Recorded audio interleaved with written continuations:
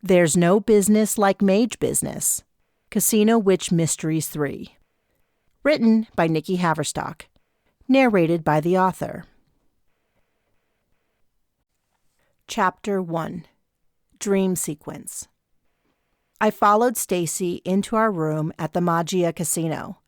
Flipping my blonde hair over my shoulder, I threw my jacket on the chair. "So he hit on you again?" She smiled broadly.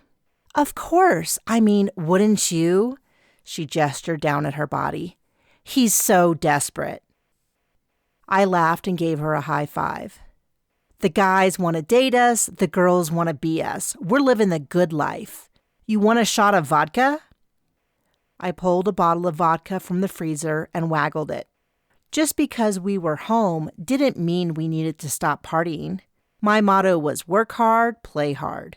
We didn't work that hard, but no need to skimp on the partying. "Actually, I have something better." She pulled out a little baggie from her pocket, the distinctive white pills inside. "Legacy!" "Where did you get that? Isn't it like crazy expensive? And I thought employees couldn't get any." I ran over and caressed the bag with 2 white pills inside. I had never had a chance to try the drug. "Nickel gave it to me, probably hoping it would be enough for me to go on a date with him. Did I tell you that he asked me to call him Nickel? So lame, but I did. I'll keep leading him on if he gets me more of these." I jumped up and down. "There's 2 in there. Please tell me that one is for me. I'll be your bestest friend forever." I smiled up at her, knowing that she would give in. We did everything together. "Whatever, slut. No one could stand you. Did you see the look Natasha gave you tonight when you were screwing up your cues?" I rolled my eyes. "She's such a cow. I hate working with her. I wish Janice had gotten the job. She knows how to party.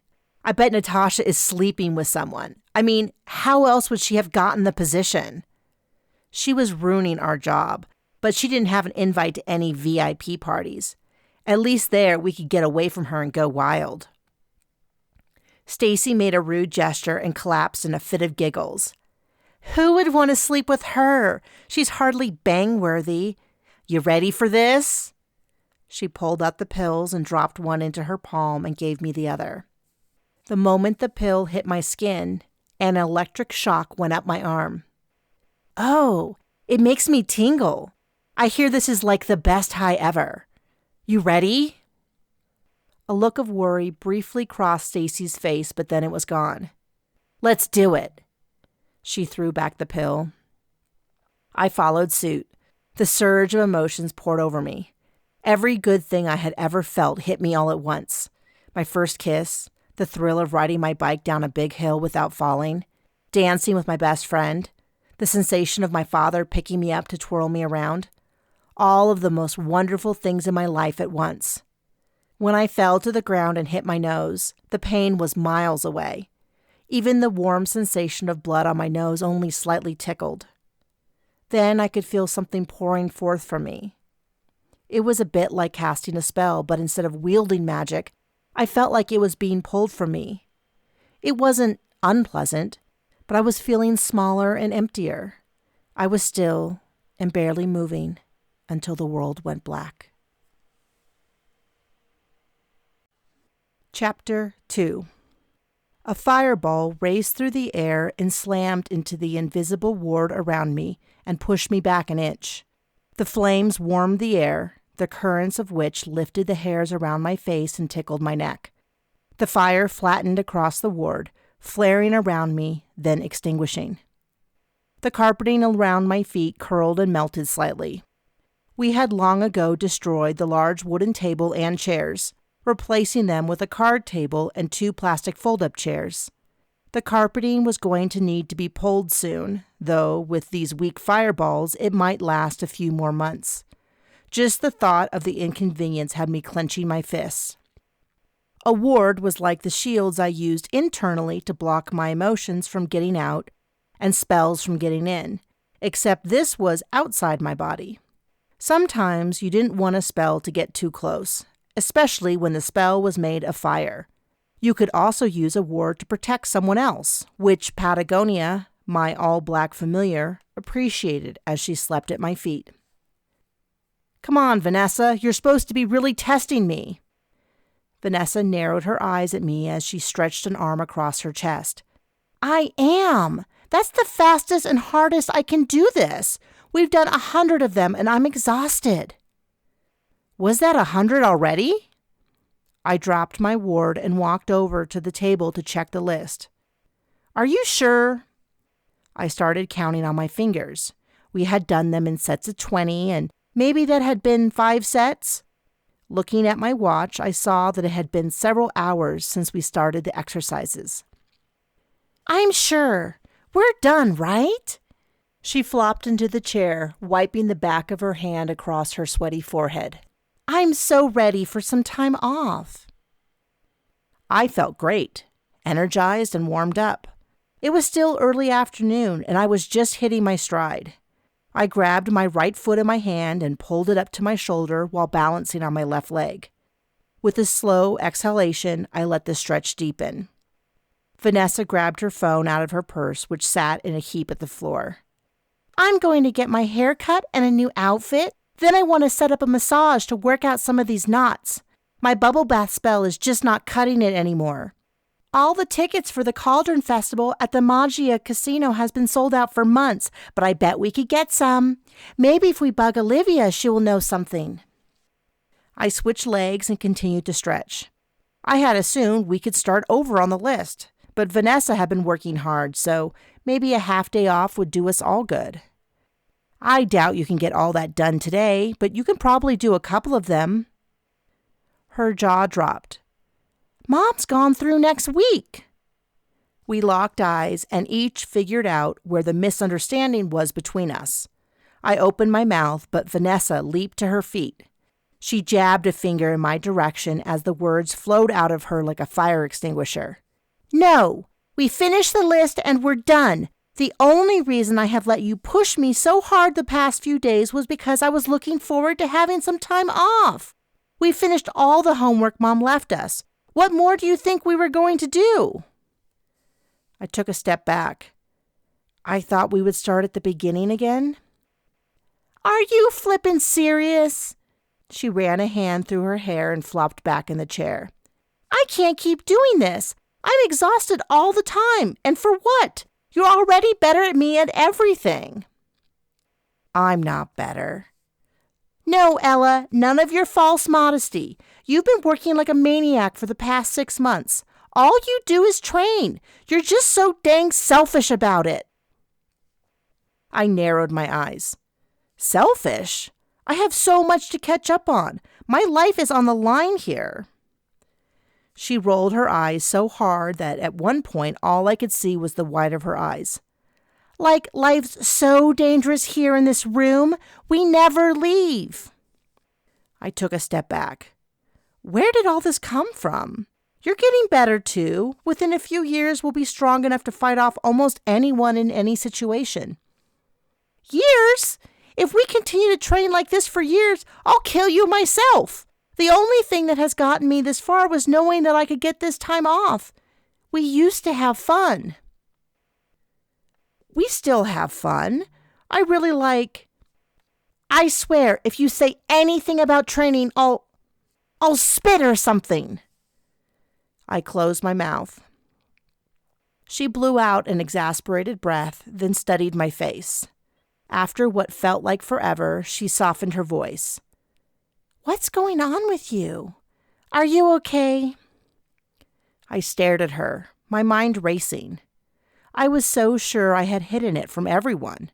I wanted to scream that I was fine, but my mouth didn't move, and I knew it wasn't true.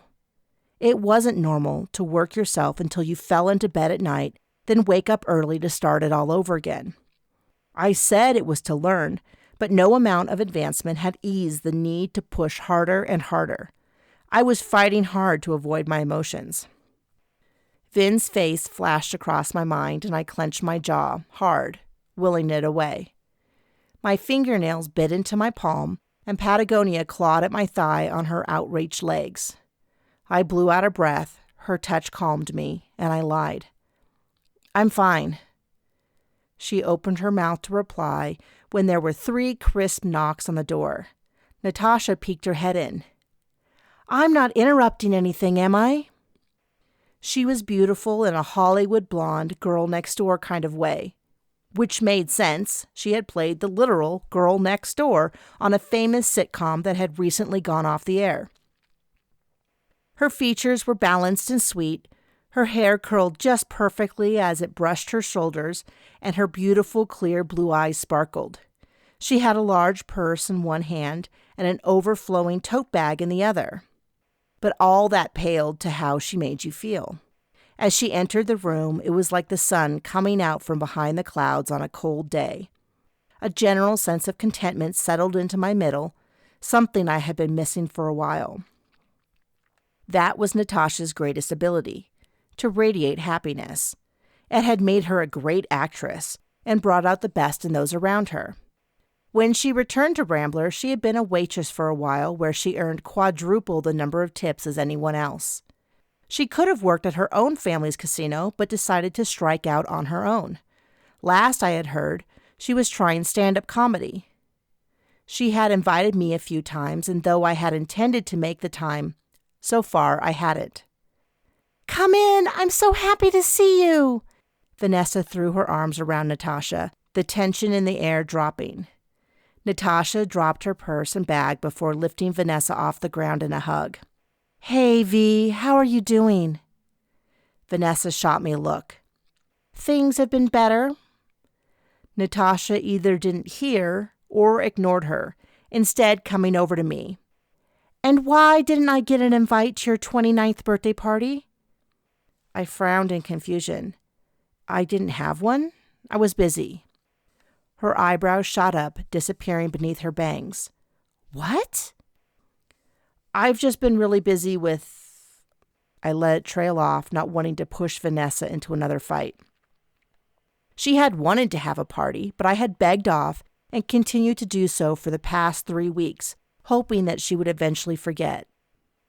You nut! We'll have to fix that as soon as possible. But first, I have to ask a huge favor. She wrapped me in an embrace, and the knots in my back loosened. I didn't know if I had felt anything as nice as her warm embrace, at least not since the last time I had seen my father. The sensation of peace almost knocked me over. I hadn't realized how empty I felt until that moment. I was so overwhelmed that my breath caught in my chest, and I missed what Natasha said. I gave myself a shake, mentally and physically. Jerking my head to the left and right, I popped my neck to clear my head. What? It's a tiny thing, but it would mean bundles to me. The Mage Casino is offering me a full-time job if my show goes well during the Cauldron Festival, and we are totally rocking it, except I just found out that 2 of the gals on my show have disappeared, taken some job in LA or New York. I have another show in a few hours, but I have been meaning to clean out my locker here. That's when I realized I could kill 2 birds with 1 channeling stone. She waited for the news to sink in. I tipped my head like Patagonia does when she looked at birds through the window. I don't get it. She laughed. I want you guys to perform in my comedy show. No way! I would love to! Vanessa squealed. Do we get tickets to the festival? Of course. It's such a riot. You can get into all the music, comedy, and burlesque shows, plus dance to any of the visiting DJs. You can see it all. So you're both in? I'm definitely doing it. Can I get a shower first? Vanessa was practically vibrating with excitement as she bounced from foot to foot, unable to stand still. Sure, just call me when you get to the casino, and I'll set everything up. Vanessa raced out the door without even a second glance at me. I guess she was getting her time off. I opened my mouth to gently turn down Natasha, but she spoke first. What's going on? She gently touched my arm, and the walls around me started to melt. I turned away, tears rolling down my face. Embarrassed, I scrubbed my face, trying to give the appearance of exhaustion, though I doubted it fooled her. I've just been working hard. You know, the Monza thing and all. 6 months before, I had committed myself in front of the entire prominent Mage community of Rambler as following the old ways, or lonely path. Both were phrases to describe being a Monza. At the time, I hadn't realized the implications, not the least of which was celibacy. Although I had found that mentioning it would get me out of any social obligations, as though the celibacy were catching. Patagonia wrapped her tail around my leg, then sat to glare. Neither of them seemed to believe my excuse. They stared at me, not breaking eye contact until the pressure of the silence compelled me to talk. I'm under a lot of pressure. I feel like I need to do everything right now, and I cut myself off. No amount of silence was going to get me to discuss Vin.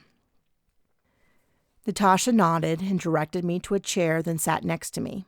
Patagonia leaped into my lap and aggressively kneaded it to make it more comfortable.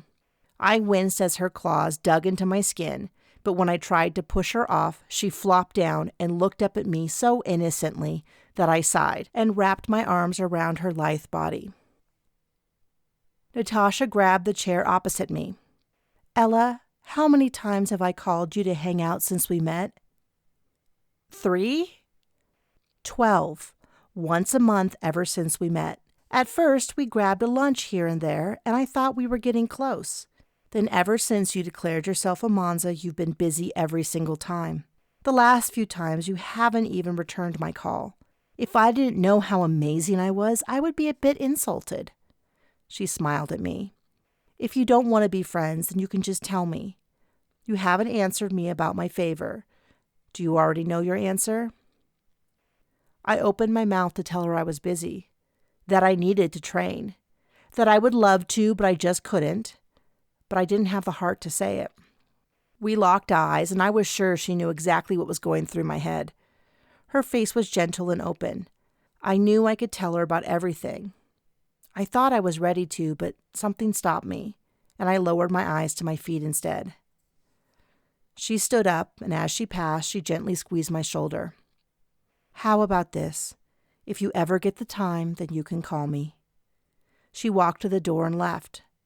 She didn't sound angry so much as disappointed in me. And so was I. Chapter 3. I stood over my kitchen sink, eating some orange chicken and checking my watch. I had texted Bear and Badger, letting them know that I would be free the rest of the day as well as the next week and a half. Normally, we trained for a few hours in the evening, a favor to my late father and me. They had stepped in to help me train in secret, none of us knowing why my dad had hidden my heritage from me and my very existence from not only the entire Mage community, but also his 2 closest friends. They owned businesses on the 2 floors below my loft, so the walk over shouldn't have taken long. I opened another container and grabbed a cream cheese wonton. Thankfully, all the training burned calories like crazy. Working magic was like running a marathon, lifting weights, calculating mathematics, and writing a novel all at once. By bedtime, I was so physically tired that I could barely shower before passing out, often on top of the sheets, and my brain was so fried that more than once I had stepped into the shower while still wearing socks. Vanessa said I never had fun. Boy, was she wrong. The takeout was proof. I had gone all the way across town to get my favorite Asian food. Rambler wasn't as big as Vegas, and though it had excellent restaurants all over the city, it still fell into the takeout trap of treating the entire continent of Asia as one food location. It served Korean, Japanese, Indian, Chinese, and Vietnamese food with no rhyme or reason. But the food was excellent, and that's all that counted. I had ordered pad thai and made my own Mongolian barbecue to go in addition to the wontons and orange chicken. I would have leftovers for breakfast and lunch. I'm fun, I said to Patagonia, who was working her way through some chicken I had boiled just for her. She stopped mid-bite, a small chunk of chicken falling from her mouth as her jaw hung open and she stared at me briefly. Then her teal eyes squinted shut and she fell over. A wheezing hiss escaped from between her pointed fangs. I was pretty sure she was laughing at me, though Vanessa swore familiars weren't capable of it. "Hey," I said, "you're supposed to be on my side." She stopped and returned to her food so her rear was pointed in my direction. When I heard the telltale sound of a Patagonia fart, I waved my hand around to dispel the smell before it could reach me. Chicken farts could ruin anyone's meal, except Patagonia's. She looked over her shoulder at me and farted even louder. Her hissing laugh started up again until her eyes went wide and she started hacking and coughing. Bits of chicken flew out of her mouth and I rushed over to whack her back until a large chunk of chicken was dislodged and landed on my shoe with a wet thud. I leaned over to kiss her furry head, my heart pounding after my scare. She fought to get back to her food, and I got a napkin to clean my shoe. Afterwards, I grabbed one more wonton and packed up the extra food before checking my phone. No missed calls or texts. I had hoped Vanessa had messaged me to say we were cool, but not a peep from her. I would have also expected Bear and Badger to acknowledge me, but nothing from them. But I wasn't surprised not to hear from Natasha. She had been pretty clear that she wasn't going to message me. I needed to apologize or something, but I had no idea what to say. I couldn't help her by working on her show, and I didn't have time to go hang out. So what would I say? I couldn't just text and tell her I was sorry but had no intention of changing my behavior, could I? I was just debating a shower when the doorbell rang. I had been feeling gross and sticky, but also anticipated hours more of training. What was the point in cleaning up if I was just going to get gross all again? But the decision was made as I trotted to the door. I flung it open to see Bear. His real name, the name I had known him by when I moved here, was Lou Freeman, and he ran a security firm, Freeman Security, on the second floor of the building. He was tall, wide, and burly, which was probably how he had gotten his nickname. Normally, he came to practice in something loose and lightweight, since we often worked up a sweat between the training exercises and the yoga.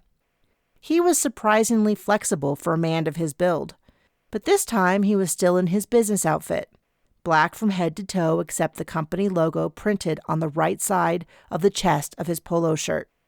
And he was alone, no Badger in sight. "I need to talk to you." I let him in. "Of course, any time. Did you get my text?" I followed him into the living room, or rather, the area I thought of as my living room. The top floor of the building was an open-air loft, so the kitchen, dining room, living room, entryway, and hallway were all one gigantic space. Only the single bedroom and 2 bathrooms had walls to call their own. He sat on a chair and indicated I should sit down. "I did get your text, but that's only a small part of what I need to talk to you about." I waited for him to continue. He was slow to speak, and I had learned over the past year not to rush him. I had known him since I moved here 4 years before, though then I hadn't known he or anyone was a mage. I knew he rented a floor from the building I had inherited, but we had only been casual acquaintances until I discovered my abilities the past year. He finally settled on where he wanted to start. "I heard from my great-great-aunt Colleen today." I sat up. "What did she say? Is she coming?" His great-great-aunt Colleen was a Monza, and he had contacted her months before to see if she could come and help me with my training. He had even given me her journal. Hidden inside had been a second journal outlining some training exercises that I had been doing on my own. My progress over the past 6 months had been extremely rapid, and I was sure that the secret training was helping me. "Yes, but not right away. She has been working on a secret project and felt that she couldn't abandon it right now." "Did you tell her my situation?" "Do you really expect me to share anything over an unsecured line? Plus, despite your concerns, you are rather safe, and the people she is helping aren't." I averted my eyes, embarrassed. "No, totally. You're right. She is coming. I told her that you had the journal and we're training about 18 hours a day. We had a long talk, then I went and talked to Badger. This can't continue. What do you mean? You need to cut back and slow down. Badger and I both have our businesses to run, which we have been neglecting. We're tired. You're tired, even though you won't admit it. You're cruising for some major burnout, and for what? I jumped to my feet. To survive? I can't slow down. I'm fine. I'm better than fine. I'm great. No chance of burnout. Are you trying to convince me or yourself? I paced the floor. Why did everyone have to give me such a hard time? I'm fine, I practically screamed, my voice shrill as it echoed in the cavernous loft. He just grunted and waited. I took a different tact. I appreciate everyone's concern, but like I told Vanessa and Natasha, I'm fine. Natasha Anderson has a comedy show at the Magia? That's her. Why? Interesting. And why exactly are you telling them that you're fine? I groaned and flopped back down on the couch next to Patagonia. I needed to talk about it, and frankly, Bear was probably the best person to do that with. Annie Ann is out of town for 2 weeks and left behind a list of exercises for us to do. Today, we finished the list, and Vanessa figured we would take the next week and a half off. Can you believe that? What did you plan to do? He let out a gigantic sigh, as if just asking me the question exhausted him. Go back through them again, and then again until Annie Ann got back. She had to go help out some royal family or something. Just because she had to leave doesn't mean that I can just sit around twiddling my thumbs. How did you and Vanessa solve your difference of opinion? He leaned back, sounding less like a security professional and more like a shrink. He was even-tempered, often counter to Badger's more excitable nature. It didn't surprise me that he did well at his job. Vin also worked in security, and they were similar in many ways. A knot twisted in my chest at the thought of Vin. I must have been pretty upset to let the thought of him cross my mind. After 6 months, I had gotten pretty good at blocking him. I focused instead on the conversation. She said I never had any fun and worked too hard. Sometimes she just really shows her age. All she wants to do is party and goof off. She's spoiled. Her family's crazy rich, and she's had all the best training since she could talk. Aren't you being a bit tough on her? He lifted an eyebrow. Maybe a little. She said she was worried about me, but I think it's just that she isn't as driven as me. What did you guys decide? Patagonia crawled onto my chest to lick at my face. She had definitely grown since I had first been bonded with her. I shoved at her to get off me, but she was impossible to move when she flopped onto her belly and dug her claws into my shirt. Vanessa took a job at the Cauldron Festival at the Magia Casino. That's Natasha's doing. She invited Vanessa and me to go work in her act because 2 of her performers got jobs suddenly and quit the show. He leaned over and watched my face closely. Those girls didn't quit. They were murdered. Chapter 4. I gasped. How do you know that? What happened? Are Vanessa and Natasha in danger? Yes, they might be. I jumped off the couch and started searching for my phone. I need to warn them. Ella, sit down. When I didn't respond, Bear got up and grabbed my phone off the kitchen counter. They're safe right now. Sit down and let me start at the beginning. I settled onto the couch, perched right on the edge with my hands on my knees, ready to push off at a moment's notice.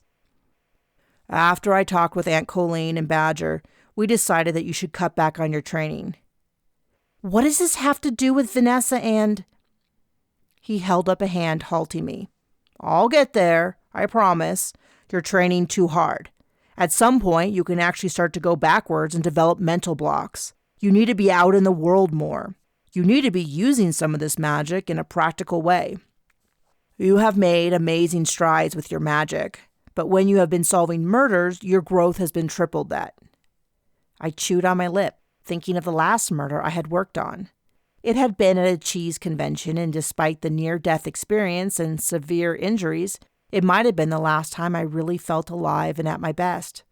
Of course, that was also when Vin had turned his back on me and started dating Tiffany again. I clenched my jaw and my nails bit into my palm before I let out a long sigh. Not only was Tiffany a mean, hateful person, but also the fact that she was with Vin, the last I heard, made it even worse. She always had a nasty phrase or jealous word to share with me. Luckily, she had quit working at the Golden Pyramid Casino months before, so at least I didn't have to see pictures advertising her burlesque show all over the casino. Vin had also quit right after the cheese convention.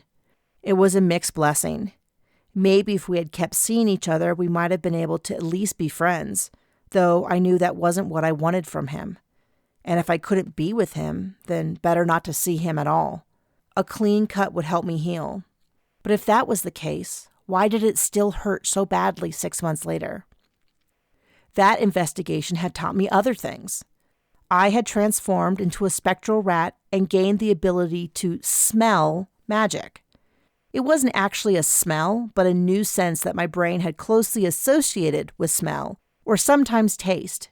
I had found mention in Colleen's book of this ability, but nothing in depth. It was another topic I had wanted to discuss with her. Annie Ann and Vanessa hadn't understood what I meant and assumed it was just confusion from the spell, a spell that Annie Ann had refused to allow us to use again until we had covered other topics. Not to mention, I could have sworn I heard Patagonia's voice in my head when I was a spectral rat. But like much of my mage experience so far, I had far more questions than answers. I don't know if I would call the investigation fun, but I did learn a lot. I was still suspicious and didn't want to heartily agree or disagree with anything he said until I knew where he was going. Right. You learned a lot in a short period of time. Skills are one thing, but application is another. In order to apply things, you need to be in real-world situations. Okay. I waited for the other shoe to drop. You can't do that if you spend all day training at the casino, and we thought... This was an argument we had repeated at least once a week for the past year since I had started my mage training. I'm not quitting what I do at the casino. You know how I... He held up his hands. Hold up. Let's just set that whole thing aside. Ann Russo is out of town for the rest of the week? Ann Russo was her legal name, but she had always insisted I call her Auntie Ann. She wasn't my aunt, of course, but it was nice to feel as if I had family. Yes, and next week. She used to train people all over the world, but not for the past year. She has stayed in Rambler to work with me at great expense to herself. This client really needed her. Something about an out-of-control teenager who keeps making furniture disappear. Furniture? I smiled. She accidentally moved the entire contents of the tack room in the middle of her parents' bed when they were in it. He sucked air in through his teeth and let out a low chuckle. So you have nothing to do for the next week and a half anyways. Badger and I already discussed it. He doesn't have anything for you to do, and then something came up this morning with one of my clients that would be perfect. The fact that Natasha offered you a job is beyond a coincidence. It's a sign from God that you are meant to do this. Something stirred in me. Was it excitement? I didn't have all the details yet, but my heart was beating a little louder, and everything felt a bit brighter and clearer. My magic pooled around me. I could sense the aura, which was crisp and fresh like melons and cucumbers. I tried to tamp down my excitement. I should be training, but nothing could stop the feeling building inside me. I tried to keep my voice steady. Tell me more. I must have given something away because Bear smiled broadly, as though he had already won the fight. He might have been able to read my emotions, a skill that he had never admitted to having, but one I had long suspected of him.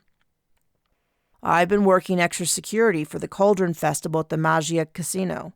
The Magia has their own security, but the festival said it was common for them to hire an outside firm as well. They wanted to keep everything quiet, so I got some of my best guys, and they've all been rotating attending the festival undercover. I chuckled. You've been attending the Cauldron Festival? I know, not exactly the demographic they put up on the posters, but there are enough older men in attendance, hoping to pick up on a young mage, that I didn't stick out too badly. Why did you go undercover at all? The festival and the casino don't always have the same goals. Each is looking to cover their own behinds. The organizers behind the Cauldron Festival have several other events throughout the country each year, and apparently this is their standard procedure. I worked with them for the past 5 years. And something happened to the gals that were working for Natasha?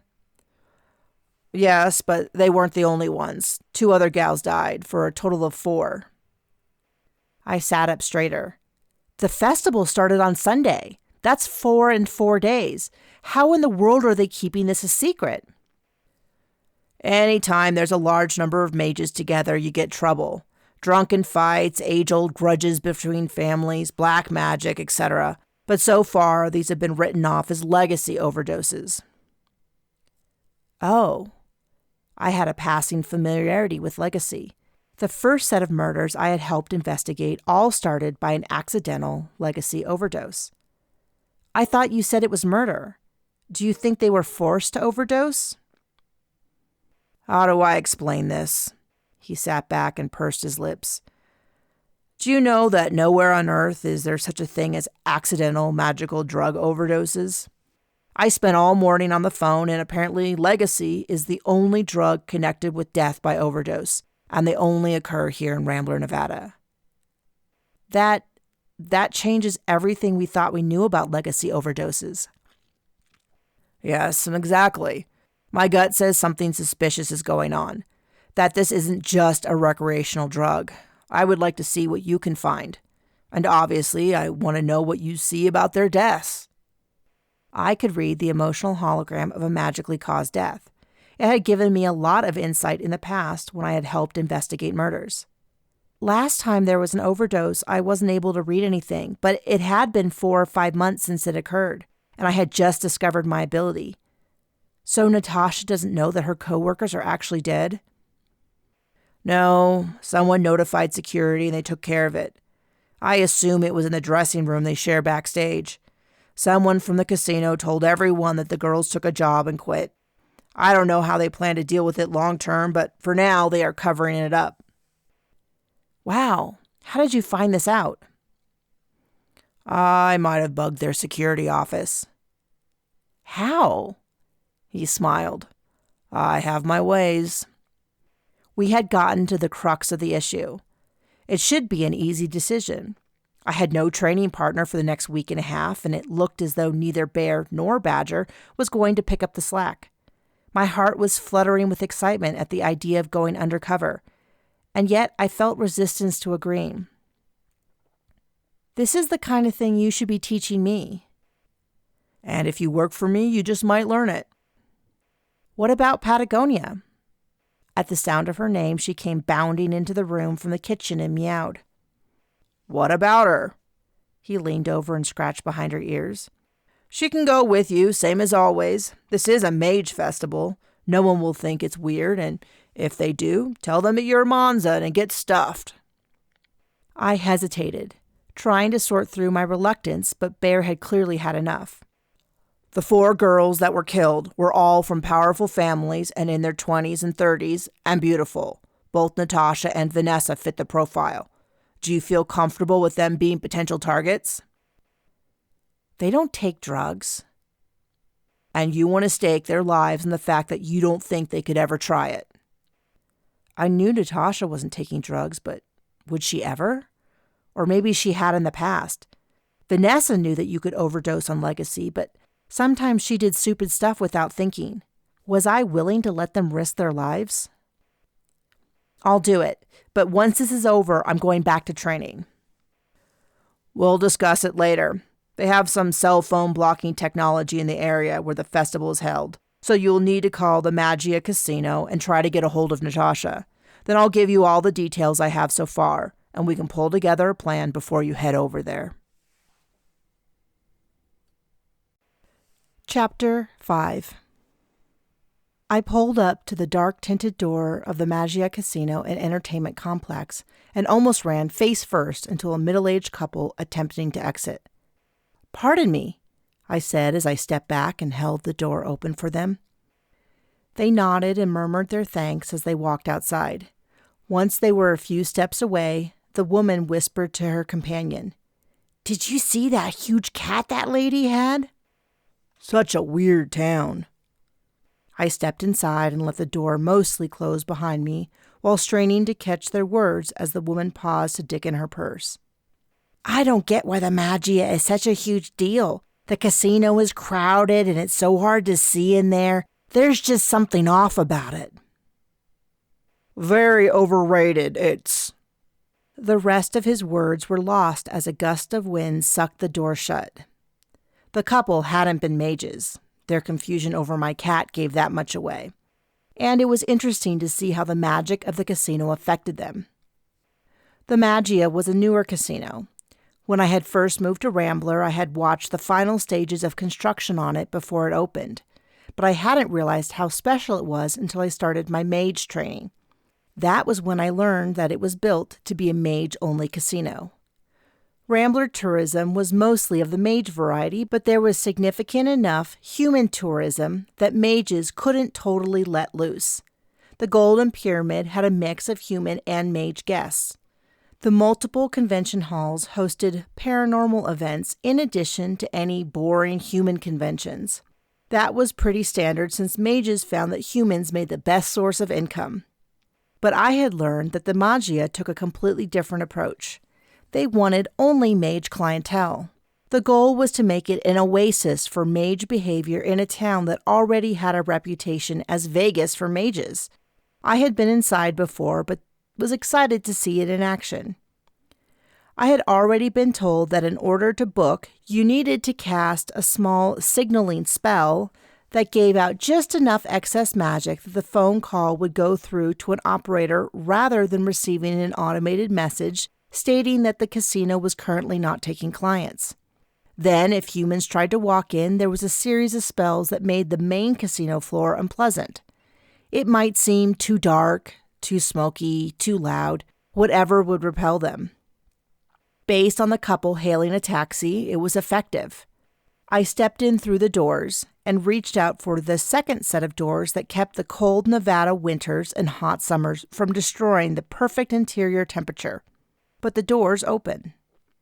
Out spilled the noises and lights of the casino floor. The gentle notes of the slot machines singing their enticing songs gently mixed with the cheery voices of knots of people around the roulette and craps tables. The room was much smaller than I would have expected and was mostly empty. After a few moments, I caught the delicate but pervasive sensation of magic. The aura was slightly unpleasant, like the sulfur scent that comes out when you open a container with hard-boiled eggs inside. And much like the faint smell in the air, it slowly disappeared as I tried harder to focus on it. "Monza, Patagonia?" I jumped and turned toward the voice. He used my formal title and naming system, which was my title with the name of my familiar as my last name. While I had been gawking in the open doorway, I had neglected to notice that there was a man holding open the door. "Oh, excuse me." I stepped out of the way so the door could close, a blush creeping up my cheeks. I thought it was an automatic door. He was taller than me and slender, all long, lean limbs and body. He had dark hair that fell over his pale face. His bone structure would make a supermodel jealous, and his eyes were a light shade of violet, a color I had never seen in person. With dark lashes, his eyes would have been so beautiful as to be feminine, except the way that they drilled into me with an intensity that took my breath away. For the first time since Vin had brushed my lips with his in a goodbye kiss, I felt desire. We locked eyes for what felt like an eternity until Patagonia hissed and broke the spell. Her back was arched as she faced off with the cat at the man's side. It was tan with large irregular dark spots like a jungle cat. It let out a low growl as it approached Patagonia. The man barked a word at his cat, who stopped and slowly sat down. I used the moment to gather my senses. No matter how handsome this man was, he also radiated power and energy that warned me to be cautious. Besides, I was a Monza, which meant I was celibate. That was like a wet blanket on my campfire, though I started to step toward him. I was within a foot of his chest, my hand rising to stroke it, when Patagonia bit my ankle. I shook my leg to detach Patagonia, who had wrapped herself around my leg and was kicking at my foot with her back legs. I'm sorry, how did you know my name? He smiled, showing off a perfect line of white teeth. I've been waiting for you. The cat at his feet let out another growl, and he snapped his fingers without looking down. The cat turned, slowly walked off, and disappeared behind a slot machine. I apologize. He is not the most social of familiars. I was still reeling from the smile, but wary. Something about him seemed familiar. His emotions were on strong lockdown, unlike most mages, but I could still pick up shadows of emotions, curiosity, interest, and a hint of pleasure. Along with it, I picked up a magical aura around him that reminded me to be cautious. I had not done any warding spells, and if he had active spells, I would be affected. I put up my shields, and the aura, which reminded me of pine needles, faded, as whatever spells he had active were blocked. I felt like an idiot for forgetting to do so before I left my loft. The urge to press myself into him lessened, and I wondered if he was casting a spell that affected me, or if it was just part of his unique magic. When my shields reached their full strength, the man quirked an eyebrow. My desire was still there, and heat that had nothing to do with any magic rose in my cheeks. Please, call me Ella. I'm not normally so scatterbrained, but this is all such a surprise. I extended my hand, determined to push forward. Nice to meet you. I'm Thomas. As his hand closed around mine, I felt a shot of electricity, followed by a warm caramel sensation that slithered through my center and settled in places that I didn't want to focus on too closely in public. Heat was rising in my core, and I had to clench my fist to keep from fanning myself. I clearly needed to get out more. When I heard that you would be working during the Cauldron Festival, I wanted to make sure you had a proper greeting, Ella. My name was beautiful coming from his mouth, soft and feminine. That is so kind, but unnecessary. Natasha made all the arrangements. I just need to find will call to pick up my wristband and employee badge. Working as a backup for Natasha is below your station. If you want a job at a casino, I can give you any position you desire. I stepped back and gave him what I hoped was an intimidating look at his suggestive phrasing. Okay, Romeo, you've made your point. He chuckled and gave me a genuine smile. Can't I flirt with a beautiful redhead? I took this job as a favor for a friend, and I'm not interested in any other position here. I crossed my arms. He studied my face for a minute, and I could practically see the gears spinning as he evaluated his next step. Understood. But please let me give you a quick tour of the casino, then the Cauldron Festival. I am the event liaison for the casino, and I am very proud of this event. I hesitated briefly before relenting. I would love a tour. He smiled broadly at me. His eyes sparkled, and I could sense his sincere delight. Wonderful. He offered his arm. Please, it will make it easier for us to talk privately. I held his gaze as I slipped my hand into the nook of his arm, my fingers resting lightly on his black silk shirt. The heat from his skin soaked into my hand. A spell popped around us with an aura like pine trees. I recognized Thomas's magic and turned to face him with a question on my face. He jerked his head toward a human couple passing by on their way out the door. Pardon me. I should have warned you. It's a privacy bubble so we can speak freely without the undesirables hearing us. Before I could tell him how rude that was, he started off on his tour. This main room is the only part of the casino open to non-mages. It has a few low-level spells that make it unpleasant. The layout is meant to be confusing as they move around the room. It seems bigger than it is, allowing us to easily hide the immense mage-only area. It uses very light magic along with just plain boring interior design. I swept along beside him, marveling at how terrible the room looked. The colors were dull, the music was a bit off, the crowd cheered, but their hearts weren't in it. The further we walked, the more the place seemed to embody the epitome of blah.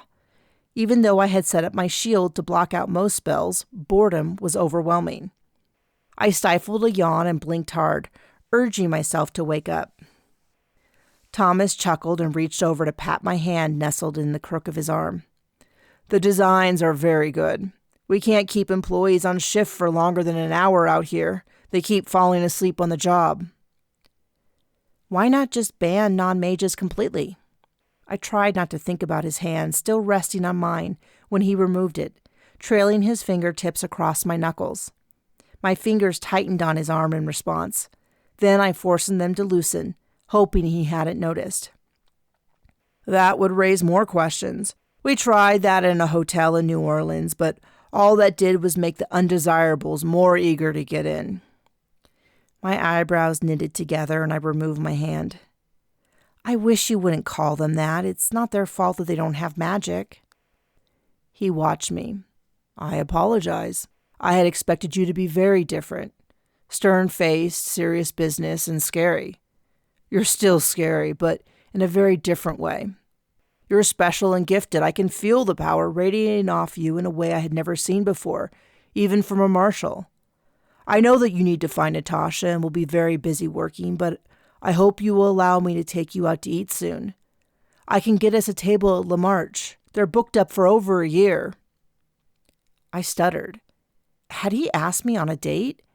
Maybe he didn't know about the vow of celibacy? Thomas, that is very sweet, but as a Monza...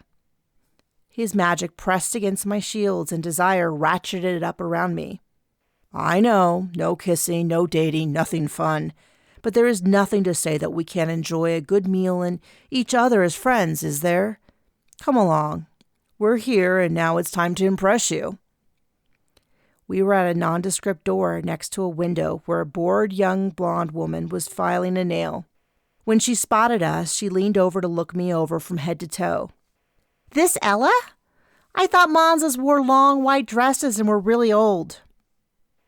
The times are a-changing. Can you grab the things for Ella and buzz us through? She slid a packet into the tray under the window. You got it, boss. Then she pressed a large button. The door buzzed, and Thomas pushed it open. Welcome, Ella, to the most exciting place in Rambler. Chapter 6. I followed him through the door and paused to take it in. Instantly, I felt energized by the combination of the absence of the dissuading spells of the front room and a new kind of magic along with a heady dose of mage emotions. The area was beautiful but empty, reminding me of a quaint European city at dusk. There was a cobblestone surface and tiny lights hanging in trees that looked to be real and planted in the ground.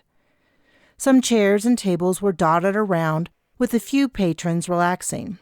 There was a large map and a light post with arrows pointing either left or right as the path was split. But most noticeably was an aura I was picking up. The magic was like an undercurrent of warm and happy feelings. The aura soft and comforting, though it shifted. One moment it reminded me of a campfire and hot dogs on a clear night. Then it was mac and cheese, before reminding me of burying my head and breathing deeply in the scent of my favorite teddy bear from childhood. The emotions were much the same. I felt security, comfort, and happiness, but mostly a sense of excitement. Something wonderful was happening, and would be happening, and I could barely keep my feet still as I wanted to race forward and find it. Wow, the magic is very nuanced. He quirked an eyebrow over a smug grin. I knew you'd be able to appreciate it. It's a bit different for everyone. Not everyone can, which is a shame because it's world class. I worked very hard on it and wish it got more recognition. He looked around and took a breath. You worked hard? He inclined his head and attempted to look modest, but the pride welled off of him even with his shields up. He had a tight control on most of his emotions, but not on his certainty that he was responsible. I am just a small but important cog in the machine. I believe that the events we host and the entertainment we provide is what is most responsible for the success of the casino. I mean, the rooms are nice, but you can get a nice hotel the world over. But this feeling, this sensation, this experience can only be had here. I could stand here all day." He looked around, his eyes dancing and his full lips pulled into a lopsided smile. I shoved down my feelings as I found myself wondering what his lips would feel like on mine. If his strong hands would be gentle or aggressive as they grabbed me in an embrace. He cut his eyes to me. "You'll enjoy it. Nothing like you've ever experienced." I gasped and stepped back, thinking he had understood my thoughts. He tipped his head to the side. "It's a big party. No reason to look so shocked." I fumbled for an explanation that would cover my confusion when Patagonia turned and ran off, her tail whipping back and forth as she pranced ahead of us. "Your familiar wants to look around. Shall we follow?" He took a step, then paused. "Son of a... I forgot to warn you. You don't have anything electronic on you, do you? If we go any further into the loop, it'll be destroyed. A security measure." I nodded. Bear had warned me. "No worries, I left everything in the car. What if someone has a hearing aid or pacemaker?" He gave me a strange look. "Why would a mage use technology when they could use magic?" I shrugged. I'd never given it much thought. I don't need them. I tried to be casual, but hoped I hadn't just given away anything. I was still new to mage culture, and no amount of reading over the past 6 months could fully prepare me for every nuance. Thomas started walking counterclockwise around the loop. "Where did you grow up?" I kept a tight smile. As a Monza, I was not expected to answer any personal questions about my family or background. It was part of the reason that it was the perfect solution to hide my identity. He chuckled.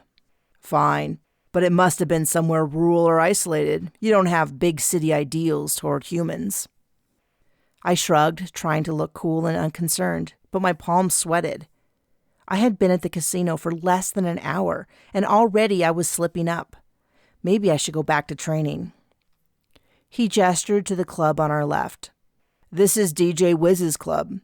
Normally it wouldn't be open until later this evening, but with the festival going on, people are partying pretty much 24 hours a day.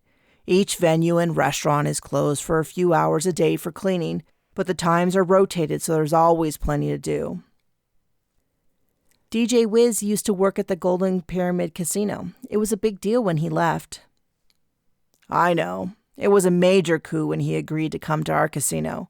He is the cornerstone of our entertainment talent. We were willing to do anything to get him." It had been a blow to the Golden Pyramid when he left. He wasn't just an employee.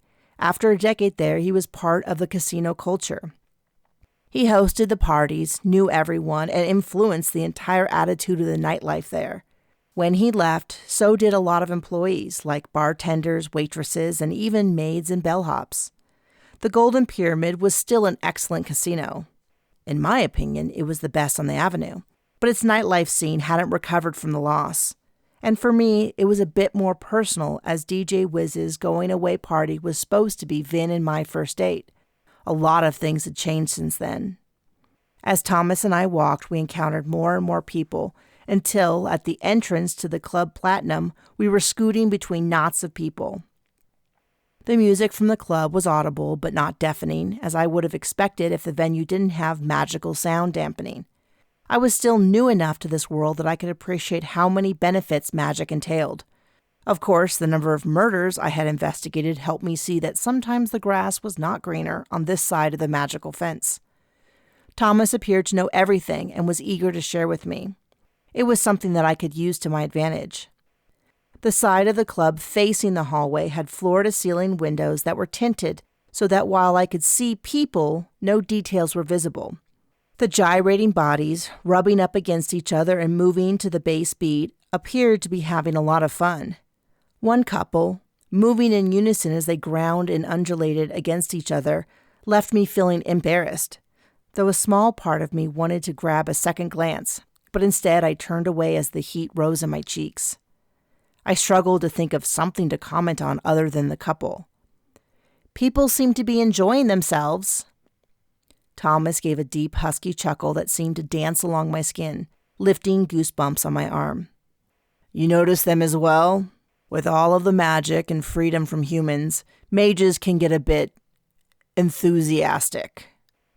He looked around, searching for someone. Eventually, he caught the eye of a man and motioned him over.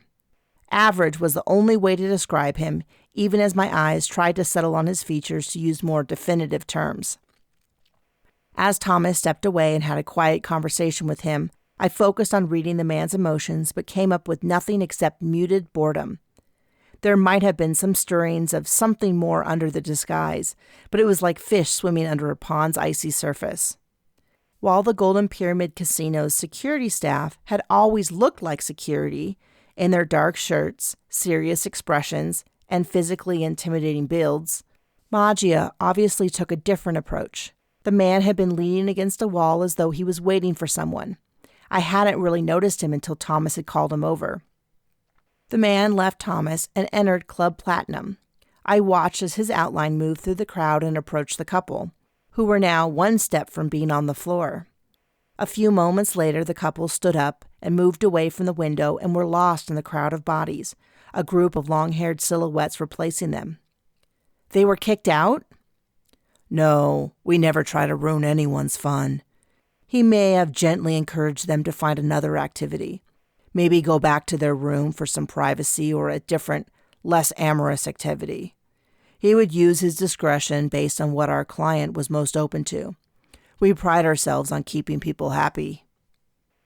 We started walking, and on the outside of the loop, to our right, we passed a store selling all the basic necessities people might have forgotten and a mix of items you might only realize you needed, like a jug of vodka or neon makeup, once you arrived.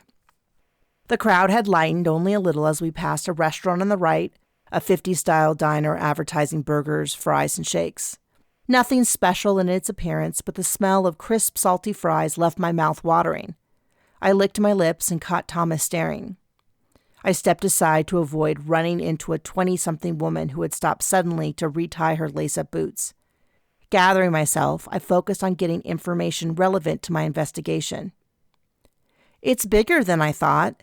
There are a lot of people in there to get through that little door. I gestured back over my shoulder in the general direction of the single small door we entered by. Barely anyone uses that entrance, other than some employees or mages that get dropped off out front by human taxi drivers. We're coming up on the entrance that patrons of the casino use each day unless they are coming by the mage-only entrance at the rear. We passed a row of doors, each with a friendly employee checking wristbands of the attendees. A guy in designer jeans with rhinestones all over the front pocket, a look I was not familiar with for men, took a few steps in before jumping back, cursing and rooting around in his back pockets. After a few choice words, he pulled out a smoking phone from his back pocket and chucked it on the floor where it burst into flames. 3 people that I would have sworn were festival goers surrounded the phone, picked it up with an oven mitt that emerged from nowhere, threw a small vial on the singed carpet, and offered the man a VIP location at the next band before disappearing. The crowd barely paused in their observation of the scene. The man, who had literally been hopping mad a few moments earlier, was transformed into another happy customer as he was guided off.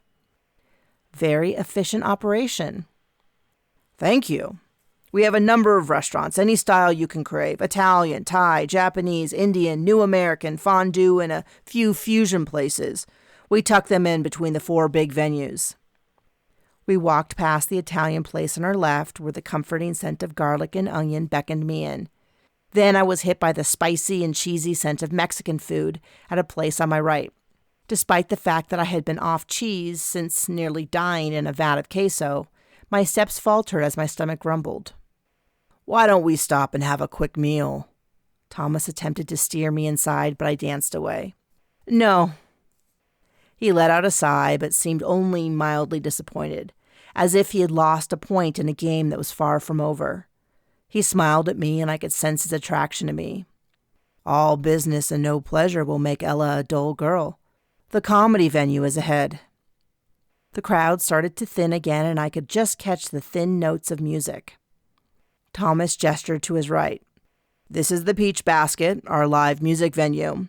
We have 20 different bands over the course of the festival. They work with our seers to get the perfect schedule set up so that everyone can see all the shows they want. This is taking much longer than I had intended. I want to get backstage before Natasha's show starts. I was being rude to him and I knew it. I walked quickly, expecting Thomas to try to convince me to slow down, but instead, he fell into step next to me, matching my stride. We have some more restaurants up ahead and on the left. On the inner part of the loop is the aviary, our burlesque show. Not really my thing, but it wouldn't be Rambler without it. I had a quick glance at the entrance, intending to race on, but instead I stopped mid-stride.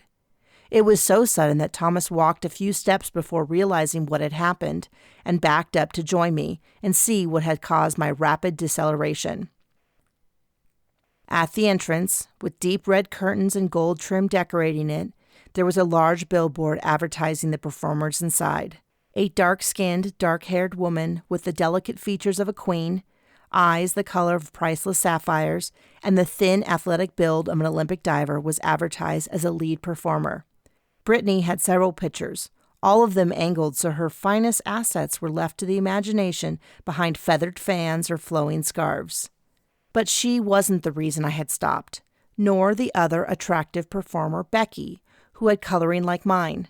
She had red hair and green eyes. We could have been related, though she was more of a breast gal, whereas I was endowed in the rump department. It was the final feature performer that had caught my eye. Tall, now blonde, and haughty, Tiffany's picture left my legs feeling like lead. Vin's girlfriend was someone that I had hoped to never see again. Tiffany. I bit off, not realizing I was talking until the words had escaped my lips, angry and hurt. Thomas arched an eyebrow. Yes, she's been here a few months. I take it you two are not friends. I scowled. It wasn't a topic I cared to discuss. Maybe this will cheer you up. She's not very well liked here.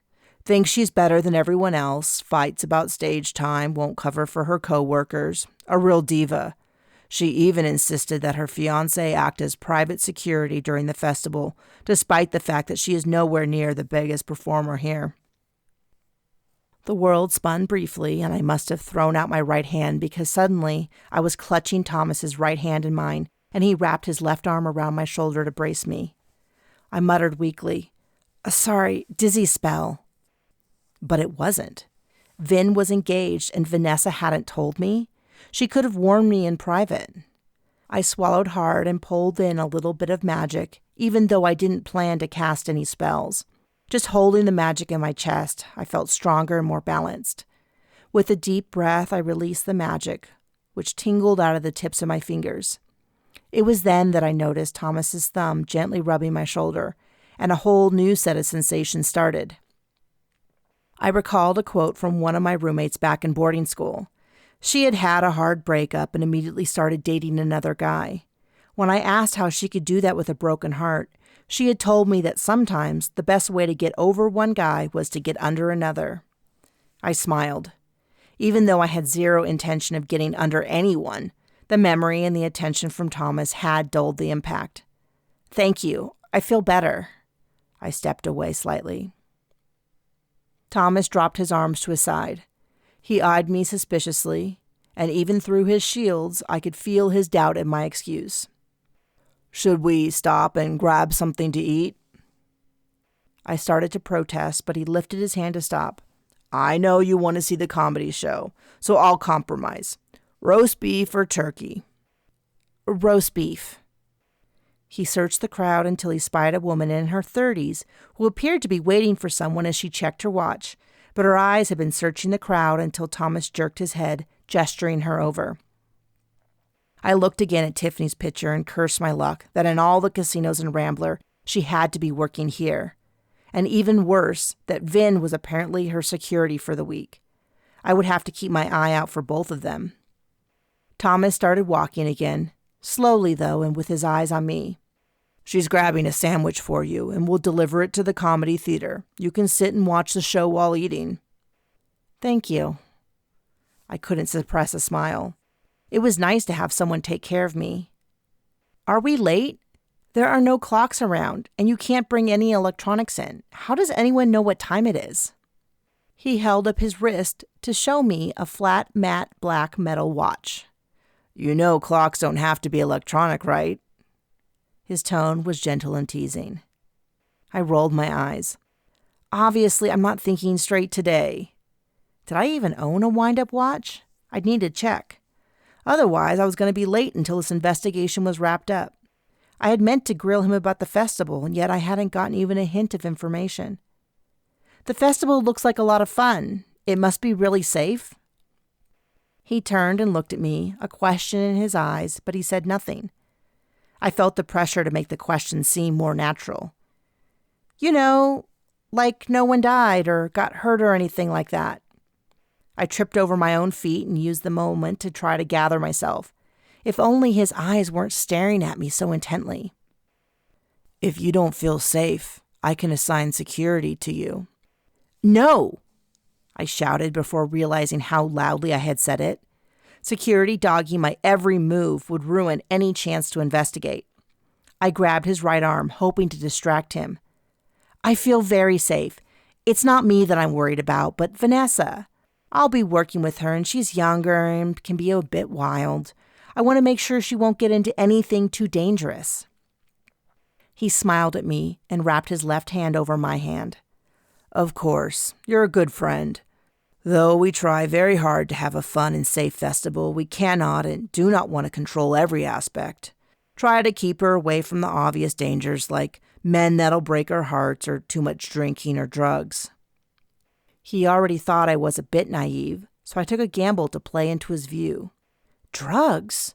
Why would any mage do that when there are so much better ways to spend their time? I lightly covered my mouth as though I was gasping at the very idea. He smiled and patted my hand that still rested on his arm. You're so delightful. I hope that Rambler won't ruin you. I have no idea why they would need drugs, but some of them seem to buy into the lifestyle. If I find out who is dealing, they will be banned from my casino.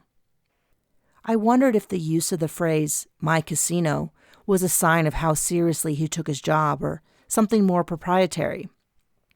I opened my mouth to continue the conversation, but Thomas spoke first. You know the loft you live in? I tried to buy it after the previous owner passed away. I knew him and always envied his home.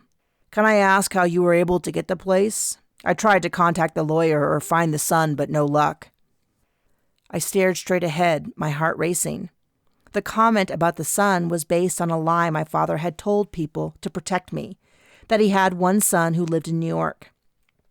I couldn't tell the truth, but if I gave a lie, then there would be information he could eventually disprove and expose me. I swallowed hard. We continued to walk, and I realized that we were quickly approaching vaudeville, the comedy club, and the perfect change of topic. We're here! He smiled and allowed me to pull my hand from his arm. Fine, keep your secrets. They only make you more intriguing. I squinted in the distance where a single door stood, the same door we had entered from the casino. That's where we came in. Why didn't we come this way instead of going all the way around the loop?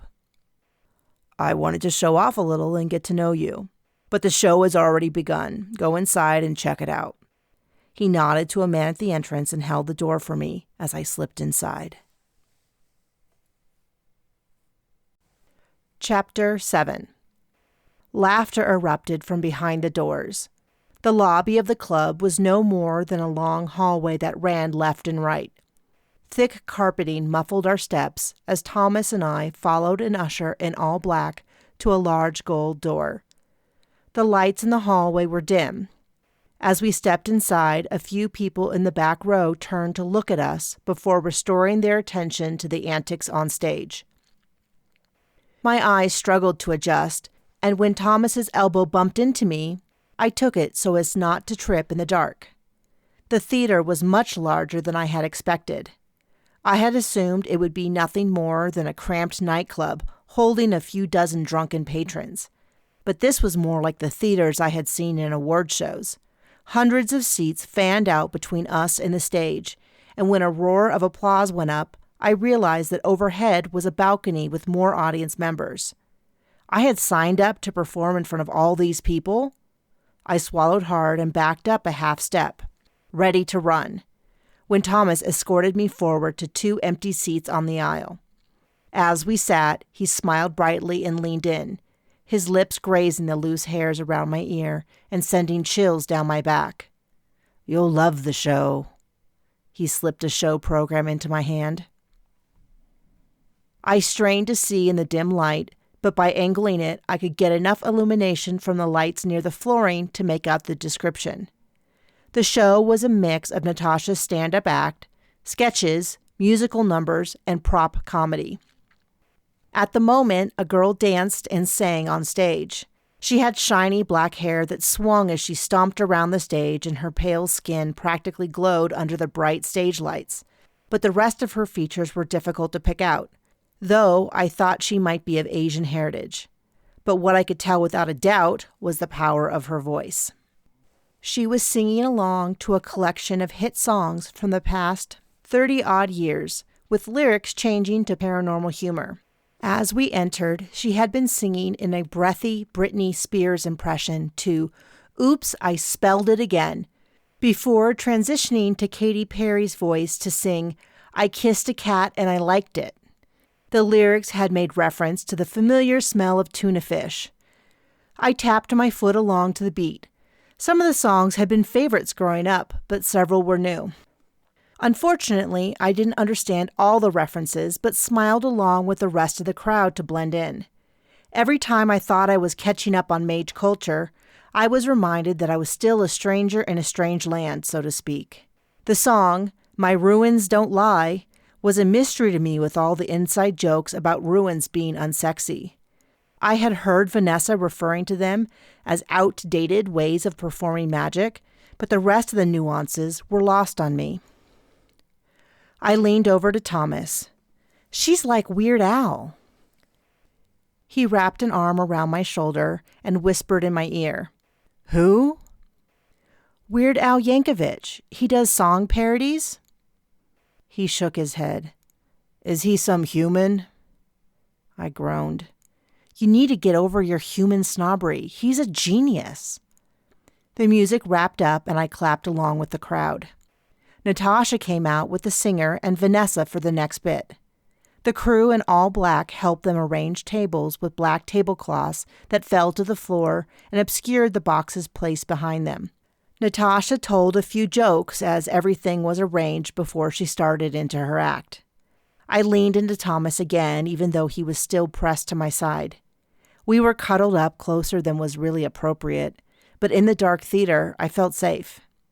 "That's Vanessa. I bet the singer is standing in for me tonight." He made a non-committal sound at Vanessa's name and didn't look at me. His lack of interaction combined with a hint of annoyance I could pick up in his emotions tipped me off to something. A sickening thought occurred to me. "You didn't used to date Vanessa, did you?" I pulled away slightly. He let out a bark of laughter that caused the couple in front of us to turn around. He tightened his arm and pulled me back into his side. "No, I never dated Vanessa. You'd better pay attention, they're starting." I settled into his side and shifted in my seat to get more comfortable. The act was an unusual mix of prop comedy with Vanessa and the singer holding up items in time to Natasha's delivery. I had meant to really analyze what was happening, but before long I was just laughing along with the crowd as I got caught up in the moment. Natasha had natural star ability. She exuded warmth and likability. The way she talked, the turn of phrase, and even the way she gestured with her hands was delightful. It was her gift with magic. The same way I could naturally read emotions, she could exude happiness to others. The crowd was genuinely having a good time as she performed on stage. Did all Mage performers have similar abilities? It was probably a combination of the desire to perform, practice, and magical abilities. I swallowed uncomfortably. I could read emotions, but I didn't have any magical abilities to project emotions onto others. Maybe I could mix up a spell to help out, but an even bigger issue was a small thing I hadn't considered: stage fright. It was easy to watch the performance snuggled up in the dark, but the thought of being on stage with all the bright lights glaring down and all those eyes watching me made me swallow hard. I had been part of school performances, which my dad always attended, even though I attended boarding school several hours away from Rambler. In fact, I hadn't even visited Rambler until after he died. He had always given excuses like the town was boring or he wanted to get away from work, but the truth seemed obvious in retrospect. He had been hiding me from anyone that might wonder who I was or figure out that he was my father. But since he was so attentive, I had never thought it was weird. Not when he came to every game I played in or school show. But even the biggest performance I had been in with 50 parents in attendance, when I had the largest part ever, a madam in a bright fuchsia dress who came on stage to say 4 lines and sing a short song, was nothing in comparison to the huge theater. I must have tensed up because Thomas squeezed my hand, which had a death grip on the armrail. "Are you okay? Are you feeling faint again?" I hesitated, unsure if I should lie again or be honest. I was used to hiding everything from everyone, but this was hardly a secret that would get me killed. "I'm not sure I want to be on stage. If I can be on stage. This place is huge. I don't know what I'm doing. This was a mistake." My voice had a hint of hysteria about it, and my jaw ached from clenching.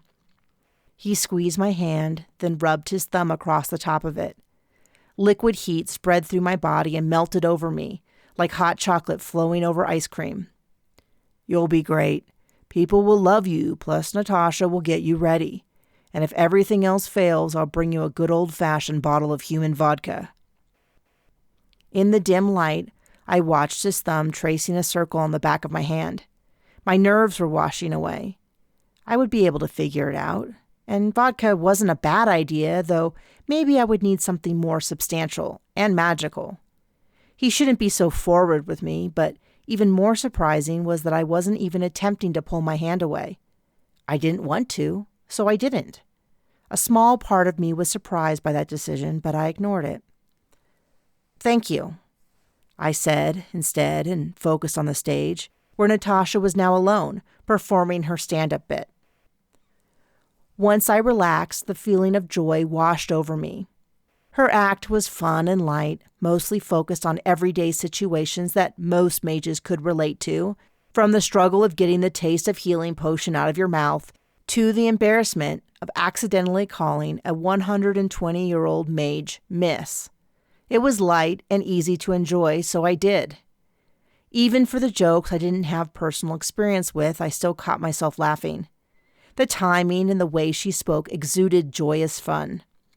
I would have smiled and chuckled as she read the phone book, if we could find one around these days. When she finished, I joined the crowd in giving her a standing ovation.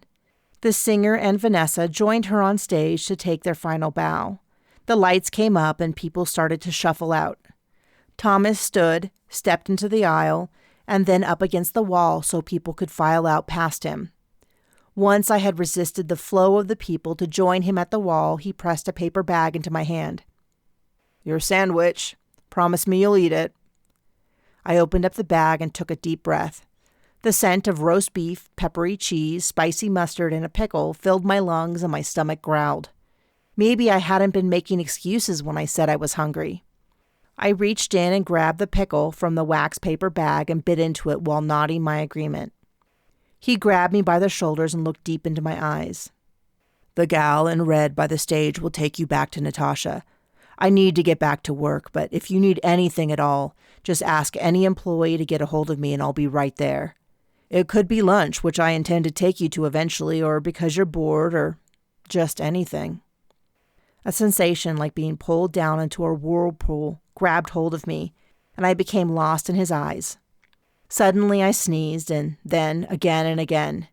When I regained myself, the moment was past, though he still looked at me. His intensity was a bit much considering the pretense that I was going to be here working at a comedy show. Maybe he knew about the overdoses, and if he did, the concern would be warranted. That was something I could use to my advantage at some point. I gave him a rushed smile before leaving. "Thank you so much." I could feel his eyes on me as I pushed my way between the exiting patrons and the wall until I was in front of the stage and was ready to go backstage to find Natasha. Chapter 8. I approached the woman Thomas had said would take me backstage. She was pretty, her dark hair pulled back into a ponytail, and somewhere in her 20s. Though she tried to keep a neutral expression, her eyes narrowed a little as I approached. Her eyes flicked from me to far up the theater, and I wondered if she was looking at Thomas, but her next sentence left no doubts. "You know he's taken, right?" she hissed at me. I could feel my cheeks heating up. I hoped she couldn't see it. I aimed for a light tone with a hint of confusion. "Excuse me? I think you have me confused with someone. I'm Monza Ella. I'm supposed to go backstage to meet up with Natasha. I'm her replacement performer." I used my Monza title even though I normally didn't. Though Thomas didn't seem to be intimidated by it, most mages were. Hopefully she hadn't seen us in the dark, his arms around me holding me close. Her jaw fell open and she stumbled over her words several times before she was able to get out a coherent sentence. "Oh no! Oh my gosh! I'm so sorry!" She blushed so hard that she practically glowed. Then, as it faded, a tear trickled down her cheek. "I'm so embarrassed." I patted her shoulder and gave her a big smile. "It's okay, I'm not offended." She sighed and dabbed at her eyes with the cuff of her red work shirt. "I'm losing my mind about him." "Are you dating Thomas?"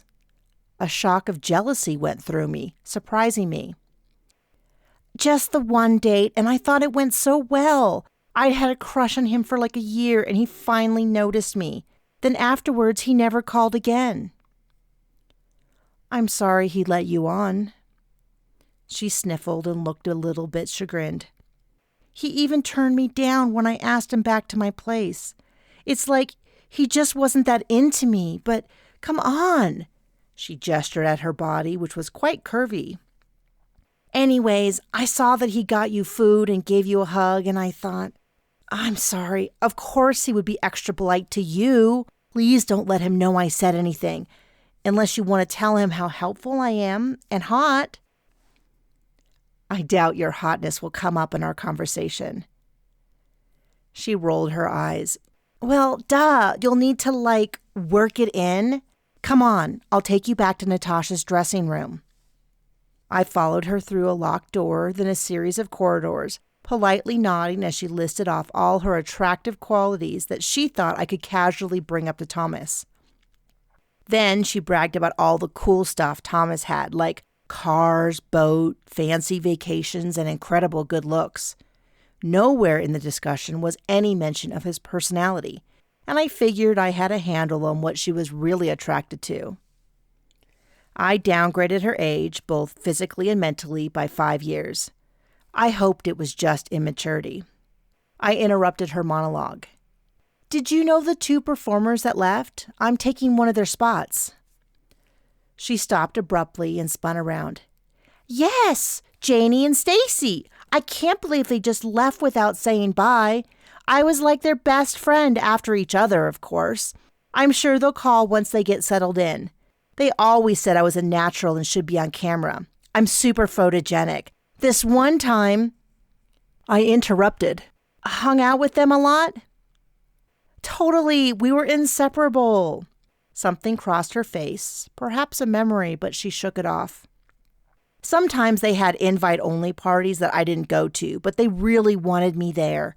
They practically lived at the snakebite room, which only the VIPs can get into. And I will be invited once I'm on television. I'll be the one keeping people out of parties. I made them promise me that they would help me get my big break." Much like she spoke of Thomas, it sounded as if she was more into what they could get her than any genuine affection for them. As we turned a corner, I almost tripped over a large, furry body. I threw out an arm and caught myself against the wall. "Patagonia!"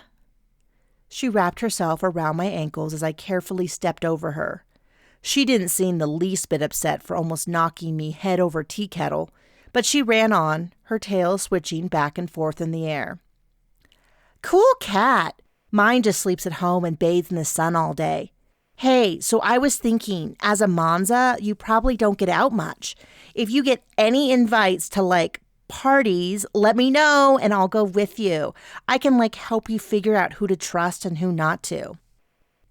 Thanks, that's really nice of you.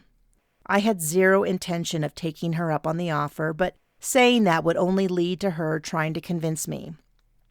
Awesome, just ask any employee for Trixie and they will get me. Thomas had told me something similar. Do they only hire one person per name? She broke into a well-rehearsed voice as she gave what must be the casino motto. Everything is perfect at the Magia. She laughed a little. But seriously, they have a system so guests don't need to remember last names. She stopped in front of a door with a huge gold star with Natasha's name written inside in thick black script. I can stay and help you get settled in if you want. No, thank you. Have a good evening. I turned and knocked on the door. By the time Natasha answered, Trixie was gone. Patagonia raced in the open door as Natasha called over her shoulder. Vanessa, you owe me $50. Vanessa's voice floated out to me. Hardy har har, you know that nothing on earth would get... Ella! She screamed when she caught sight of me in the doorway.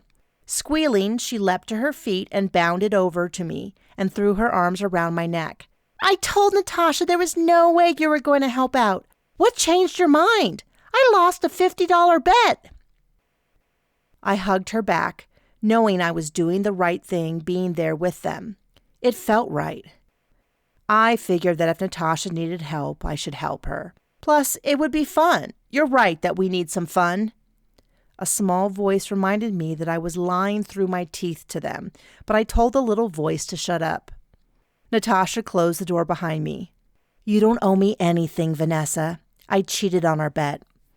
I knew Ella was coming over before the show, but didn't tell you. She gestured to a couch upon which Patagonia was already stretched, cleaning her paws. So, what now? I flopped down onto the couch and pulled Patagonia into my lap to pet. We hadn't been separated for long, but I still missed her.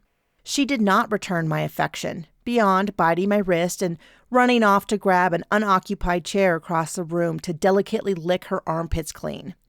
Or maybe since cats only had legs, it would be a leg pit?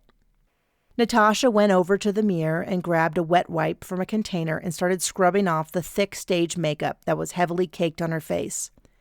That was the last show of the day. Were you able to catch it? I missed the first few minutes, but caught all the rest. You're hilarious. So funny. And Vanessa, you did a great job. Vanessa perked up next to me. You thought so? I was so nervous, but I thought I did okay. You really liked it? I nodded to her, then continued to watch as Natasha peeled thick fake eyelashes off and put them in a little case. They sat on the pink plastic, looking like a bunch of spiders dancing in a conga line. So you use, real makeup? Why not a spell? She looked a little embarrassed. Habit, I guess. When I was in the television show, I had to wear makeup since everyone else was human. I don't think magical makeup ever really looks right on stage. It's tough to adjust if the spell isn't perfect. I kicked off my shoes and tucked my feet up underneath me. I forgot you worked on a human TV show. I've noticed that some mages are kind of snobby about humans. I was thinking of a violent-eyed mage in particular. She spun around to face me. Yes, that's exactly it. They're snobby. They think that magic fixes everything, but it doesn't. You have to be smart about it. I do add a spell to my makeup that keeps my skin nice and healthy, and I added something to these wipes so they clean better without irritating. She faced the mirror again and grabbed a clean wipe to give her face one final scrub. Everyone wants a shortcut, but if you want to do things right, nothing will replace good old-fashioned hard work. I blew out a sigh. I was scared of that. She threw away her trash and then flopped down on the couch next to me. What's up? I don't know how to act or be funny on cue. You'll be fine. We'll go over the script and your parts are pretty foolproof. You have to smile and do what I say, and although I don't like to do this, I do have something to helping you loosen up." She got up and started rummaging around in a cabinet. "A potion?" She pulled out a bottle and a few shot glasses. "Even more effective. Jägermeister." She poured us a shot and passed them around. "It's not registered as being a paranormal liquor, but I swear it is special. 1, 2, 3. We threw back the drink. The black licorice flavor burned all the way down and swirled in my stomach, where it sat, as heavy as a bowling ball. I opened the paper bag and grabbed the sandwich. If I didn't get something into my stomach soon, the liquor would burn a hole right through me. I bit into the sourdough bread, cheese, lettuce, tomato, and roast beef, and groaned with pleasure. The alcohol was working its way into my bloodstream, and the knots in my shoulders started to loosen. "Hey, before we start rehearsal, can I go see my dressing room?" Vanessa reached into my bag and stole the other half of the pickle. She chewed enthusiastically, her cheeks puffed out like a chipmunk storing nuts for winter. She spoke around the food, spraying a fine green mist. "I was just going to get ready in here. It'll be more fun that way." I stood up and edged toward the door. "Oh, cool. Great idea, but I still want to see the room. I've never had my own dressing room." I opened the door and peered into the hallway. "It's this one over here on the left?" Natasha was sorting through papers. "It's got Janie and Stacy on the door. Feel free to poke around in there until I can find your script. I swear I had it before the show." I could hear her muttering to herself as the door started to close, Patagonia slipping through right before it clicked shut. I scooted over to the correct door and pulled it open. I might only have a few minutes to get a reading before she came to get me. I flipped on the lights and gave the room a quick once-over. It was the same as Natasha's dressing room, a mirror on one side with a thin desk pressed up against it, a small couch, a few mismatched chairs, and a stack of cabinets in the corner. A small bathroom with a toilet and sink that barely had enough space for you to turn around in was attached. According to Bear's best guess, this is where the two performers had been found dead. I sat on the couch and pulled Patagonia into my lap.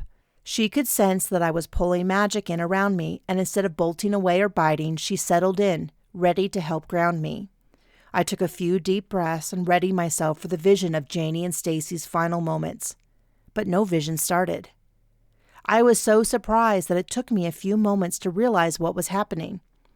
I hadn't tested the exact distance I needed to be to register death-dealing magic, but based on past experiences, I knew that if the murder had happened within 100 yards, I would have picked up something.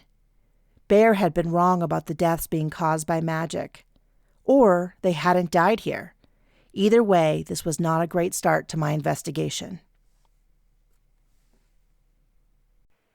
Chapter 9. By the time Natasha was satisfied that I wasn't going to ruin her show, I was unable to stifle my yawns any longer. I had gone home and crashed into bed, only to have Patagonia wake me up with a bite to the neck at 7 to feed her. I had stumbled into the kitchen, gotten her kitty crunchies mostly into her bowl, then collapsed onto the couch for a few more hours. The exhaustion, the additional Jaeger shots we had downed, and the empty seats of the theater had all started to convince me that I had it under control, but the thought of performing in the afternoon left me swallowing hard. I turned onto the avenue, the main road and Rambler, where the casinos packed both sides of the street. I had planned to arrive and investigate for hours before the first show, but I would have to settle for an hour. Patagonia sat up in the car seat, paws pressed against her window as we passed the Golden Pyramid Casino. "Not today, sweetie." She sat down and glared at me, probably upset about missing her morning chicken that was normally waiting for her in our training room. I would need to find a substitute for her. Otherwise, I would need to sleep with one eye open. In the early morning light, many of the casinos and hotels on this end of the avenue looked sad. This was a section of the avenue where many human casinos had been built. The outsides looked dingy, the windows streaked, and the neon faded and pathetic. But not the Magia. It still looked as new as when it was finished a few years before, and even the bright morning light couldn't dim its shine. It seemed to glow. I would never say it out loud because of my loyalty to the Golden Pyramid Casino, but the Magia might be the most gorgeous casino in Rambler. I pulled into the driveway, and instead of parking in front, I drove around to the back where I had learned the Mage parking was. A security guard was directing a line of cars either into a parking structure on the left or around the building to the right. I rolled down my window as I felt a light magic envelop the car. I peered at the Mage. "Welcome, Monza Ella. Please pull around the building and stay to your right. Thomas has made arrangements with the valet for you. Have a wonderful day." I smiled and did as instructed. If I continued to get treatment like that, I might not ever be able to leave. As I pulled up to the valet station, a man leaped to open my door for me. I stepped out and paused for Patagonia to follow me. She gave the man holding the door a once-over before walking away, her tail high in the air. She had the snooty air of the casually rich, as if she were used to the VIP treatment. I tried to channel her confidence as I thanked the man. He nodded. "If you need Thomas, I can contact him for you. He can meet you in the lobby." I sucked in a breath. The last thing I needed was Thomas around, as I had hoped to investigate. "Thank you, but no. I was hoping for some time alone to gather my thoughts before my first show." He nodded. "Of course, Monza Ella." He hopped into my car, but waited until I had entered the casino before testing my car's handling. In some ways, this entrance was like the human one I had gone in the previous day. The same slot machines, craps table, and roulette wheels. The color scheme was similar, and the uniforms on the employees were identical, but the feeling and ambiance couldn't have been more different. There were still spells, but instead of annoying me like a gnat that kept flying at my eyes, this magic was light and pleasant. It brought a smile to my face and a bounce to my step that I sorely needed. The crowd was also different. An excited shout lifted from the craps table as chips were passed out by the croupier. The bar already had several knots of people talking and laughing while holding mimosas and Bloody Marys, appropriate alcoholic drinks for the pre-noon hour. A few even held a deep blue drink that I had recently learned was called Hair of the Familiar and was spelled to be a hangover cure, though I had found the healing properties to be vastly outweighed by the generous dose of gin. It was like the human gambling floor at the casino, but subtle clues showed that this was a mage-only area. A tall woman in a slinky black dress had waist-length hair that was slowly changing from green to blue and back again. A woman walked by, carrying her familiar. While most mages had a familiar, it was pretty rare to see them out in public, but there were at least a dozen throughout the room. Magic in general was frowned on in gambling establishments, but a gaggle of women that passed with perfectly perky boobs, despite the lack of bra lines, were definitely using something paranormal. I could have sat and mage watched all day, but time was ticking away. I had come early to see if I could pick up anything at the site of one of the other drug overdoses. I wasn't expecting to. I hadn't picked up anything at the first drug overdose I had investigated. It had been about a year before, right when I had first been learning about my abilities. But I hadn't gotten anything the previous night in the dressing room. I had updated Bear on my lack of findings, leaving a message on his voicemail. He had already gone to his shift at the Magia and obviously left his phone at home. Or he had forgotten, and it was turning into a smoking pile of rubble while he carried on in the casino. He had been out of touch when I had left my loft, so it was possible that I would run into him here. But if I did, we could only keep our conversations to neighborly topics. I approached the bar, a long, oval, freestanding structure where patrons could grab a drink and talk with friends while still keeping an eye on the tables. Or they could sit at a stool and play video slot machines set into the bar top. I knew that Monday night, a visiting mage had grabbed a drink at the bar, then ordered a second. While waiting, she had slipped into a single-person unisex bathroom, otherwise known as a family bathroom, at 3:15 a.m. and taken a hit of Legacy. When the door had remained locked for an hour, the casino security had gone to check and found her dead on the floor. She had been visiting from New York City, and the official story was that she had drunk too much and fallen down, hitting her head on the sink in the process. I stopped at the bar and ordered a soda. I debated asking for a double shot of rum to settle my pre-show nerves, but didn't want to risk having it interfere with my ability to read the death scene. Patagonia jumped onto a stool and stood on her back legs to bat at a half-empty plate of nachos left behind by the stool's previous inhabitant. "No, Patagonia." I tried to pull her away, but she managed to hook her claws into the wood of the bar. As I pulled on her to get her to let go, she grabbed the bar with the other paw and let out a terrible long yowl of displeasure. Gamblers turned to stare and giggle as I fought with her. So much for trying to stay inconspicuous. "I swear to all that is holy, if you don't let go, I will..." I was saved from making empty threats when the bartender rushed over, switching the nacho remnants for a plate of plain chicken. Patagonia bit my hand hard, causing me to drop her back onto the stool. Then she purred as she bit into the chicken. I turned to the waitress. "She's normally not so..." I trailed off, unwilling to lie. She was always like that. She was my best buddy and a huge pain in my butt who never hesitated to use force to bend me to her will. "Thank you." "No problem. You're Monza Ella, right? This must be Patagonia." She dipped her head in a partial bow to me. I offered a hand. "Please, just Ella, and you can call her whatever suits you. That's what I do." She shook my hand with a firm grip, a quality I could appreciate. Her emotions bubbled out of her honestly, a mix of excitement, eagerness, and a bit of awe. "I'm Emily. What's it like to be a Monza?" "That's a good question. I'll let you know when I have an answer. I've only been following the lonely path for 6 months. Talk to me in a few years when I have some things figured out." Another bartender came back with my soda, sliding a bill under my drink. Emily snatched it away. "Do you know who she is? No charge." She narrowed her eyes at the guy, who shrugged and walked off. She turned back to me. "I'm so sorry about him." "It's fine. I don't expect free drinks." "You're a Monza and an employee. Plus, Thomas was pretty clear in the morning announcements." If I hadn't already been pretty embarrassed, that was what pushed me over the edge. A blush crept up my face, my skin burning. I tried to cover it by drinking my soda and looking around. Emily hovered nearby, clearly wanting to talk, and I figured this is something I could use. "How is the festival going?"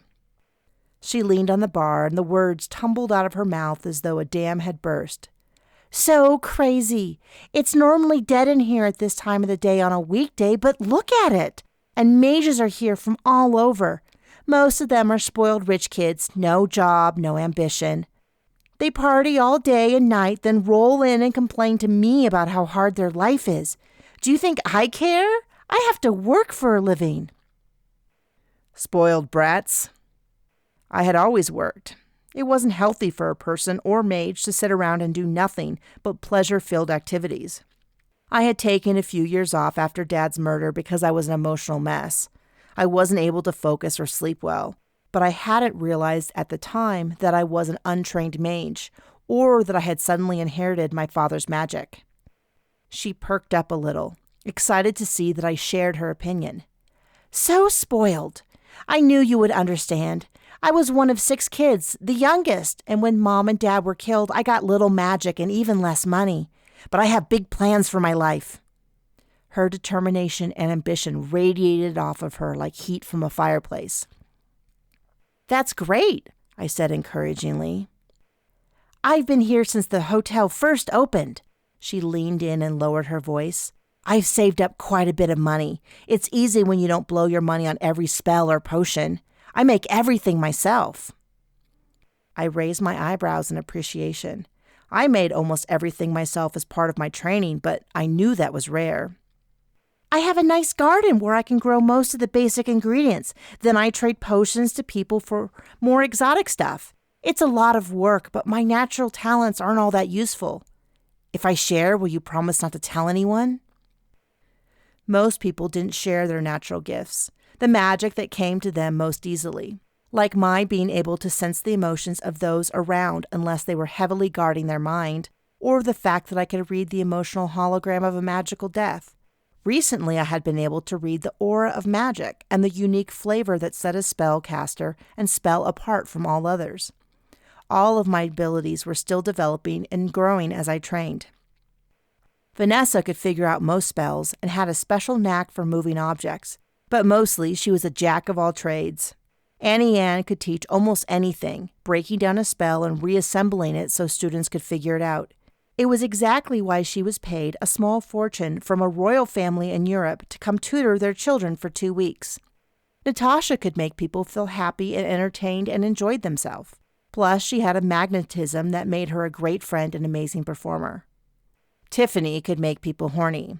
Maybe she had other abilities, but so far that seemed to be the only skill that she had worked on. I had never figured Vince out, but maybe it was a testament to our relationship that he had never shared. My gut twisted, and I pushed the feeling away to focus on the conversation at hand.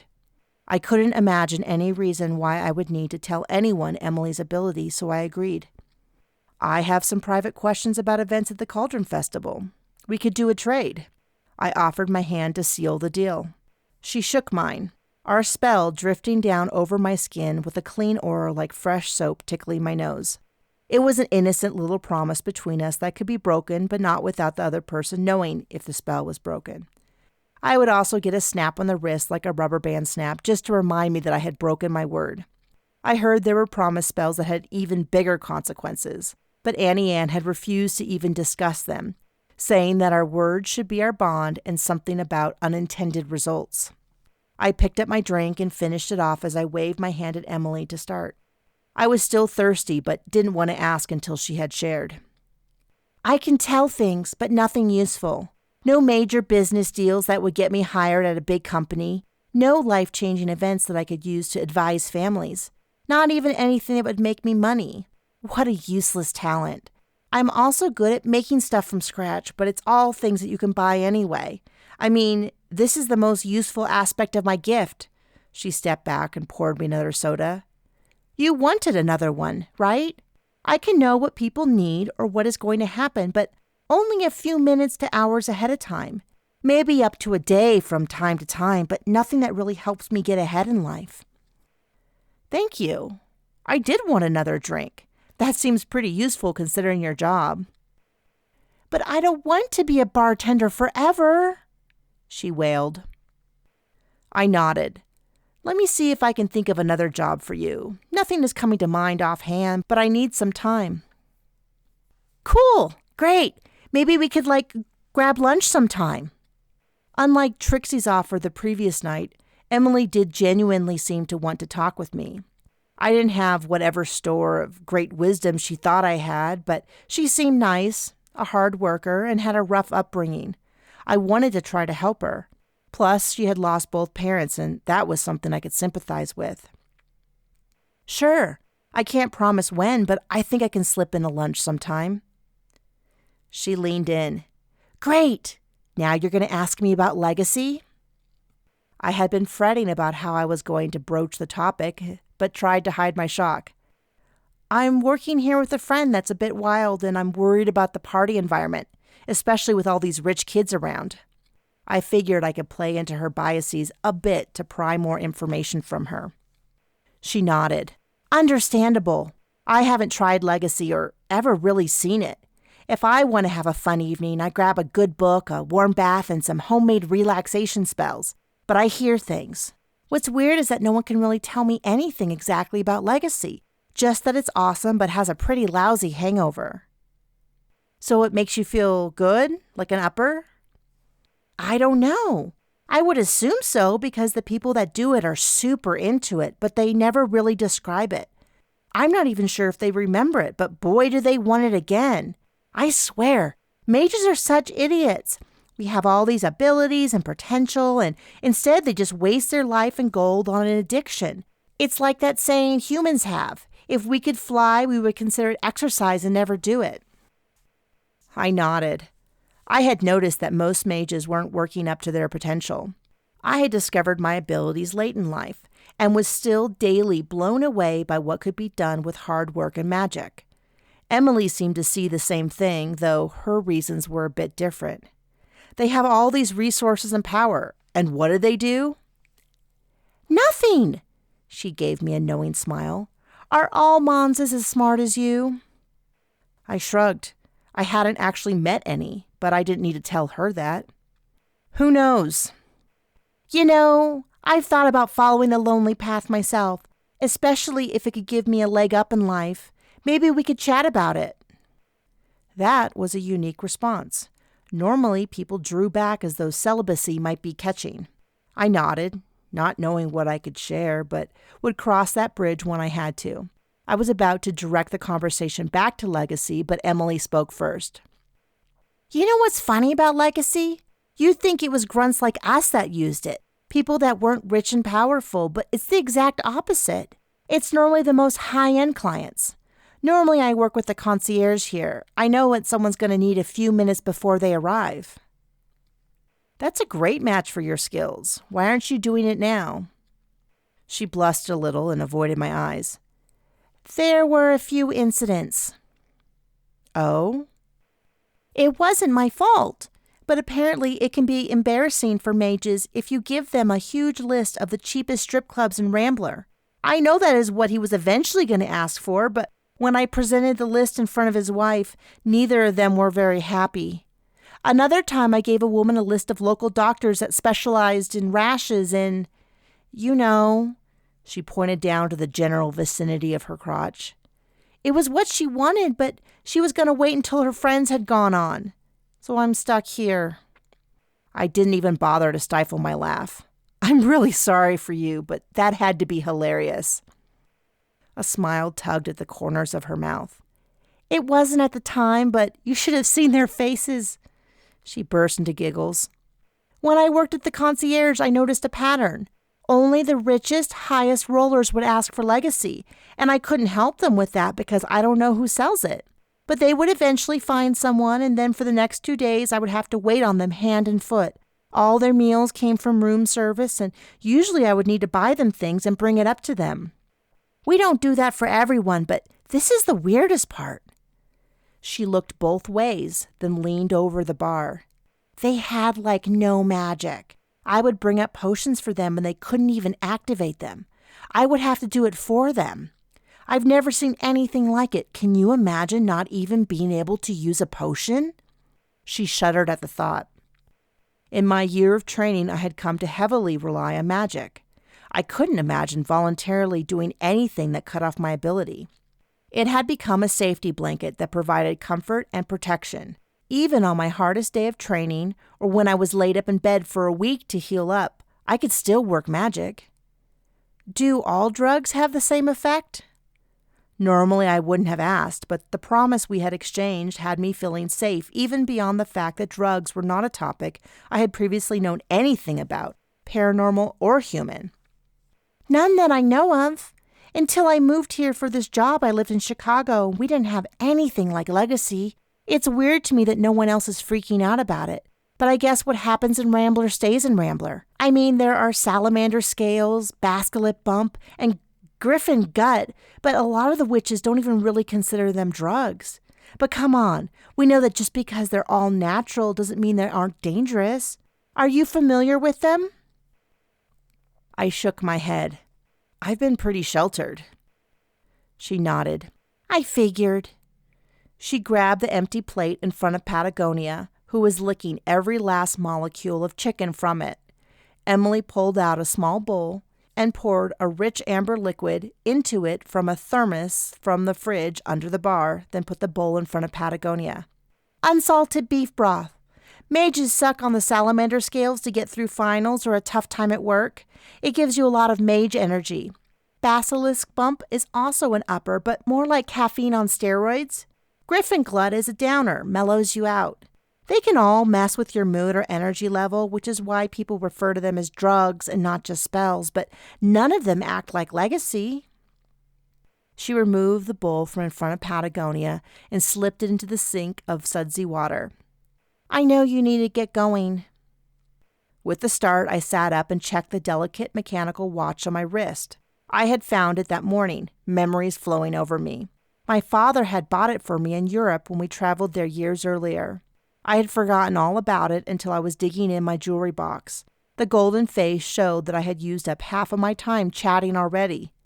It's a good thing you are paying attention because I totally forgot. See, I have some useful skills. She gave me a gigantic smile. Yes, you do. I'm going to think on it. Though I already had some ideas. I stood up and looked for my next destination. I had sat at the bar to begin with so I could scope out the bathrooms, but had promptly forgotten during the conversation. There are bathrooms over there and there. Emily pointed in two opposite directions, then tipped her head to the side as if she were listening to something only she could hear. Or if you prefer, there's a family bathroom just past the elevator. She hooked a thumb over her shoulder. That was exactly the information I needed. Thanks. Come on, Patagonia. I picked up my black familiar and stumbled a little under her weight. Though she was as svelte and leggy as ever, she definitely weighed more than she had a year ago, and her shoulder height was slowly creeping up my leg. Soon I would be able to touch her shoulder without bending over.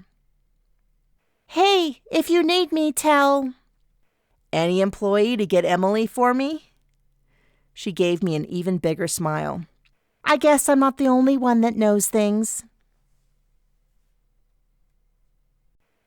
Chapter 10. I clicked the lock on the bathroom and looked around. It was a standard unisex bathroom. There was a changing table in the corner and safety rails everywhere.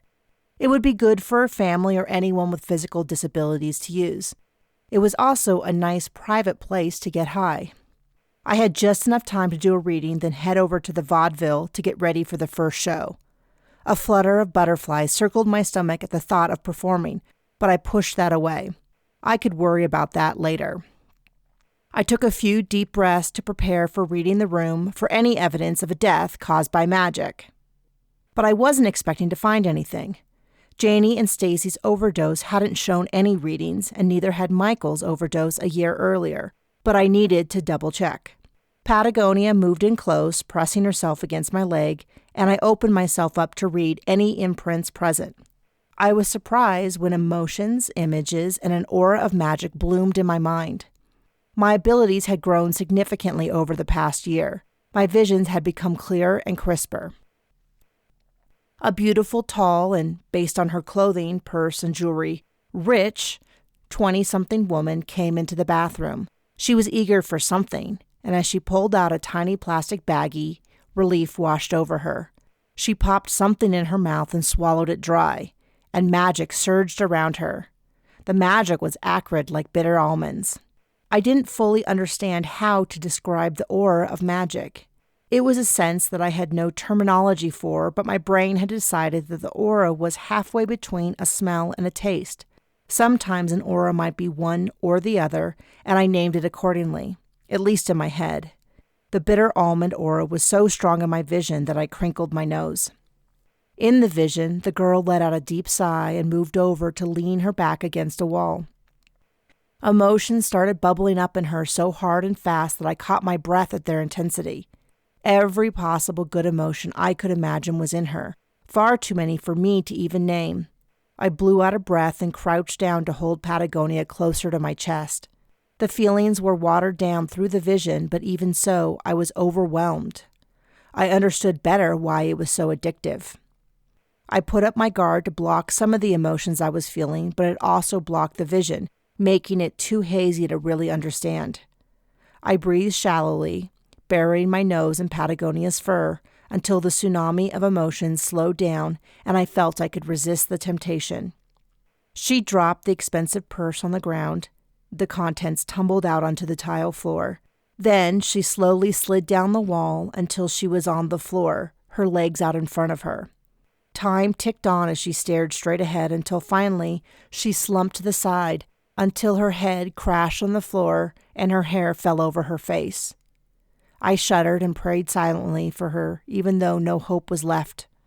Her breathing slowed, but the magic surged, not just the aura of the bitter almonds, but also a second delicate floral magic that seemed to come from the woman. She was barely breathing, and yet her magic was ramping up. I tried to focus, to nail down what I was experiencing. The emotions from her were dying down. I could barely read anything, but the aura was growing as the magic increased. She made a noise, the first I had heard from her since the vision began. It was a shuddering sigh or a gurgle. Then her chest stopped moving. The flora aura surged, then cut off suddenly. I stumbled a little, caught off guard by how quickly the aura had stopped. Then the vision faded. A tear rolled down my face. I hadn't even begun to become immune to the horror of a life being snuffed out or having to witness those final moments.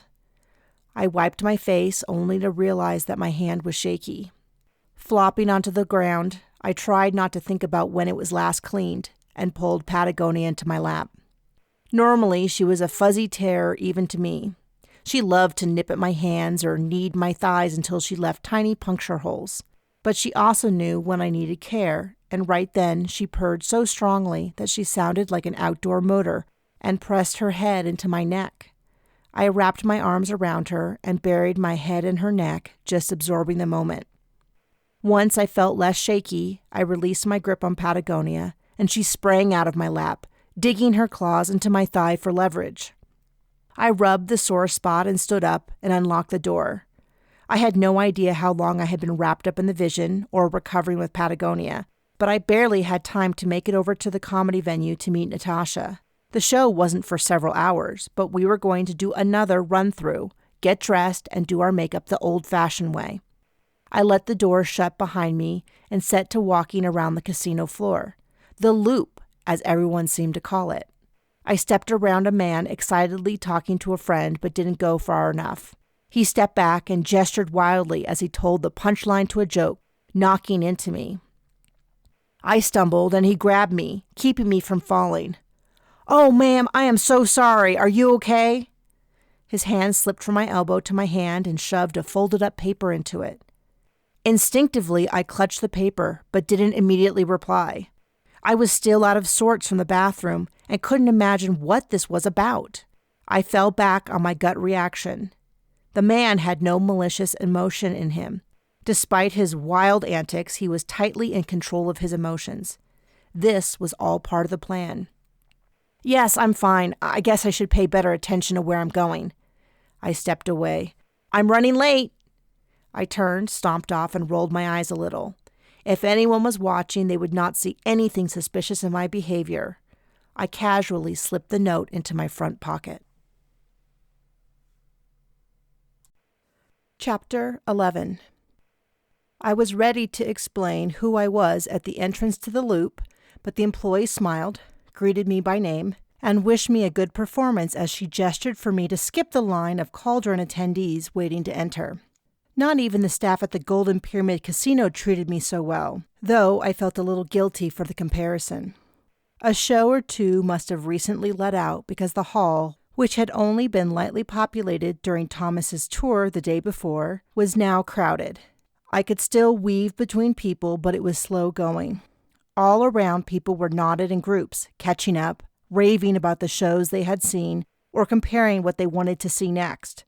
Patagonia had raced on through the crowd, and the occasional yelp or utterance of "darn familiar" told me that she had no issue holding her ground even with all the people. Pieces of conversation floated to my ears as I moved, occasionally backtracking to move around a particularly tight group of people. A woman off to my right shrieked at her friend Marie. I looked around, ready to step out of the way, when I realized the woman was making a beeline for me. She hit me hard, wrapping me in a hug. "Marie, I haven't seen you in forever. What happened? Why did you just disappear like that?"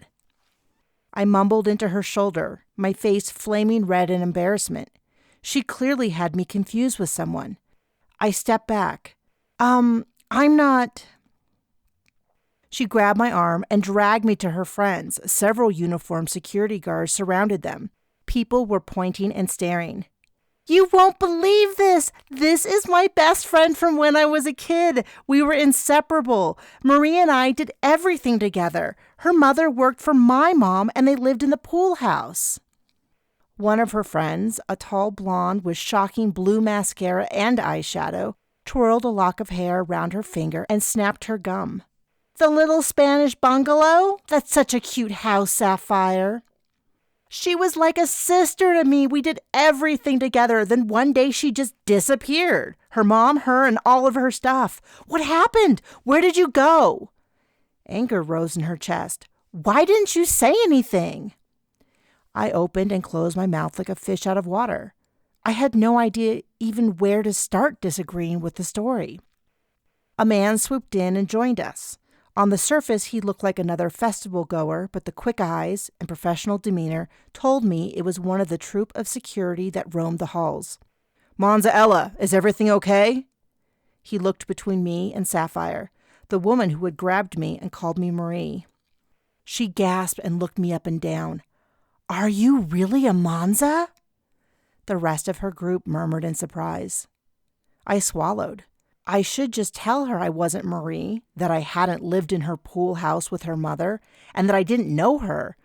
But something in me was unsettled and screaming not to give away any details. I hesitated. Maybe it was fear of confrontation or embarrassment or even some sort of deep-seated gut instinct, but I decided that I wasn't going to say anything. I'm sure you understand that as a follower of the old ways, I have many things I can't discuss. I tried to look kind but firm, though my heart was racing. After declaring myself a Monza, I had discovered that most people had little clue about what Monza were capable of or how they behaved. This had made my research frustrating, but had given me a lot of leeway. I could use "I'm a Monza" to get out of many situations and no one questioned it. In fact, most people steered clear of me, except Thomas. Sapphire looked frustrated, her eyebrows knitted together, a massive furrow between them. I thought she was going to argue that I had to tell her, but eventually she gave up and blew out a sigh. Of course, you have to follow your calling, but maybe someday you can tell me? Patagonia pranced between us to rub against Sapphire's leg. She crouched down and scratched behind Patagonia's large black ears. Your familiar is amazing, so outgoing. I checked my watch, and unfortunately I didn't have the time to sort through things. I'm so sorry, I'm performing in a few. Sapphire squealed. No way! What are you doing? I'm in Natasha's comedy show. A Monza in a comedy show? That's crazy! You know, there's a big party tonight. It's invite only. It's supposed to just be for bands, but I'm sure I can get you in and bring your friends. We can catch up, or at least as much as you can. Oh, please. It's in the Snakebite room at the Platinum Club. That was the location of one of the overdoses. I had planned to figure out how to get into the private room, but this would solve my problem. Great! I have a show, but should be done by 8. She threw her arms around me and squeezed the air right out of me. I can't wait! Chapter 12. I flopped onto the couch after the show. The adrenaline was still surging through me after being on stage. It had been as terrifying as I feared. When it was time for me to step out from behind the thick, heavy red velvet curtains, I had found that my legs were frozen. I actually missed my cue and might have stayed there the whole rest of the show if a stagehand hadn't shoved me hard onto the stage. After a few stumbling steps, I managed to regain my stride and found my mark. Then it was time to face the crowd. The lights had been blinding, which was helpful since it made it difficult to make out individual faces. Then the laugh rose from the crowd and their emotions bloomed. My stark terror didn't go away, but it was instead joined by the heady high of performing. It felt like running on a knife's edge. If I went too far in either direction, I would fall, but if I pushed straight ahead, I could survive. The rest of my performance was a blur. My hand shook, and a few times I was a bit too fast or too slow, but Natasha was such an expert that she played it off beautifully, and the crowd seemed just as happy as they had been when I watched from the audience the day prior. Before I knew it, the show was over, and Vanessa was dragging me on stage for the final bow. I exited with trembling legs and barely made it back to the dressing room before I collapsed on the couch. How in the world did people do 2 shows a night? I need to go out and greet anyone that wants autographs. Natasha touched up her lipstick and opened the door to leave. We can go grab some food when I get back. I have a few super minor notes I would like to give. Great job overall, though. Vanessa jumped up and started changing. We had worn all black so as not to distract from Natasha, the star, on stage. If we dropped the clothing in a bin in the hallway, we would find it freshly washed and ready for the next performance. I needed something similar at home. Considering that my entire outfit smelled like fear sweat, I was thrilled to strip it off. I slid into my jeans as a small, folded-up note tumbled to the ground. I had forgotten about it, and though I was eager to see inside, I didn't want to draw Vanessa's attention to it until I knew why someone had gone out of their way to sneak it into my hand. She had gone into the bathroom, but the door was standing open, and she could return any moment. I stuffed it into my pocket. As I lifted my arm to slide on the shirt, I realized that fresh clothing wouldn't be much good if I didn't smell better. I had the odor of a skunk that had just run a marathon. I could work a spell, but frankly, it was a lot more work than it was worth considering the options. Hey, are there any towels or deodorant or anything? Popping her head out of the door, Vanessa was wiping herself down with a washcloth. Yeah, washcloths are in here, and a generic body odor prevention potion. It's pretty nice. She stepped out and pulled a shirt on over her head and flopped into the couch. I'll just rest until Natasha comes back. She let out a long sigh and closed her eyes. I went into the bathroom and washed off, then grabbed the potion, which sat in a plastic container shaped like a lemon. I felt like a bit of a hypocrite after my conversation with Emily about spoiled kids that never made their own potions. I could make my own and normally would have my own in my purse, but I had been traveling light. And heaven knows that I had worked my butt off. I threw back the potion and said the incantation on the side. It tasted like lemonade, and the aura of the magic when it was invoked also had a nice spring citrus flavor. I gave my armpit a sniff, and no longer did my eyes cross at my own foul odor, but instead I caught the not surprising smell of lemonade. The potion makers had some tight branding on their product. Vanessa was still lying on the couch. She'd fallen asleep, her breathing even and slow. There were deep circles under her eyes, and even asleep she looked tired. She had been working nonstop, training first with me, then Natasha. Guilt made me stumble on my way to the door before I took a deep breath. I closed the door and locked it. I grabbed the note from my pocket and unfolded it. It was from Bear. He had to leave to get some sleep and had left one of his employees with the note to pass on to me in secret. Since he was working undercover for the festival without the casino's knowledge, and I was working for him without the festival's knowledge, it was important that no one see the note being passed. He had a list of names of the people that had died. Previously, he had known locations but not names, except for the 2 missing performers who he had been able to look up easily. The addition of the names would definitely help me to snoop. He also asked that I call him when I got home regardless of the time. At the bottom of the paper was an incantation that would make the note self-destruct. In an effort to memorize, I repeated the name several times. Dorothy Robbins' bathroom, Pris Lewis snakebite room, Janie Wright and Stacy Drott dressing room. The note also reminded me that I needed to talk to Bear very soon to update him on the fact that I had not gotten any readings in the dressing room. Once I was sure of the names, I activated the spell, and the paper burst into flames and disappeared without even a puff of smoke. I exited the bathroom, ran over to the couch, and jumped onto it, bouncing the sleeping Vanessa up and down.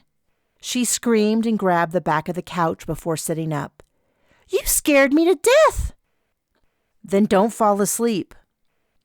"I was just resting my eyes." She stretched her arms over her head, tilting her body left then right. Patagonia had been missing since the final bow, which she insisted on joining me on. She had even bowed her head slightly to accept the applause. But just then, she jumped onto the couch and walked deliberately across Vanessa's lap, dragging her tail under Vanessa's nose, resulting in a fury of sneezes from Vanessa. "If I hadn't known better, I'd think she does that on purpose to annoy me." I didn't know better, and was certain that Patagonia loved to annoy Vanessa. Patagonia curled up and smiled. her shiny white fangs gleaming. Vanessa scooped her boots off the ground and slid her feet into them. Do you want to catch any of the festival after the show? We have the late show tomorrow, so we have all evening to party and the morning to sleep in. Please, I think it's... She seemed ready to start into a long plea, so I cut her off, excited to share. We've been invited to a party. Blinking at me a few times, she seemed confused. What? Who? I ran into Sapphire and she invited us to come party at the Snakebite Room. The confusion doubled. Sapphire of the Gemtones? The super exclusive band-only party at the Platinum Club? Who are you and what have you done with my non-partying friend who knows no one? I laughed. Sapphire invited me and said you and Natasha could come along. Hold up. You are serious? How do you know Sapphire? Start from the beginning. Though I couldn't tell why I had to get into the Snakebite Room, I could tell Vanessa about my ultra-weird encounter. Maybe she would have some insight. I was walking over here and Sapphire comes running up to me, calling me Marie and hugging me. Says that we were best friends as a kid when my mom and I lived in her family's pool house. Whoa! What did you say? Nothing. Someone came over and called me a Monza and I used that as an excuse for not talking about my childhood. Because you didn't want to talk about where you really were, she nodded. Can I ask you about your childhood? You never talk about what happened before your dad came into your life. I shrugged. I don't remember anything before that. Oh, I thought you said you were 8 when that happened. Yeah, 8. Her eyebrows shot up and she leaned in. You don't remember anything before that? Nothing before age 8? Isn't that normal? She gasped. No, not even a little bit. I remember seeing a dragon in Wyoming for the first time when I was 4. I remember preschool around the same time. I remember seeing the Eiffel Tower when I was 5. I remember loads of stuff. What about your mom? What do you remember about her? I scrunched my face into a frown to think, but there was nothing there. Like if someone asked you about your flight, but you fell asleep the whole time. Okay, that is weird. Why can't I remember my mom, and why haven't I ever realized that I can't remember my mom? You didn't go to her funeral? No. What is the earliest thing you remember? I was in a pink fluffy dress with lots of white lace on it and little black shiny shoes. It was a lilac room with these hideous green leather chairs. I was swinging my feet back and forth because I couldn't reach the floor. I waited a really long time. Then my dad came in, though I didn't know who he was. He got down on one knee and hugged me for a long time. The memory flooded back to me. Well, that you remember.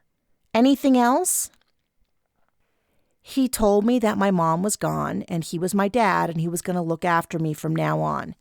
He picked up my bag, a little green leather suitcase, and we left.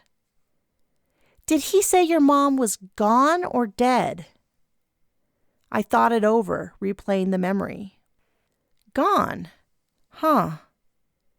So your mom still might be out there? This is crazy. How are you feeling? I feel fine. I tipped my head to the side. That seems weird too, but I do. It doesn't bother me at all.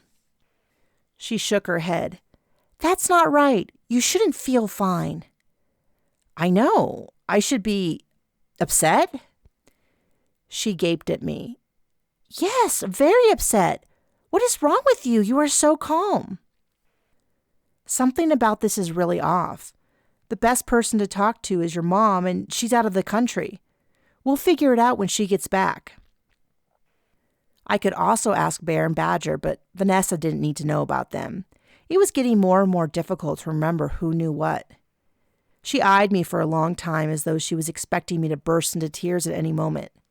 Finally, she accepted my answer. Fine, we'll do that. But you promise that you'll let me know if later on you start to get upset. You can call night or day. I promise. Obviously, you don't want to go to the party under the circumstances. I want to go. It'll be fun, right? The truth was that I needed to see if I could get a reading. I would have to avoid Sapphire as best I could. Vanessa pulled her legs to her chest and looked uncomfortable. I need to apologize. I was kind of mean yesterday in our training room. I totally overreacted. I mean, you totally came around, but Natasha figured that you just needed some time to adjust to the change in plans. And you did come to help Natasha, and now you're dragging me to parties to have fun. I really misjudged you. So anyways, I'm sorry. It was my turn to shift uncomfortably. She shouldn't apologize, or at least not that much. I didn't change my mind. I was undercover and essentially lying to her. For a second, I debated coming clean, telling her the truth about what was going on, but then the moment passed and I doubled down on the lie. Hey, no problem. All's forgiven. Natasha popped in the door. Done. You ready to grab some food? Vanessa grabbed my arm and dragged me to my feet. I'm starving, and you won't believe where Ella got us an invite to after dinner. Chapter 13. Several hours later, we had eaten at the Sushi Fusion Place, a new favorite of Patagonia's who had eaten her fill of fresh fish, and waited in a long line to get into the party. The snakebite room was inside the Platinum Club, and my ears were pounding from the dance music. Almost everyone was turned away at the door, but it didn't seem to stop people from trying their luck at bribing the grim-faced bouncer. One gal flashed the bouncer, and though I saw his eyebrows quirk a little, he still shook his head and refused her entrance. A visiting DJ in a large banana costume was in the booth playing music. At least, I assumed it was music. The steady beat of the thundering bass was familiar, but the cacophony of blenders, car horns, and cat shrieking was unlike anything I had ever heard before. The club was already overflowing with dancers, moving to the sounds, so they must have enjoyed it.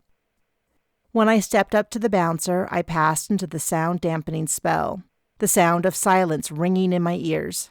I opened my mouth to give an explanation of who I was, but he was already flipping through the papers on his clipboard. Monza, Ella, and guests. I have a note here that Sapphire asked that you meet her at the front bar. He opened the door and pointed into the room. Enter, then follow the wall around to your left. I would definitely be going to the right then. I had decided that I would try to avoid Sapphire, then send an apology letter to her room later. I wasn't ready to delve into my feelings about my missing memories, but I suppose that if I was sneaky about it, I could find out where she had grown up, just in case she was right. The information might be useful later. The most mystifying part was that I felt nothing about the missing memories. Logically, I knew I should be destroyed, scared, betrayed, or any number of other emotions, but I wasn't. What emotion I did have was curiosity. And if it weren't for the overdoses, I would immediately start investigating. But first, I needed to find the spot where the overdose had happened. I weaved through the crowd. The music was still dance, but more of the style I recognize as music, and the volume was lower. There was a small dance floor with a few dozen people, but a majority of the room had armless couches pulled into circles and overflowing with people talking and drinking. Calling it a room was literally true, because it did have 4 walls and a ceiling, but it was far bigger than I had expected, probably half the size of the entire main Platinum Club. Apparently, every visiting act, from DJ to band to comedian to dancer, had been invited. Natasha must have noticed the same thing. She grumbled next to me. My invite must have gotten lost in the mail. Everyone's here, even Tiffany. I stopped dead, fighting between the urge to look in the direction she was staring and fighting to not look. But like a magnet, I was drawn to find Tiffany in the crowd and spotted her about a dozen feet away. And next to her, like a mountain in a white button-down shirt, was Vin. Within a few seconds, his eyes snapped onto mine, then widened in surprise before narrowing down. He stomped over, closing the distance between us. Uh-oh, Vanessa said. You said it, I quipped before turning to face Vin, some of my suppressed anger coming out in the form of snark. Long time no see. "What are you guys doing here?" He glared at me, then Vanessa. I crossed my arms and addressed Vanessa. "I guess you didn't tell your brother about our new job?" I knew I was poking at Vin, but I felt this deep need to dig at him. He had gone out of his way to avoid me since I declared myself a Monza, even leaving his job at the Golden Pyramid Casino to get away. In fact, the last time I had seen him is when he kissed me goodbye.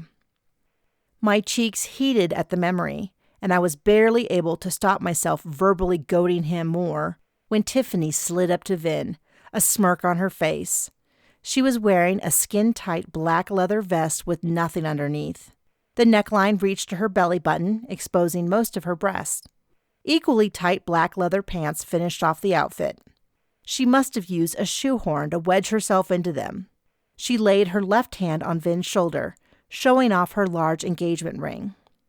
I looked at her and put all of my acting skills to work. "I heard about your engagement. I wish you and Vin all the best in the world." The smile slipped from her face. Perhaps she had hoped for outrage or sadness, but I would give her neither. After she recovered, her smile returned, a sure sign that she had something nasty to say. "Thank you.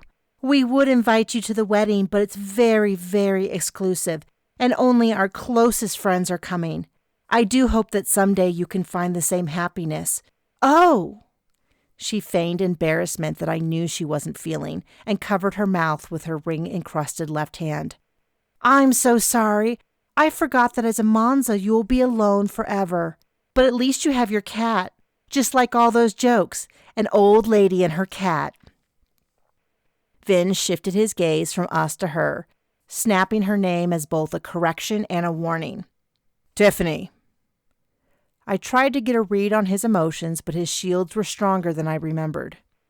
Tiffany sulked, sticking out her lower lip at him. "Hey, let's get out of here. Looks like this party is full of losers." Vin turned the full weight of his visible disapproval on her. "Go to dinner. I will meet you there. But first I must speak with my sister and Monza Ella. Perhaps you have forgotten that my family is responsible for Monza Ella's training?" She stood on her toes and kissed him, an action that he did not return. Then she turned to storm off. Her exit was ruined when she tripped over Patagonia and fell down. Vin made a move to assist her. Vanessa grabbed my arm and dragged me away, ducking behind a group. "I'm so sorry I didn't tell you about them being engaged. I've been waiting for the right time." Natasha, who had been silently watching the exchange, followed. "What is this about?" I groaned. "I'll tell you later. It's a lot to unpack right now." I turned around and could see Vin looking for us. "Vanessa, if you want to make it up to me, why don't you go distract him and get him out of here? I don't want to deal with him. And Natasha, if you find a table, I'll grab us 3 drinks." We agreed and split into 3 directions. This would be my best chance to get a reading alone. I had been working on a spell that should help me. In order to get a reading, I had to stand still, eyes closed, and focus on the environment. Nothing too fancy, but it would draw attention if done in public. People that were sensitive to the use of magic or who knew my specific abilities, like Vanessa, would question what and why I was doing it. In a previous case, I had seen a man use a spell that obscured his features just enough that the average mage just didn't notice him. It allowed him to sneak into a building without anyone remembering him or recognizing him. I had modified the spell just enough so that people wouldn't notice me. I could get the reading, and as long as someone wasn't specifically looking at me, they wouldn't notice how strange my behavior was. And I would make a point of telling Bear how my relentless training had made this possible. I had come up with the plan the previous night as I drifted to sleep and had grabbed a cheat sheet with a few incantations that morning. None of the spells in the sheet needed potions, but I wasn't so experienced that I could do them completely unassisted just yet. But I really needed to nail down the exact location that Pris Lewis had passed away, and I had an idea of where to get that. Despite the full room, the bar was relatively empty. I slid up and grabbed the attention of the bartender, who threw the rag he was wiping down the bar with over his shoulder and sauntered over. "What can I get you?" 3 of your house specials? Sure thing. He started pulling down bottles and mixing up the complicated drinks. He was vaguely interested in me, but mostly he was radiating boredom. That helped me pick the tack I would take. Hey, so maybe this is gossipy of me, but a friend of a friend of a friend passed away in here not too long ago, and I said I would ask what happened. Pris Lewis, were you working here? His sudden spike in interest told me that I had picked the right approach. Yeah, I was. Just awful, wasn't it? She was in that far booth. It was 2 nights before the festival, and it was dead around here. Oh, sorry, that didn't come out right. He stopped awkwardly. I cut in before his embarrassment could end the discussion before it had even started. Oh, how awful. Did you see what happened? Not really. She slumped down, so I didn't know how long she had been there before we noticed. She had been around for a while, though. She was from somewhere in Europe, I think Spain. Dark hair, dark eyes, really pretty, but kind of immature. You know the type. High energy, very flirty, but doesn't mean it. Very well connected. She had been on several dates with big names around here. Ben, the lead singer of the band in residence, the Blue Marks. DJ Wiz that works in the main room. Thomas. Thomas? The same Thomas that is the event liaison? Yeah, I think that's what he said his title was. Nothing too serious, just meals and a night out. She hung out here a bunch between dates. She liked the way I made her Salem Witch iced tea. He stopped mixing our drinks and looked at his shoes for a few seconds, gathering his thoughts. It was pretty sad. What happened? I was unsure of the official story. He shrugged. I heard she had a bad heart. One of those things that they don't know about until afterwards, I think. He passed the second of the drinks to me as he worked on the last one. Apparently, it was quite a fussy drink with many steps, which was perfect for my purpose. I took a sip. Where did you hear that? Just the news around here. Seems like that is what everyone thought. It was quite the topic around the casino. Why? Did you hear differently? No, I hadn't heard much at all. I just thought that there was a newspaper article. I knew that there hadn't been. They kept it pretty hush-hush. These things happen, but we don't like to advertise it. People want to believe that when they go on vacation, they leave all their worries behind. We try to help them. Here you go. He slid the last drink over and turned to ring up the drinks on the register. Another bartender shouted over from the other end. No charge for the Monza. Oh, wow, I'm sorry. I didn't recognize you. He blushed a little. I guess it makes sense that you'd be trying to help the family with Pris's death. I heard you were working here. What are you doing? I'm filling in during Natasha's comedy show. Did you know the gals I replaced? Janie Wright and Stacy Drott? The other bartender called over, asking that he come over to help, but before leaving he answered, Sure, they were in here all the time. Most of the in-house performers take advantage of the fact that they can get into basically any party we have in the Snakebite. They were big partiers as well, and popular. Hey, I have to go, but stop by any time. I grabbed the 3 drinks with both hands, then I wove my way through the crowd to the booth the bartender had mentioned. It was full to overflowing, but while a row of booths extended on one side all along the wall, the other did not. I could stand right next to the booth, putting the drinks on the ledge that ran along the wall. If I stood there with the spell active, most people would just assume I was waiting for someone. I put the drinks down and slipped the note from my pocket to recite the incantation. It was almost impossible to remember them on your own, something weird about the magic. But even with the spell, I would need to hurry. While the average mage might not notice me, trained security might. And even worse, if Vanessa spotted me and came over to grab her drink, she would recognize the spell and what I was doing instantly. Once the spell was active, I could sense the aura of my own magic, but couldn't describe it. It was light and delicate like melons, but crisp like a cucumber. But mostly, it was familiar and felt like me. The way a favorite blanket or your own clean skin smelled like nothing and home all at the same time. It was comforting and familiar. I closed my eyes and I smiled as Patagonia settled into my leg from wherever she had been wandering. I wasn't sure if I'd be able to read anything or not. I still wasn't sure why I hadn't seen anything in the dressing room, but that would be another piece to the puzzle. In case the rush of emotions was like the last vision, I raised my shield slightly. It would make the vision blurry, but the protection was worth it. I couldn't get as wiped out as I had last time. I saw Pris slide into the booth, pull out a small plastic baggie, and dump something into her hand that she swallowed with a hearty gulp from her glass. She lay down on the booth seat, explaining why no one had noticed her. No one else was in the vision, though I could only see about a dozen feet in each direction from the booth. When the rush of emotion started, I strengthened my shields even more, causing the vision to skip and jump to the end when the magic flowed out of her. I grimaced and opened my eyes. I didn't want to have the emotionally wrenching experience of the full vision, but I might have missed something. I would need to start again. I reached down to pat Patagonia and let the warmth of her fur soak in when I heard Vanessa call my name. "There you are! We got a booth!" She reached over me and grabbed a drink. "Come on!" Whatever reading I had would need to be good enough for now. At least I had confirmation that her overdose, if that was what it was, had happened roughly the same way as the one I had seen in the bathroom. Chapter 14. I followed Vanessa down the line of booths until she reached the other end of the wall, and she scooted into the corner booth. Natasha was talking to the dark-skinned, blue-eyed dancer I had seen on the poster in front of the birdcage. She was even more beautiful in person.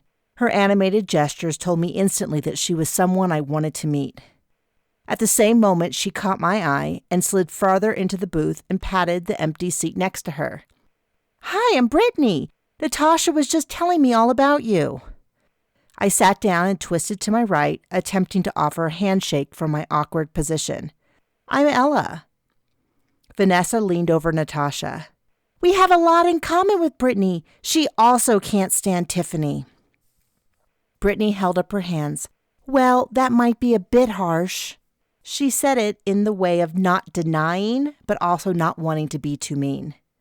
I chuckled. They were co-workers, and from what I had seen and heard, Tiffany was a bear to work with. "I saw that you are both dancers at the birdcage. You have my sympathies. I met a few of the girls that she worked with at the Golden Pyramid, and let's just say that no one was crying when she left. In fact, they had a farewell party a week after she left, and she wasn't invited." Brittany hid a smile and sipped her drink. "I can understand the feeling. She was very upset that she didn't get top billing. Between us, I don't think she's going to be around much longer. She thinks these shows are all about sex and tries to seduce every man in the room. But we are entertaining. We should want everyone in the audience to have fun, and a ton of couples come to the shows." I blushed at the thought. I knew I was a bit of a prude, but didn't want to show it. Brittany was so nice. One time I went to her show and she was pumping out so much sexy energy that there was a riot. Brittany rolled her eyes. "I'm not even surprised. I can't wait until she leaves after the wedding." "She's quitting once she's married?" "I would assume so. I would. Speaking of which, if you know of any rich, handsome, single men, send them my way. I like my job, but I would prefer to be a woman of leisure. Have you seen the show yet?" I shook my head while sipping on the drink. "Come, I'll get you tickets any time. You'll see why I want to retire. It's really physically exhausting, and I'm ready to just relax. Bring a man if you want. I can get you one of the private boxes so you guys can snuggle." If I had been embarrassed before, the feeling was doubled. "Oh, I'm a Monza." She pulled back, her eyes wide. "Wait, are you saying that the celibacy thing is true? Are you sure? I figured that was an old, outdated rule or a lie your parents told you to discourage you from following the old ways." "Why would a family discourage you?" Perhaps I was grabbing at straws, but she was the first person to even mention that celibacy was not a requirement of being a Monza. If there was any truth to her theory, it was worth looking into. "Because they can't control a Monza. I always figured the celibacy thing was like, sure, you could be free of your family and do your own thing, but you'll never find love. Doesn't that just sound like the kind of thing they would use to threaten a young woman? Bunch of patriarchy bullcrap. I chewed on the straw, thinking over a conversation I had with Bear right after I announced I would follow the old ways or lonely path. A friend told me that he thought the celibacy thing was a way to get out of arranged marriages. Huh, Brittany said, then chugged the rest of her beer. That's another good theory. I'm not trying to tell you your business, but I would make sure that celibacy thing was a requirement before I gave up men. And speaking of men, I see my ex-boyfriend. I'm going to grab another drink and do a quick tour of the room, as far from him as possible. You guys need anything? Before I could move, she stood on the seat and stepped onto the table while balancing on her red-soled high heels before jumping to the ground. She had moved as smoothly as a gazelle with the long legs to match. Maybe I could overcome my bashful nature to see her show if that was a demonstration of her athleticism. I'm all good. After Brittany left, I turned to Natasha. Wow, she's fun. Natasha turned to me and swayed a bit at the sudden movement. She had finished the drink I brought, and I then noticed several other drinks in front of her. Whoa, did you guys get started without me? Natasha licked her lips before answering, carefully enunciating each word. I had a drink or two while we waited. Vanessa squealed and bounced up and down. You won't believe it, but DJ Wiz brought drinks over for us. Natasha grabbed a nearly empty drink but missed, nearly knocking it over. I caught it and pressed it into her hand. She finished it off. I think he was into Vanessa. She pronounced it with shushing sounds at the end. I grabbed the drink from her hand and put it on the table. Okay, enough drinking. In fact, it was just drinking, right? No one took anything else, did they? Natasha slid into the booth until her head rested on the top of the booth seat and shook her head as her eyes slowly closed. Nope, I'm just exhausted. Maybe I'll just rest for a second. Her breathing slowed as her chest rose and fell. I wasn't gone that long. Vanessa shrugged. She said she's only getting a few hours of sleep a night. Oh my gosh, he's coming back. Is my lipstick okay? I spun around to see DJ Wiz approaching. I had a vague idea of what he looked like from when he worked at the Golden Pyramid. His picture had been on the walls. Plus, I had seen a few pictures since I had been at the Mage, but only now did I realize that I had never seen him without the sunglasses he had been wearing in the photos. I had wondered why he wore sunglasses inside, and seeing him up close, I had a guess. While in the photos, he had appeared to be in his 20s, up close I could see the fine lines around his eyes, putting him in his 40s or possibly even 50s. That was still young for a mage, since I had heard that even 200 years old wasn't unheard of. In fact, no one really knew what the limit was. But I imagine that the modern obsession with youth combined with Mage's extreme vanity, even by Hollywood standards, meant that he chose to wear glasses inside to keep up the 20-something illusion. And it seemed to be working, based on Vanessa's reaction. He slid in next to her, nodding at me and greeting. Hey. Hi, I replied, giving him a closer look. He had rough stubble on his face, most likely a deliberate choice since there was an assortment of magical products that could give him hairless skin for a week. I had been thankful to discover that the slippery and dangerous chore of shaving my legs was no longer a daily task when the heat of Rambler summers meant every day was shorts weather. I could study him easily, as all his attention was focused on Vanessa. He draped an arm over her shoulders and pulled her in closer as she beamed up at him.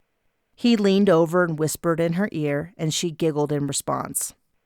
I rolled my eyes, then jerked when Patagonia hopped into my lap. She walked across me to curl up in Natasha's lap. Natasha shifted in her sleep so a hand rested on Patagonia. Some of the tension in her face relaxed. Hey, is it cool if we go dance? I swung around. Vanessa was already walking away from the booth, her hand being held by DJ Wiz, when I shouted after her. Sure, I'm just watching Natasha. My tone was heavy with sarcasm. I was ready to go. I could drop Natasha off at her place, meet up with Bear for a discussion about what I had discovered, and still be in bed at a semi-reasonable hour. But it wouldn't kill me to let Vanessa have some fun first. I was scooping out an orange slice from the bottom of my glass when I jerked my head around the dance floor. It was as if I had heard my name being called, and yet I knew that wasn't the case. Something had grabbed my attention, but I didn't know what until I saw Thomas just as he was looking around. We locked eyes, and the whole world narrowed down to just him as I slid from the seat. He closed the distance much faster, smiling as he drew near. "It's a pleasure to see you," he whispered in my ear, and he leaned over to kiss my cheek. The exhaustion of the evening, the frustration with Vin, and my confusion over the reading all faded away. He gazed into my eyes. His were a much deeper color in the dark room. Instead of violet, they appeared to be rich amethyst. I let out a sigh. "Did you just arrive?" "Unfortunately, no. We were just leaving. If I had known you would be here alone, I wouldn't have planned a dinner date." I looked past him to where a beautiful young woman was standing and tapping her foot. The scowl on her face transformed to a brilliant smile and finger wave when Thomas turned to see what I was looking at. "But if you're free, I'll cancel with her and take you instead." I turned back to him. "You shouldn't cancel on your date like that." "She is only after my money and a better job. That much I know. It is rare to find someone that values a person for things beyond what benefits them." He grabbed my hand, and his warm fingers pressed into my skin as he pulled me close. "In fact, we could skip dinner altogether." I took half a step back as I rolled my eyes at his invite. But my heart beat hard in my chest, and I made no attempt to take my hand back. I'm about to head home. It's been a long night. But something he had said made a few thoughts click together. "Do you need a personal assistant or secretary or anything like that?" "If you are looking for a new job, then absolutely." "Not me.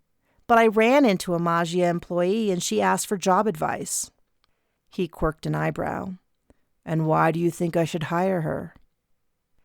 "Because her skills are wasted handing out drinks. She can tell what people are going to ask for before they even know they're going to need it. Seems like the ideal job for a personal assistant." I flinched from an electric snap at my wrist, but telling him her secret, I had technically broken my promise to her, even though I was trying to help her the way she had requested. That was why you needed to be careful with magical promises. The consequences were often unexpected. I rubbed my wrist and smiled up at him. He was taller than me, but not as tall as Vin. If I stepped closer and lifted my chin, I could kiss him easily. My stomach flipped at the thought, and I cursed to myself. Why was I torturing myself? "She could have told you that you were going to run into me." He chuckled. "I'm sold. What's her name?" "Emily. She was working this afternoon at one of the bars, and she served me a few drinks. I can swing back by tomorrow and grab her last name." "I can find her easily then. I had all your drinks and food put onto my account." He pulled me into a hug and kissed my cheek again. "I must go. The restaurant is holding my reservation. But next time I see you, I won't let you go so easily." I swallowed hard and nodded, both a little scared and eager. Chapter 15. I flopped back in the booth, and Natasha shifted a little on the seat and slid into my shoulder. She woke briefly, grumbled about not being all that tired, then closed her eyes again. I was all hot and cold from the encounter, or so I thought. After a few moments, I realized that the unease I had was growing and was not connected to running into Thomas or anything else that had happened that evening. I took a few moments to register that it was related to the emotions I was picking up. Expanding my senses, I focused. There was a general hum from the room of joy, happiness, and a dash of nervousness, all the things I would expect at a party. But then I nailed down the distant but strong surge of powerful, positive emotions. I recognized the surge. I leaped to my feet, sending Natasha crashing onto the booth, but I didn't hesitate to keep running. It was the same rush of emotions that I had experienced in the 2 most recent visions I had read at the overdoses. Someone, somewhere, was taking legacy, and given what I had seen before, they were very possibly in danger. I didn't bother to slow down when I heard Vanessa behind me calling my name. I passed the bar where I had ordered earlier and came up to a wall. The source of the emotions was behind the wall. I scanned it and saw a sign for the bathroom pointed down a hallway. "What is going on, Ella? Ella!" Vanessa called after me as I ran toward the bathroom. I prayed that I was heading in the right direction as I threw open the woman's bathroom door. In the far stall, a set of red-soled heels was visible. At the same time, I was hit by the aura of bitter almonds, the same as the vision. "Who's in here? Are you okay?" I scrambled onto the floor and peered under the door. Inside, leaning against the wall, was Brittany, her dark skin pale and ashy in the fluorescent lights. Her eyes were closed and she was starting to sway. I crawled on my belly under the door and grabbed her around the middle to catch her. I shoved open the door and knocked into Vanessa. "Go get help! She's sick! Help!" Vanessa stared with shocked eyes before running from the bathroom. The emotions from Brittany were subsiding, but I could still feel the magic starting to rush from her. I blubbered as I shook her. "Brittany, come on! You're overdosing! You've got to fight it!" She didn't respond, and my voice was hysterical in my own ears as I begged her to wake up. If it were a bleeding wound, I would apply pressure to stop the blood loss. So I did the only thing I could think of. I created a ward all around us to prevent any more of her magic from escaping. The rush in my head from the wild magic raised all the loose hairs so they floated around my face. I felt as though I was being swept away in a raging river of magic as the pressure built inside the ward. Wrapping my arms around her, I closed my eyes and focused on maintaining the external shield. It was taking all I had in me to keep it up, and I prayed for strength as my body began to shake and we slipped to the floor. I was thankful for all the hours of practice I had holding a ward, but if I couldn't continue, it might be all for nothing. Brittany's skin was slick under my hands, and she was as limp as a rag doll. I was sure I was going to fail as my entire body seized up, but then I heard someone scream my name. I opened my eyes and saw that Vanessa was pressed up against the invisible bubble, and she was surrounded by official-looking people in scrubs. I dropped the shield as tears rolled down my face and I was unable to move. A serious woman with dark hair pulled back from her face started shouting orders to the 2 men. "There's loose magic. Bubble both of them until we get to the ambulance, then we can start oxygen." I tried to talk. "Brittany, she's..." My voice was so dry that I couldn't finish. The words were lost in weak coughs as one of the men carried me into the hall to place me on a gurney. I grabbed his hand to try to say that I was fine, but he strapped my arm down, poured a potion over me, and used an incantation to snap a ward around me as he rolled me down the hall and into the bar, which was brightly lit. Scared faces swam around me as the world turned black. Chapter 16. Somewhere on my trip to the hospital, Patagonia jumped onto my chest. Whether she had materialized there or had followed from the snakebite room and jumped up when she could was a mystery to me. I was in and out of consciousness, but not in pain, just bone weary. I kept slipping into sleep only to be required to drink a potion or have my eyes checked by a pen light. The hurried pace had slowed down once they realized I wasn't in immediate danger. Once at the hospital, I saw Brittany get wheeled by, and while those that attended me had calmed down, those around Brittany were amped up. She had a herd of people around, shouting and throwing orders about, until she disappeared down a hall. I was wheeled into a private room and transferred into a hospital bed. I recognized the hospital from my previous visit. The generic name, Rambler Hospital, was in contrast to its paranormal nature. It was farther out of town than the human hospital, and its specialty was improving appearances. Apparently, it was a leading site worldwide. I wouldn't call it plastic surgery, since some of it didn't even involve surgery, but it wasn't all purely magic-based either. As I had discovered after my injuries, many times, rest and time were required along with good old-fashioned medicine. I had dozed off, Patagonia a lead weight that pinned down one arm, when the brisk woman who had first treated me at the club burst in. She was much older than I had initially guessed and seemed familiar. I tipped my head as she checked over my chart. She moved quickly, without a wasted motion, as she checked through the pages. When she finally turned to me and spoke, I was pretty sure I recognized her as the same Mage that had helped me last time I visited the hospital several months before. I couldn't be too bothered about not recognizing her, though. I had been in rough condition when I had first seen her in the bathroom.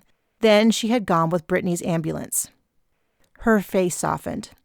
"Hello, Monza Ella. How are you feeling?" I smiled and desperately tried to remember her name. It had been some kind of fish. In just the nick of time, I remembered. "Hello, Dr. Trout. I've certainly felt better, but overall, I'm just tired." She nodded and grabbed a blood pressure cuff off the wall and slid it onto my arm. "Glad to hear it. We gave you some fluids and a restorative potion, but otherwise you seem fine. You'll be free to go, but first I want to talk to you. What happened at the club?" I hesitated. I had lies and stories constructed so high that I wasn't sure what I could share and what I would risk. She read the numbers off the cuff, then removed it and hung it on the wall. Then she pulled a chair over to the corner and sat down. "I'm not here to judge. Brittany is alive, but in rough condition. We have her in a magically induced coma for now, and knowing what happened could help her with her treatment." "Is there such thing as doctor-patient confidentiality?" One of her eyebrows lifted slightly, but otherwise she kept her face impassive. "Not formally like humans do, but you have my word that I will protect your secrets as best I can." I sighed. I wasn't comfortable with that, but I needed to do what I could for Brittany if her life was in danger. "She took Legacy. I believe she was about to overdose when I found her." Both eyebrows shot up this time. "That would explain a lot. I've never treated someone high in Legacy before. Usually they either don't remember what happened or they show up here already dead. If there's anything you know about Legacy, it could really help." "I don't know where she got it or when, but I know what happens when a user takes it. Or rather, I know what happens during an overdose. They get a real high from taking it, like a flood of positive emotions. Then afterward, there is this drain of magic. That's when I found her. It was like she was leaking magic." "How did you know to ward her?" She was hanging on my every word, never breaking eye contact as she started jotting notes on a clipboard she took from the end of the bed. "I didn't. I just guessed. Did it help?" "Yes, probably gave us enough time to save her. It was a good ward, too. Is there anything else about Legacy that you can tell me?" She had her pen poised and was ready to record my thoughts. "No, but is it true that most drugs don't or can't kill mages?" She nodded, following my train of thought. "I've been practicing medicine for 50 years, and this is the first I've seen, these Legacy overdoses. I tried to sound the alarms within the community, but people from outside Rambler aren't affected, and those in Rambler have more important things to deal with. Murder, consolidating power, building an empire. Bah! Legacy is only in Rambler?" "As far as I can tell, yes. At first I thought maybe it was a regional name, like the way that Basculus Bump is also called Bumpit or Binger. But when I looked around, I didn't find anything similar to Legacy and nothing that seems to cause death the way it does. I've tried to get a sample so I could analyze it. Any chance you could help me with that?" I shook my head. "Sorry, I've never seen it myself, but if I ever get my hands on some, I will give it to you. If you tell me what you discover." "What exactly is your involvement in all this?" She eyed me carefully, probably wondering if I was a rival drug dealer looking to make my own empire. I weighed what to say. How much truth could I share without putting myself at risk? I let out a long sigh. I was tired, not just exhausted from shielding and the long day, but also bone weary from hiding, from lying, from constantly worrying about what to say to whom. It would be safest to deny having any interest beyond being curious or wanting my new friend to get better. But it wasn't true. But what was true? I had started investigating because Bear had asked for help. He was investigating because the Cauldron Festival had safety concerns. But what was a limit for my interest? I could pass on the information that the deaths were caused by magic. I knew that because I could read the hologram of the death, but that didn't really answer any questions. Why were they dying? Was it an accident, or could this be happening on purpose? Not everyone who used Legacy ended up dead, but the same could be said for humans and their drug use. It sure seemed as if more overdoses were happening. But why did Legacy exist at all, and who was profiting? That was getting to some of the deep questions. And Michael's overdose from the previous year. I had thought it was an accident at the time, but his mother blamed the casino. Maybe she had been right that there was someone to blame. But Olivia's father being murdered in his office was still an unsolved case. Could he be connected? Could my father's death be connected? Suddenly, I felt so tired, and the weight of the day pressed on my chest. I turned to the doctor, who was patiently waiting for my response. Someone needs to find out who's behind Legacy and stop them. And that person is you? Patagonia crawled onto my chest and sat hard, perhaps a warning. I shoved her down onto my lap and wiped the loose cat hairs from my mouth. I guess so. No one else seems to be stepping up, do they? I had more anger in my voice than I had intended. She nodded. Good enough reason for me. I'll do what I can to help you, but please be careful. She stood and tore the paper off the clipboard and stuffed it into the pocket of her scrubs and pulled out a card. She jotted something onto the back. This is my cell number. Don't leave anything in your message. Just let me know that you want to meet and we can talk somewhere private. Please keep me updated. She handed me her card, then another card and her pen to put down my number. You can go home now if you want or stay until morning. I wrote down my number and handed it back. I want to get home. I figured, I'll let the woman waiting for you know. I wanted to talk to you privately first, but she can come stay with you until your paperwork is done. And the information you gave me will help Brittany. I'm going to go double check some things, but she's much better already. I thought you said she was barely hanging on. Dr. Trout paused at the door and smiled. She was when she first arrived, that wasn't a lie, and she still is in danger, but I wanted to make sure that you were adequately motivated to share what you knew. Chapter 17. Though it was already noon, it still felt like early morning since I had only dragged myself out of bed an hour before. Vanessa had dropped me off at 3 a.m. and had offered to help me inside, but I had refused. She needed her sleep as well. Our drive had been quiet, not an awkward silence, but rather the result of fear. Vanessa had wrapped me in her arms, tears coming easily as she shared how she felt when they wheeled Brittany and me to the ambulances. I gave her the sparsest of information about what had happened.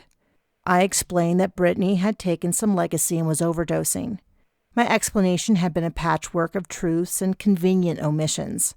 I shared the emotions I felt from Brittany, but didn't share that I knew it was Legacy from my visions. Vanessa was either too tired or too concerned to ask questions about how I had known so much. I was left with a sick feeling in the pit of my stomach. Friends, real friends, shouldn't hide so much. But the guilt didn't keep me from falling into a deep, hard sleep the moment I hit the bed. I woke at 6 to peel my clothes off and shower, then crawled back into bed for the rest of the morning. Patagonia insisted on sleeping with me, so every few hours I would briefly wake up to adjust my position while she fussed about, having to find a new nook of my body to rest up against. When I had come home, I had been both relieved and alarmed to find my car already parked in the driveway. Vanessa explained that after the ambulance left, A concierge had come over and made arrangements to return my car and leave the keys under the tire. When I got my purse from it, Bear had already messaged that I should call him in the morning. He had likely seen the car delivered and had a few words with the driver. Or perhaps his employees working security had called him. Or maybe even someone from the hospital. I needed to grill him more about his connections, but whatever they were, he seemed to know that I was okay and in no shape to talk that morning. The doorbell rang, and after checking that it wasn't an axe murderer, I let Bear in. He handed me a white bag and a steaming cup of something. He breezed in past me with his own bag. I got you one of those sugary coffee drinks with lots of whipped cream. And there's a bagel sandwich. It has eggs, bacon, spinach, cream cheese, tomatoes, and a bunch of other stuff. Your body needs protein and your magic needs sugar. Now what happened over there? I had already bitten into the sandwich and moaned. It was the perfect mixture of savory and flavorful food with the doughy give of the bagel. I washed it down with the piping hot coffee, which had enough sugar in it to raise the hairs on my arm. I followed Bear to the couch and flopped down, not replying until I had an empty mouth. I don't even know where to start. Brittany, she is one of the dancers, took some legacy, and it sure seems like she was overdosing. I know what it looks like to overdose, but I don't know how different it is from a normal trip. Is that what you call it? A trip? I am so out of my depth with the drug talk. I bit into my bagel again. How is she doing? He pulled out a matching bagel sandwich from his bag and bit into it. A large glob of cream cheese oozed out the side and landed on his shirt. The doctor said she should be okay, but right now she is in a magically induced coma. He wiped the cream cheese off his shirt with a finger and popped it in his mouth. So you haven't figured out who is dealing legacy? You can ask Brittany when she wakes up. Oh, smart. I hadn't really run into anyone that used it yet. I assume you did find some readings on the overdoses? Yes, Dorothy Robbins in the bathroom and Pris Lewis in the snakebite room. Both were about the same. I ran through each vision in detail. Bear nodded patiently, occasionally asking questions to clarify a point. And that's how I knew Brittany was overdosing. It felt exactly the same, especially when I could feel all the magic leaving her. That's the part I wonder about. If that happened every time, then surely everyone that took legacy would die, so I'm not sure if all the magic leaving happens every time, or if it does, then it couldn't be as completely as you saw. Completely removing a mage's magic from inside of them leads to death. There is nothing left to bind your soul to your physical body, but it is very difficult to do, which is why more murders are done in more conventional ways, like a gunshot or a knife to the heart. I shuddered. So then why? Why what? If it is hard to kill someone, then why do it that way? Accident? Could be.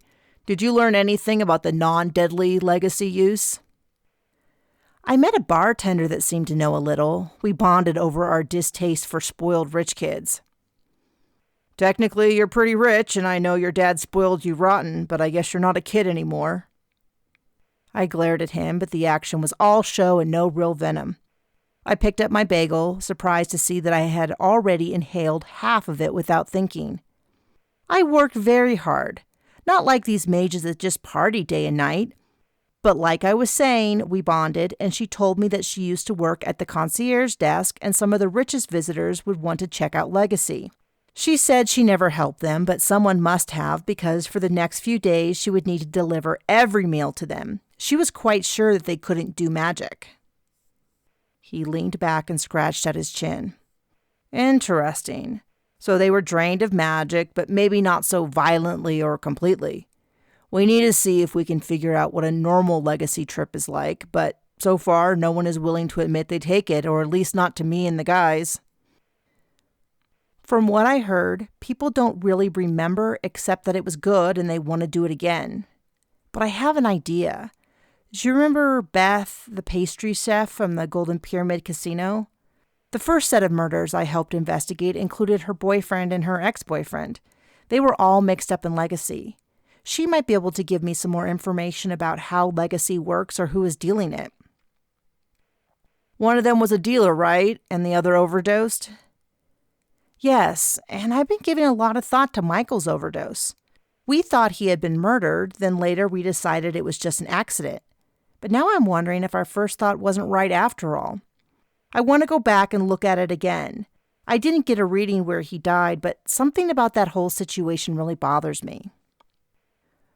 Was that the thing that Edward Santani was looking into when he was killed?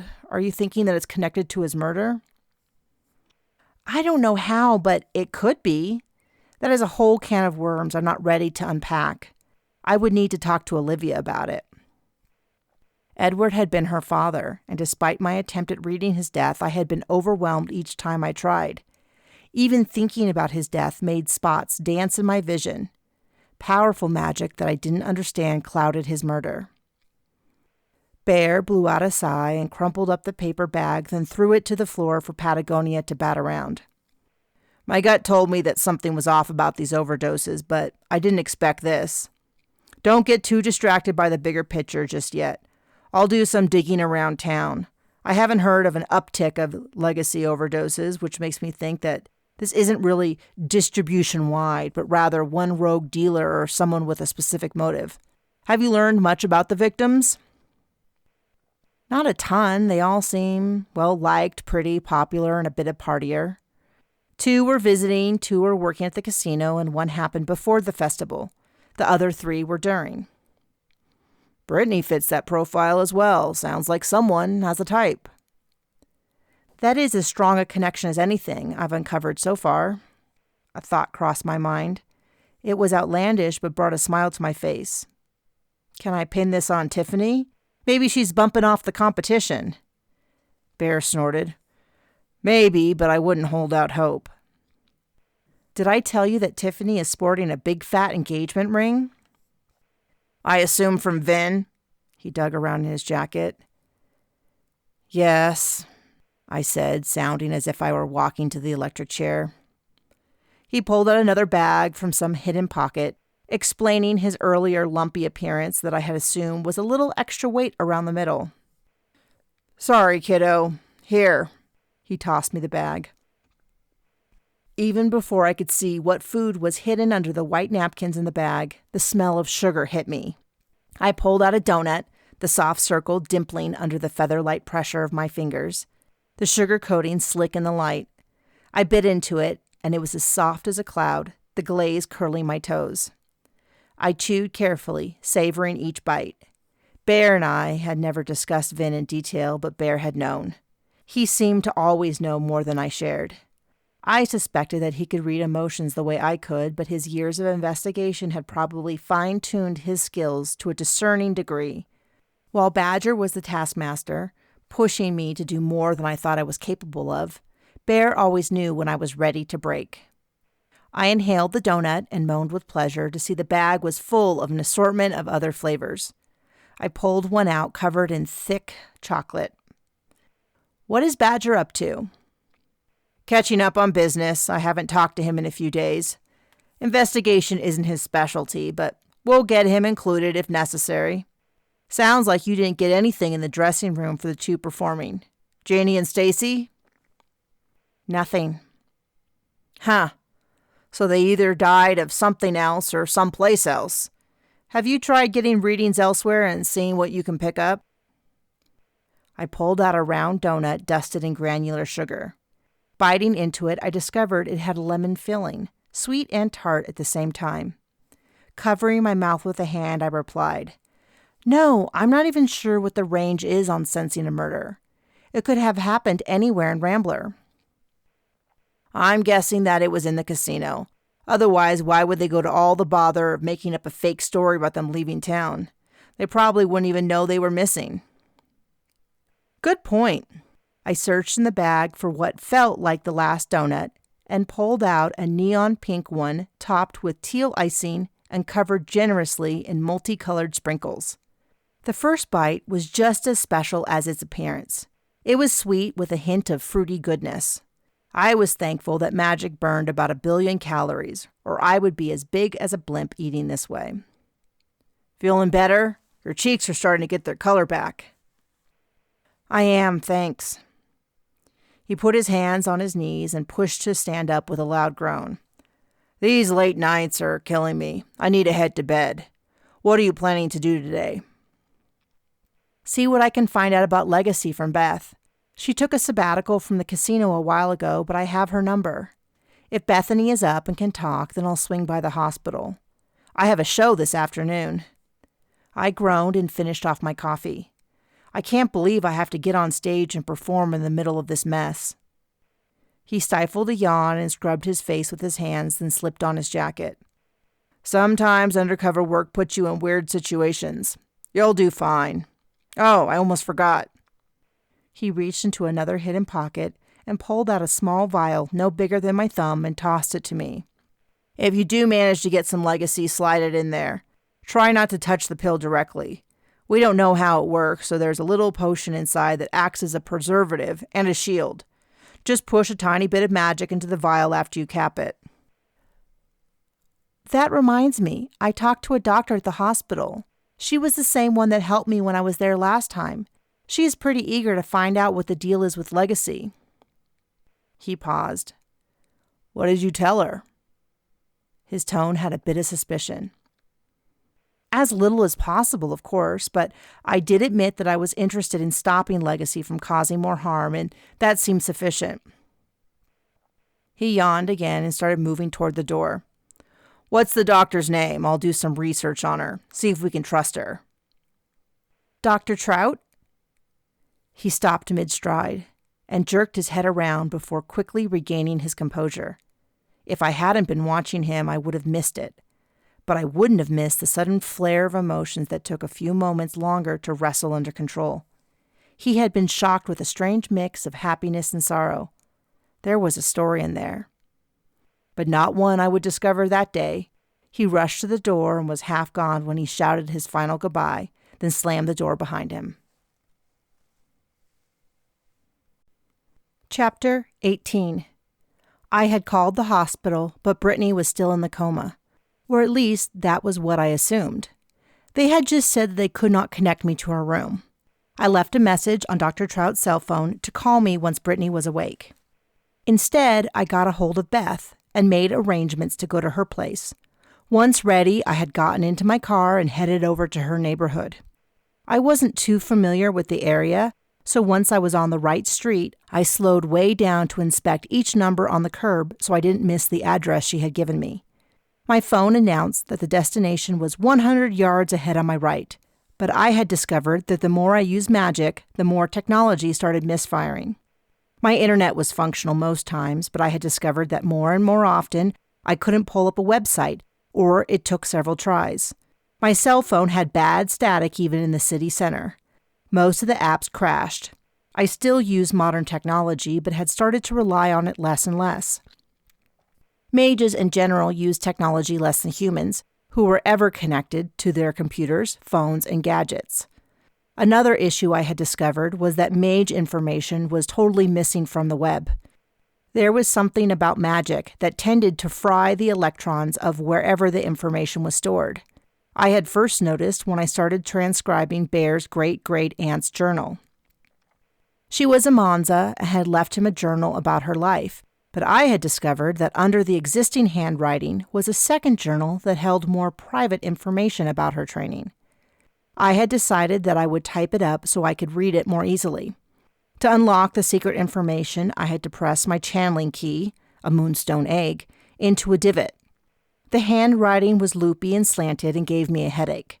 I spent a full day typing only to wake up the next morning and find the file corrupted. I tried again the next Sunday, only for the same result. I tried one more time only to wake up with the entire computer ruined. I took it in for repairs, and the round-faced man behind the counter accused me of storing a magnet on the laptop.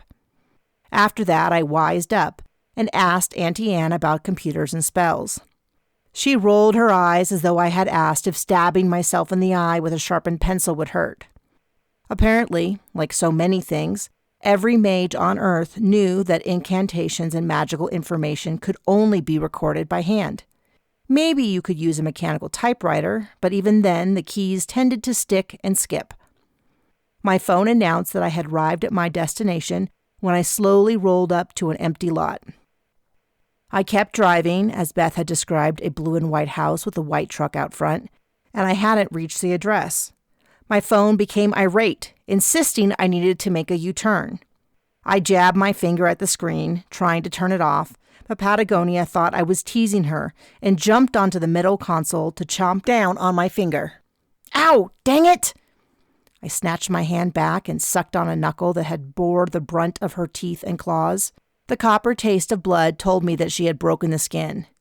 Why are you so mean? I spied the correct address on the curb and pulled over, even as my phone insisted that the house was back several hundred yards. The robotic voice stuttered, then decided that in fact it was 1 mile ahead on the left. I sighed and grabbed the phone and turned off the navigation. Would I always be able to text and call, or would the quality of those continue to deteriorate? I added that to the list of things I needed to ask. It was tough having to learn an entirely new world. Had it really only been 1 year since I discovered I was a mage? In some ways, it felt like an eternity, but in others, a blink of an eye. I turned to Patagonia. I know I can't stop you from coming, but you need to behave. No biting, no fighting with her familiar, no clawing at the furniture. Patagonia blinked at me, then rolled her eyes. I was quite sure that she understood me, but she didn't care to follow my instructions. One time, while under the influence of a spell, I had heard her voice in my head. Exactly how intellectual were familiars? A question I had not found an answer to. I got out of the car, then went around to open her door. I grabbed a bag of food for Beth from the floor and waited for Patagonia to exit. She took her time leaving, first licking her claw, then rubbing it across an ear. Finally, I went to shut the door. She could just materialize to join me later on. But as soon as I moved to close it, she jumped so her front paws were on the curb while her back feet were still planted on the seat. I was sure she was slowly growing larger. Vin's familiar was the size of a jungle cat, though humans and even some mages didn't see anything other than a slightly large cat. I had asked why Aristotle was so big, but no one knew. Patagonia made a big show of stretching, shifting her weight forward then back and arching her back. Get on with it or no more tuna treats. She looked up at me through narrowed slits, only the tiniest crescent moon of teal iris visible, before jumping onto the grass. The color of her eyes was deep bluish green that shifted over time. Next to the bright green grass, they seemed greener. I had noticed that they perfectly matched my eyes. If her fur was bright red instead of black, she could be my hairier twin sister. I approached the door, and the door opened before I could knock. I kept my face under control to hide my shock. Beth was both gaunt and puffy at the same time. The thin tank top showed a line of ribs where there used to be cleavage, and above her sagging yoga pants, her hip bones jutted out like shark fins. But her face was puffy, her eyelids thick as if she had been crying for days. Her coloring didn't even seem right, as though she were a photograph that had faded in the sun. Even her hair refused to shine despite the greasy appearance. And her emotions were muted and sluggish.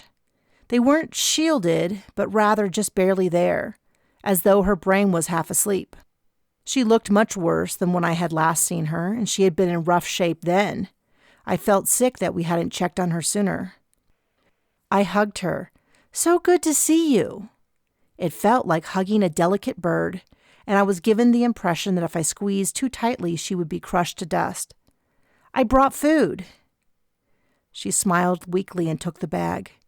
Thank you. I was surprised to hear from you today. Her tone, like the rest of her, was faint, but did not carry any malice, but my stomach twisted with guilt all the same. She had lost 2 friends, an ex-boyfriend and her then current boyfriend, about a year before when I was investigating my first set of murders.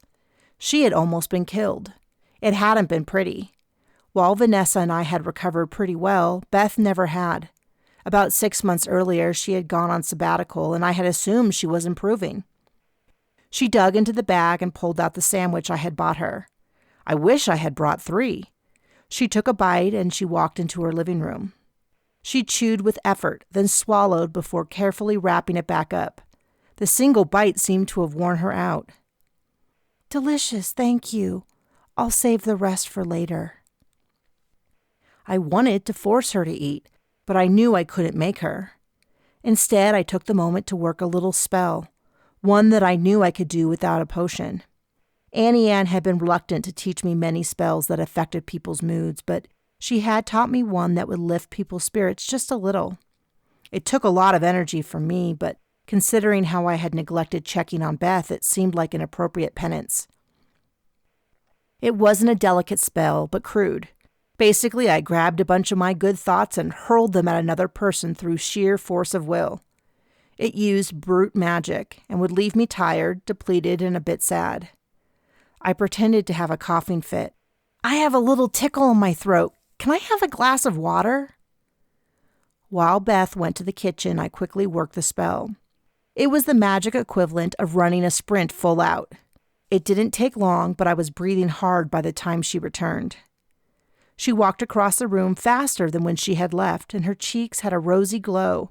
It was subtle, but a sure sign that the spell was working. She looked at me with concern. "Are you okay?" "Just a little asthma." I drank the water, trying to slow my breathing. She sat at the other end of the couch and pulled her legs underneath her. She grabbed the bag from where she had left it and pulled out the sandwich. "This smells so good. Maybe I'll just have a little more." She bit into it with gusto. My stomach growled. The spell had taken me from uncomfortably full to starving again. Fortunately, I had some food waiting for me in the car. I caught Patagonia walking across the room and spied her destination. On a pillow in the windowsill was a thin gray cat sleeping. Beth's familiar. I was ready to shout at Patagonia to leave her alone when Patagonia leaped up onto the pillow and started grooming the other familiar. She was gentle, but insistent like a mother cat. I bit back the word and let her comfort the other cat. "I'm sorry I didn't come visit sooner. I let far too much time pass." Beth looked at me over her half-eaten sandwich. "Why do you say that? I've only been gone for a few weeks. Surely you couldn't have missed me too much." I stared for a moment, trying to decide if she was joking and, if so, what it meant. A few weeks? "I took my sabbatical right after the cheese convention." She dug into the bag, her energy returning as she had eaten. She dug out a bag of crisp and ripped it open. "The cheese festival was a while ago. You do realize that you've been gone from the casino for 6 months, right?" She looked at me blankly, then turned away. "I knew that." An awkward silence stretched out between us. I checked my watch and realized I had to dive straight into questioning. "I need to know more about Legacy." Beth jerked her head around to me and all the color in her face drained away. Her emotions spiked with guilt and fear. All the pieces fell together. She was using again. My heart broke for her, but I had no idea what to say. Her face didn't move, but her eyes slowly filled with tears until they coursed down her face. I had a whole lie ready to tell her about a friend of a friend who was addicted to Legacy, but I set it aside. I moved across the couch and wrapped her in a hug. She buried her head in my shoulder and cried deep, bone-shaking sobs. I closed my eyes and worked another spell for her. I should have saved my energy and emotion for later. What if we confronted the person behind Legacy and I needed my strength? But the immediacy of her pain was too much to bear. She didn't notice the sweat on my brow or my huffing and puffing over her crying, but her sobs grew softer and her mood lifted. Hope swelled up in her as she leaned back. "I'm so sorry. I've been hiding this for so long. I'm so ashamed. Michael overdosed from Legacy and I hate it so much, and yet..." She sniffled and turned away to grab a few tissues from a box behind her. "Addiction is addiction, but Beth, you have to stop. A lot of people are overdosing." "What do you mean by a lot?" Like 5 this week. It would be 6, but one of the gals was found before she died. She's still in the hospital. Tears started to well up, but her familiar crawled into her lap. The tension eased from her face a little as she petted the thin creature. She stared into her lap. I tried for the gentlest tone I could muster. Please tell me what you know about Legacy. What is it like when you take it? What about afterwards? I had my lie ready in case she questioned me on why I needed to know. My stomach turned at the thought of lying to her in her state, but lives were at stake, including hers. She didn't move, even though she must have heard me. My stomach twisted as I took a harsher tone. Beth, you have to tell me. Her shoulders rolled forward, but she started to talk. It just makes you feel good, that's all. Then when you don't take it anymore, you just get sad. Can you do magic afterwards? She blushed a little and avoided my eyes. No, not for a few days. I know I shouldn't do it. I cut her off. Beth, I'm not here to shame you. I just need this information, and I will do what I can to help you. She nodded. I've been thinking about getting into the rehab program over at the hospital, but then I waited, determined to let her speak first. I have to get someone to drive me there. I'll do that right now.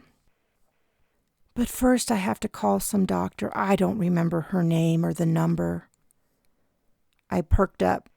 Was it Dr. Trout? I grabbed my phone from my pocket and started to pull up the number. That's it. Do you know her?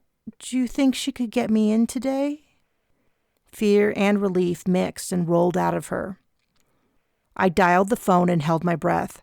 Of all the times for my phone to act up, this would be the worst possible time. Dr. Trout answered after the first ring. Ella?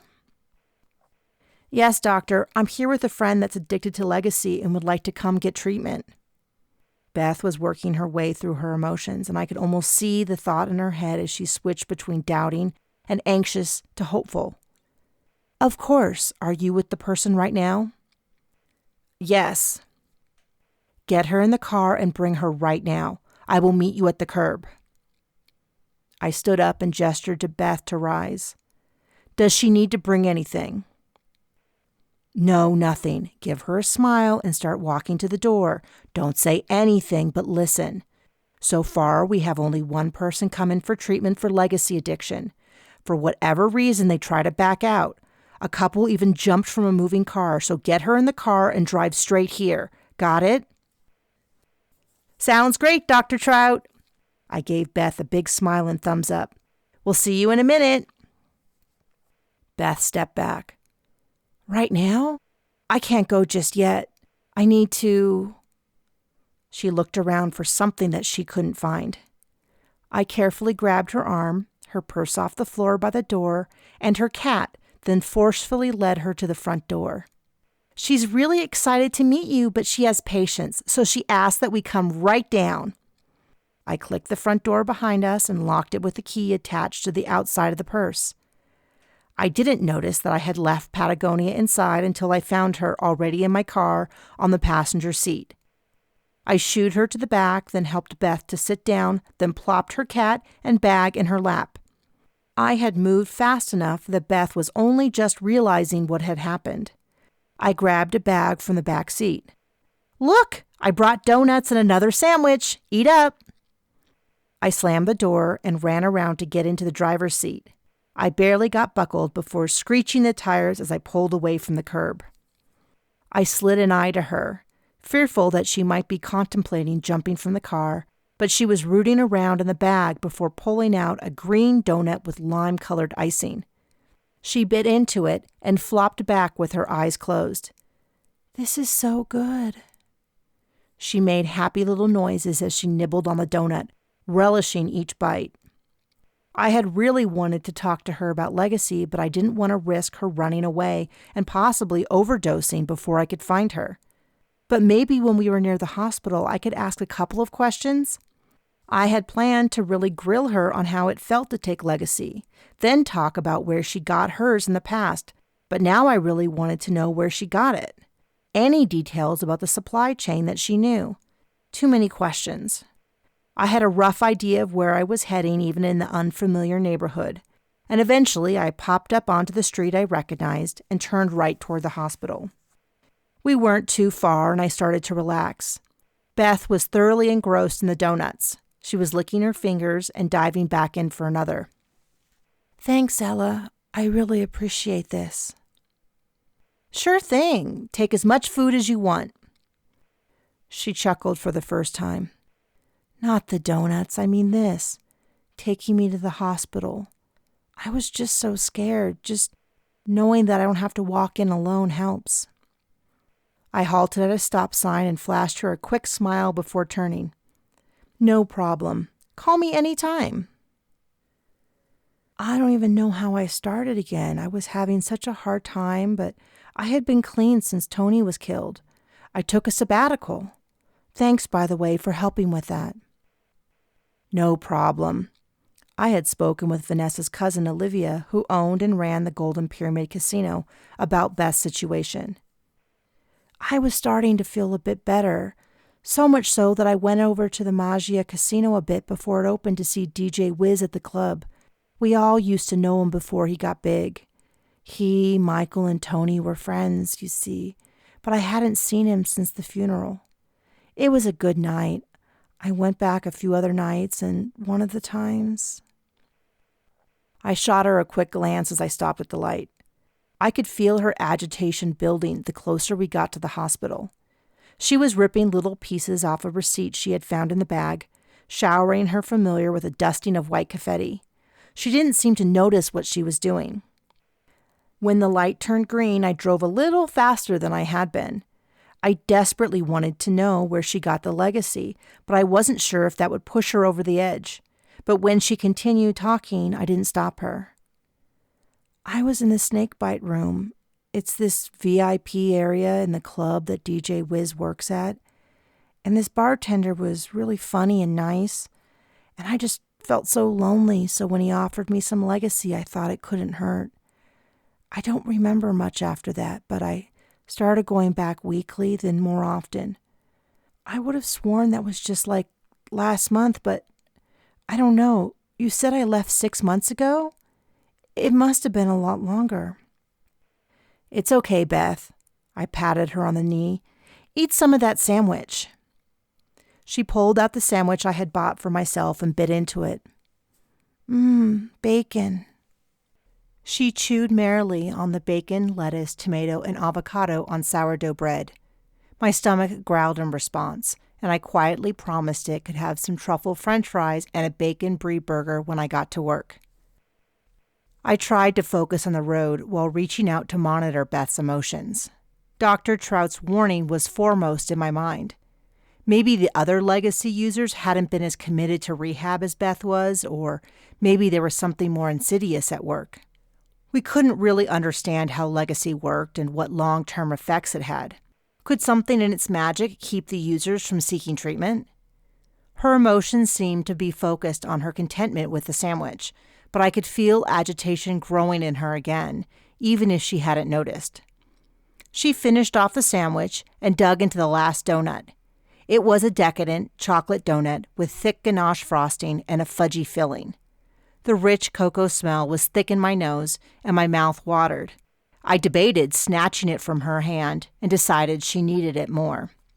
I swallowed hard and tried to think of what drive-through places were between the hospital and the Mage Casino. I wanted to do a reading at the casino before my performance in a few hours. I had dressed in unstylish cargo pants. The baggy pockets allowed me to hide the vial to preserve legacy if I found it, but also held a notebook, a pencil, and glasses. I figured I would pretend to be jotting in the notebook while wearing the glasses as I tried to get readings all over the casino. While the spell I had used at the club had worked, it was too intense to try it a dozen places. I needed to disguise myself the old-fashioned way. Anyone that saw me would assume I was a pretentious artist or author. I mean, who went to a casino to write or draw in a notebook? but it should be enough to keep security from hassling me. The hospital was still a ways off on a slight rise, but the top of the complex was now visible. Beth must have caught sight of it as well because she finished off the donut and started destroying the napkin again. The guy I got the stuff from was named Bert. I had never met a Bert before. I didn't know that people in real life were actually named that.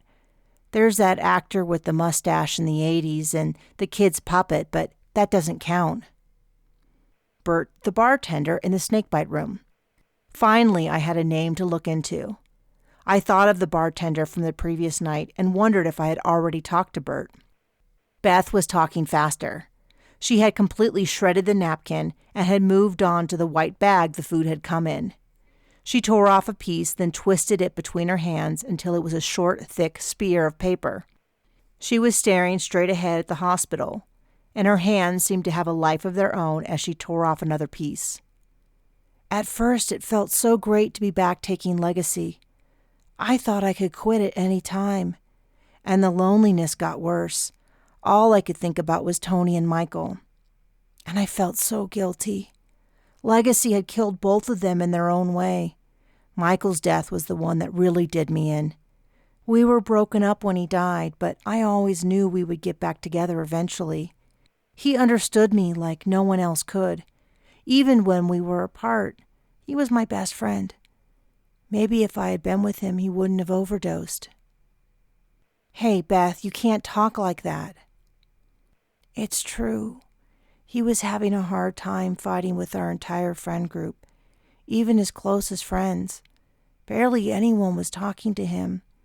Then he got fired from his job, but he was still coming to the casino, probably to get more Legacy.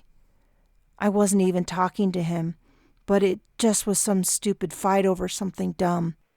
I can't even remember what, but I wasn't talking to him until he came crawling back. I couldn't let the clues slip by.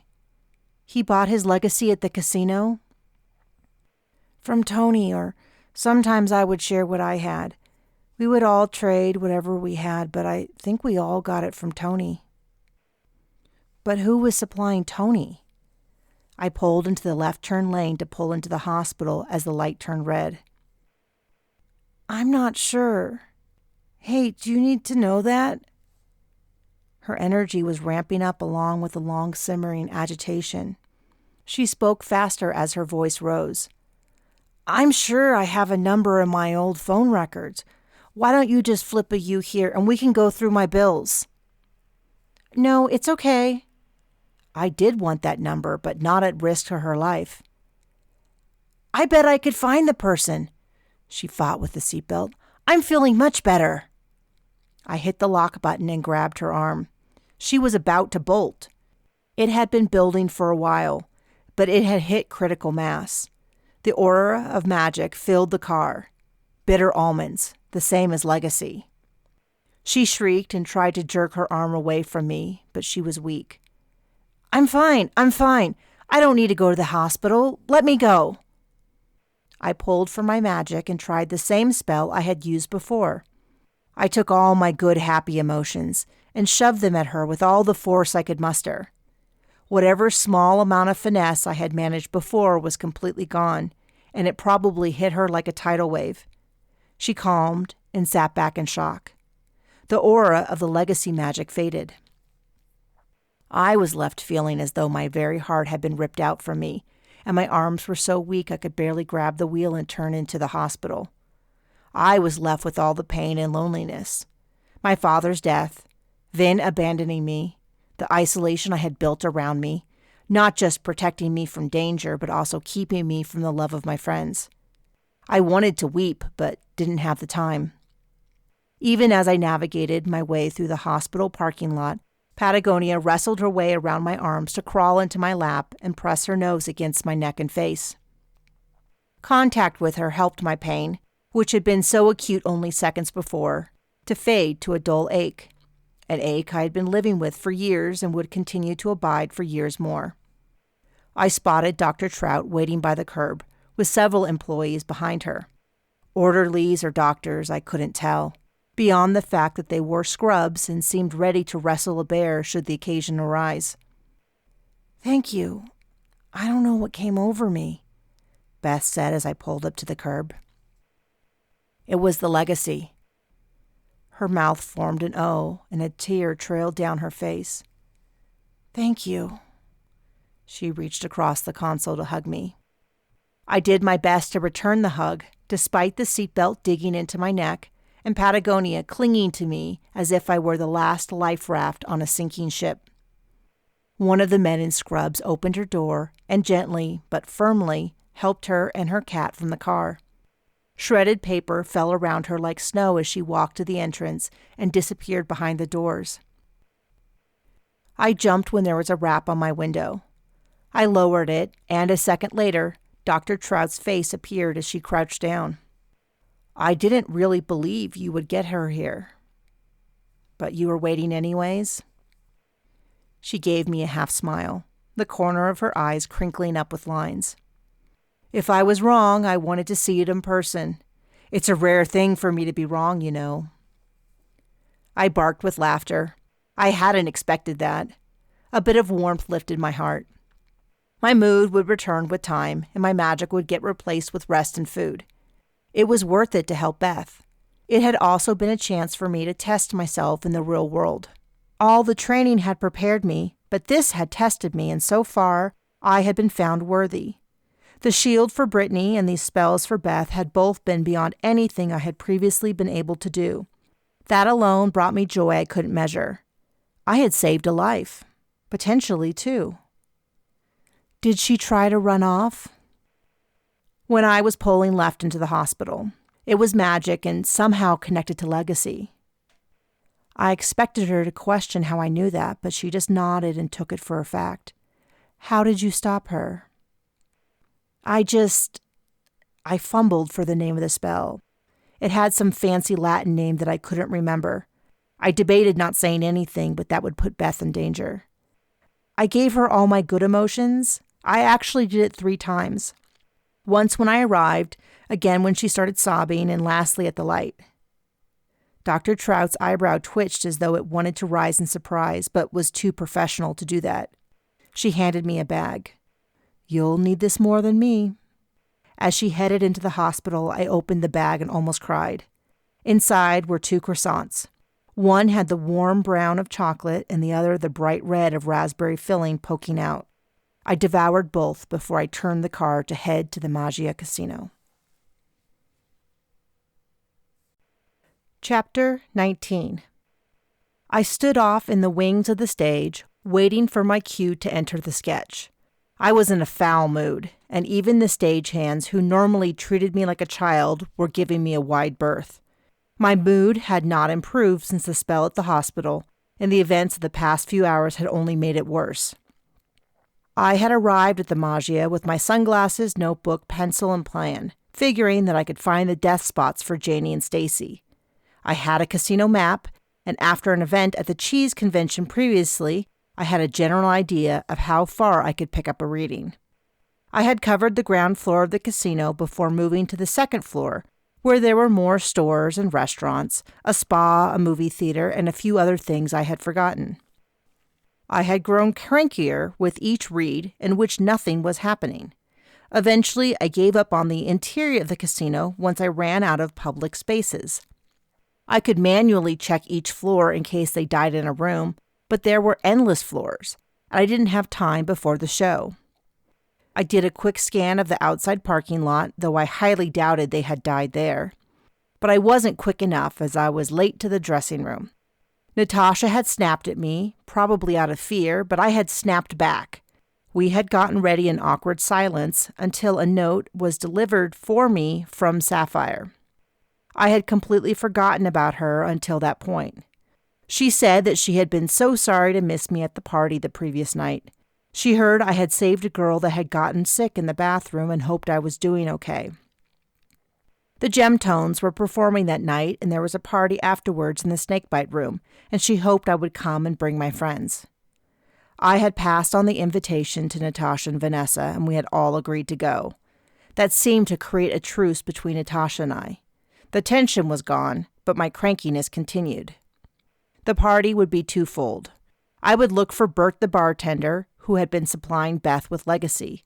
I wanted information and a sample.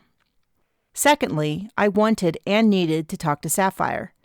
Maybe she did know me as a child. I had a gigantic blank spot in my memory. Or maybe she knew a relative of mine, a sister, or perhaps even an identical cousin like the old TV show. When she first approached me, I was in too much shock to think straight. But since receiving her note, I had time to come up with a plan.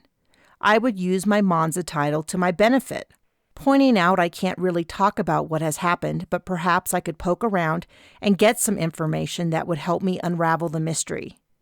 I could ask if her family still owned the house and try to get the address. A kid might not have known their address or reasonably could have forgotten it over the years. Perhaps I could get the names of the parks or teachers or maybe find out if it snowed in winter. Anything to help me find out where it was that she thought I used to live. I wasn't sure what I would do with the information, but I knew I would regret it if I didn't. Plus, I wanted to get contact information. What if she really had known me? Then she would be the only living connection to my childhood. It was beyond me how I never noticed that my childhood was missing from my memory, that I had no memories of my mother. But that was a worry for another day. The whole thing made me madder, and I tried to take some deep breaths to relax. I knew I was radiating prickly, angry energy. Even humans could sense it and had stepped out of my way as I stomped around the front casino. Not the least of my problems was that I was still hungry. I grabbed some snacks, but none of the food I was really craving. As soon as the performance was over, I was going to eat until I exploded. I checked in with the performance, hoping that it was almost done, as my cue was near the beginning of the next sketch, but unfortunately it had barely started. I grunted and moved into a back corner, near where the curtains stood. I probably wasn't supposed to lean on them, but they were velvety and nice. It seemed like the perfect place to think. The audience applause would tell me when the sketch was done, so I couldn't miss my cue. I needed to figure out a way to find out where Janie and Stacy had died. If I assumed they died from an overdose and they were on the property of the casino, then that only left one area that I knew about: hotel rooms. But there must be thousands of them, so where to start? I knew that Natasha had her own apartment in town, but maybe some of the other employees lived on site. That was pretty common in Rambler from what I had heard. I had asked Natasha if they lived at the casino, and she confirmed my theory. But before I could rejoice, she clarified she didn't know where their room was, and that no particular area was designated for employees. They were probably worried about the parties that would occur if all the employees were next to each other. So I had taken my theory to the end of the line. I needed to know what room had been theirs that I needed to get in. The first part was difficult, and the second seemed impossible. I had a few spells I could try, but any casino in town would have their own security spells to counteract it. This time, it seemed as if magic wasn't going to be as effective as cunning and sneakiness. I needed to get the keys through subterfuge. Then, the answer seemed obvious. I could ask Thomas. He had been quite bold and eager to help. I would need to come up with a good lie, and I had time for that. After the show, I would call him. Maybe even request that he bring me food while I asked my favor. My stomach flipped at the thought of seeing him again. I was sure he would agree to meet me. Thomas's husky voice near my ear broke my deep thought. "Hello, beautiful." I spun around. Thomas was there in all his handsome glory. He was carrying a bag from which the scent of fried potatoes and charred meat came, in defiance of the "no food or drink" signs posted every 5 feet backstage. "What are you doing here?" Even in my shock, I took a step toward him. Or maybe it was the food he was holding. Possibly it was the irresistible combination of a sexy man that wanted to feed me. He looked around, dumping the food onto the small table. Then he peeked around the curtain. There were several sets of curtains between us and the audience, and he dragged me back into a nook in the wall, nestled between 2 sets of curtains. We were pressed together, my hands resting on his chest. I struggled to focus as the heat of his chest practically burned my palms. He was so close and smelled excellent. It wasn't anything I could name, but I wanted to roll around in the smell and fall asleep to it. I was barely able to keep my hands still as I wanted to run them over his chest and see if he was as muscular as I thought he might be. I hired Emily like you recommended. She is talkative and pushy, and is a bit upsetting to find her always underfoot, providing me with information and things I won't actually need for another 10 minutes. An hour ago, she marched into my office, without knocking, mind you, and said that you had something to ask me and were hungry. I cleared my throat, but my voice was still husky when I spoke. I had only just decided to call you a few seconds ago. Unsettling, isn't it? He chuckled, the tip of my fingers feeling it more than I actually heard it. I would love to stay, but I have a meeting in 10 minutes. You know the 2 performers that left? I need to get into their rooms. Janie Wright and Stacy Drott. After a few seconds, I thought he would call me crazy or demand to know what I was up to. He tensed under my hand, and I held my breath. He searched my face in the darkness, no hint of expression, and his emotions tightly shielded. After the intensity of the last few moments, it was like having a door slammed in my face. Finally, he broke the silence. Why? I opened my mouth to lie, then closed it. I could say that a prop was missing or they had stolen from Natasha, but the moment felt like a test and I desperately wanted to pass. He needed the truth, and though I couldn't tell him all of it, I wouldn't lie. I would tell him whatever truth I could. I can't tell you that right now. He nodded, gently placing his hand on my waist and pulling me a little closer. I jumped, but yielded easily to the pressure. I wondered if mages could spontaneously burst into flames. Heat pooled in all my tender places and sweat trickled down my back, but I didn't want to pull away. He stroked a sliver of skin above my waistband. Okay, I will do it, but please, whatever you are up to, be careful. And if you are in danger, will you tell me? I nodded in the darkness. I trusted him. A lopsided smile crawled across his face. But you have to go on a date with me. A flutter rose in my stomach, then quickly died. I was a Monza. No matter how attracted I was or how much I loved playing these games, I had to be honest that nothing could come of it. You know I can't date. His hands moved around from the top of each hip to the small of my back. He gently pulled me until we touched from our chest to our thighs. Says who? I struggled to maintain my thoughts. I have to be celibate? I meant it as a statement, but instead it came out as a question. He dipped his head to nuzzle my neck. His hair smelled faintly of manly things like pine and cloves. Fine, if you insist, but what does that mean, really? Can you hug? Of course. He slid his leg between my thighs. The contact made my body ache to get closer to him. My hands tensed, balling up the fabric of his shirt. My nails scratched hard, and he sucked in his breath, hissing in my ear. One hand slipped up between my shoulder blades, and the other slid down over the swell of my buttocks. Friends often kiss on the cheek. That shouldn't be an issue. I moaned in agreement as he kissed me on the cheek. Then he kissed the edge of my jaw and gave a little nip with his teeth. My hands moved up to snake around his neck. As he kissed and nipped his way down my neck, I stood on my toes to move closer to him. Fireworks went off. Crowds cheered, and the whole world seemed to stop. It was just the two of us. Nothing and no one else existed. I ran a hand up the back of his head, burying it in his smooth, silky hair. He growled, a deep, feral sound that sent vibrations down my body into my deepest places. Patagonia stretched up on my thigh, digging her claws into my leg, but I only noticed it with a small part of my brain. The pain was distant and separate from me. All of me was focused on Thomas. He pulled his head back to stare into my eyes. His violet eyes glowed in the dark, and he stroked a hand across my brow to pull some hair out from my eyes. Everything was silent as he dipped his head to kiss me. I stood on my toes, a hair's breadth from kissing Thomas, when an angry stagehand's voice ruined the moment.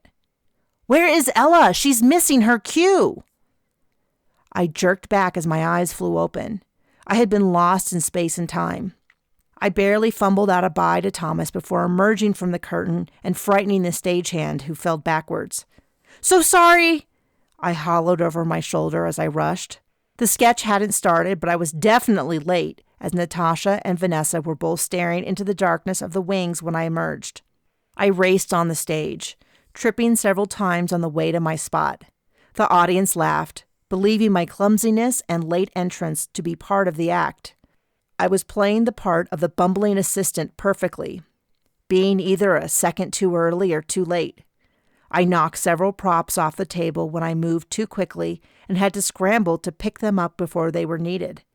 My knees were wobbly, my hands shook, and halfway through the act, I noticed that my shirt was half tucked in while the other half hung out, and I had a very noticeable line of grayish-white dust across my black pants. When I went to honk the rubber duck, a long, obnoxious noise that was the auditory punchline to the climax of the act, nothing happened. I squeezed again, but there was only a barely audible whoosh of air that blew across my wrist. The back of the duck had been slashed open, and it would honk no more. I lifted it up one more time and squeezed it, using my own voice to provide the noise. "Honk!" I shouted. Vanessa and I were not mic'd since we had no speaking roles, so I had to project my voice. In my enthusiasm, my voice cracked. The audience lost it.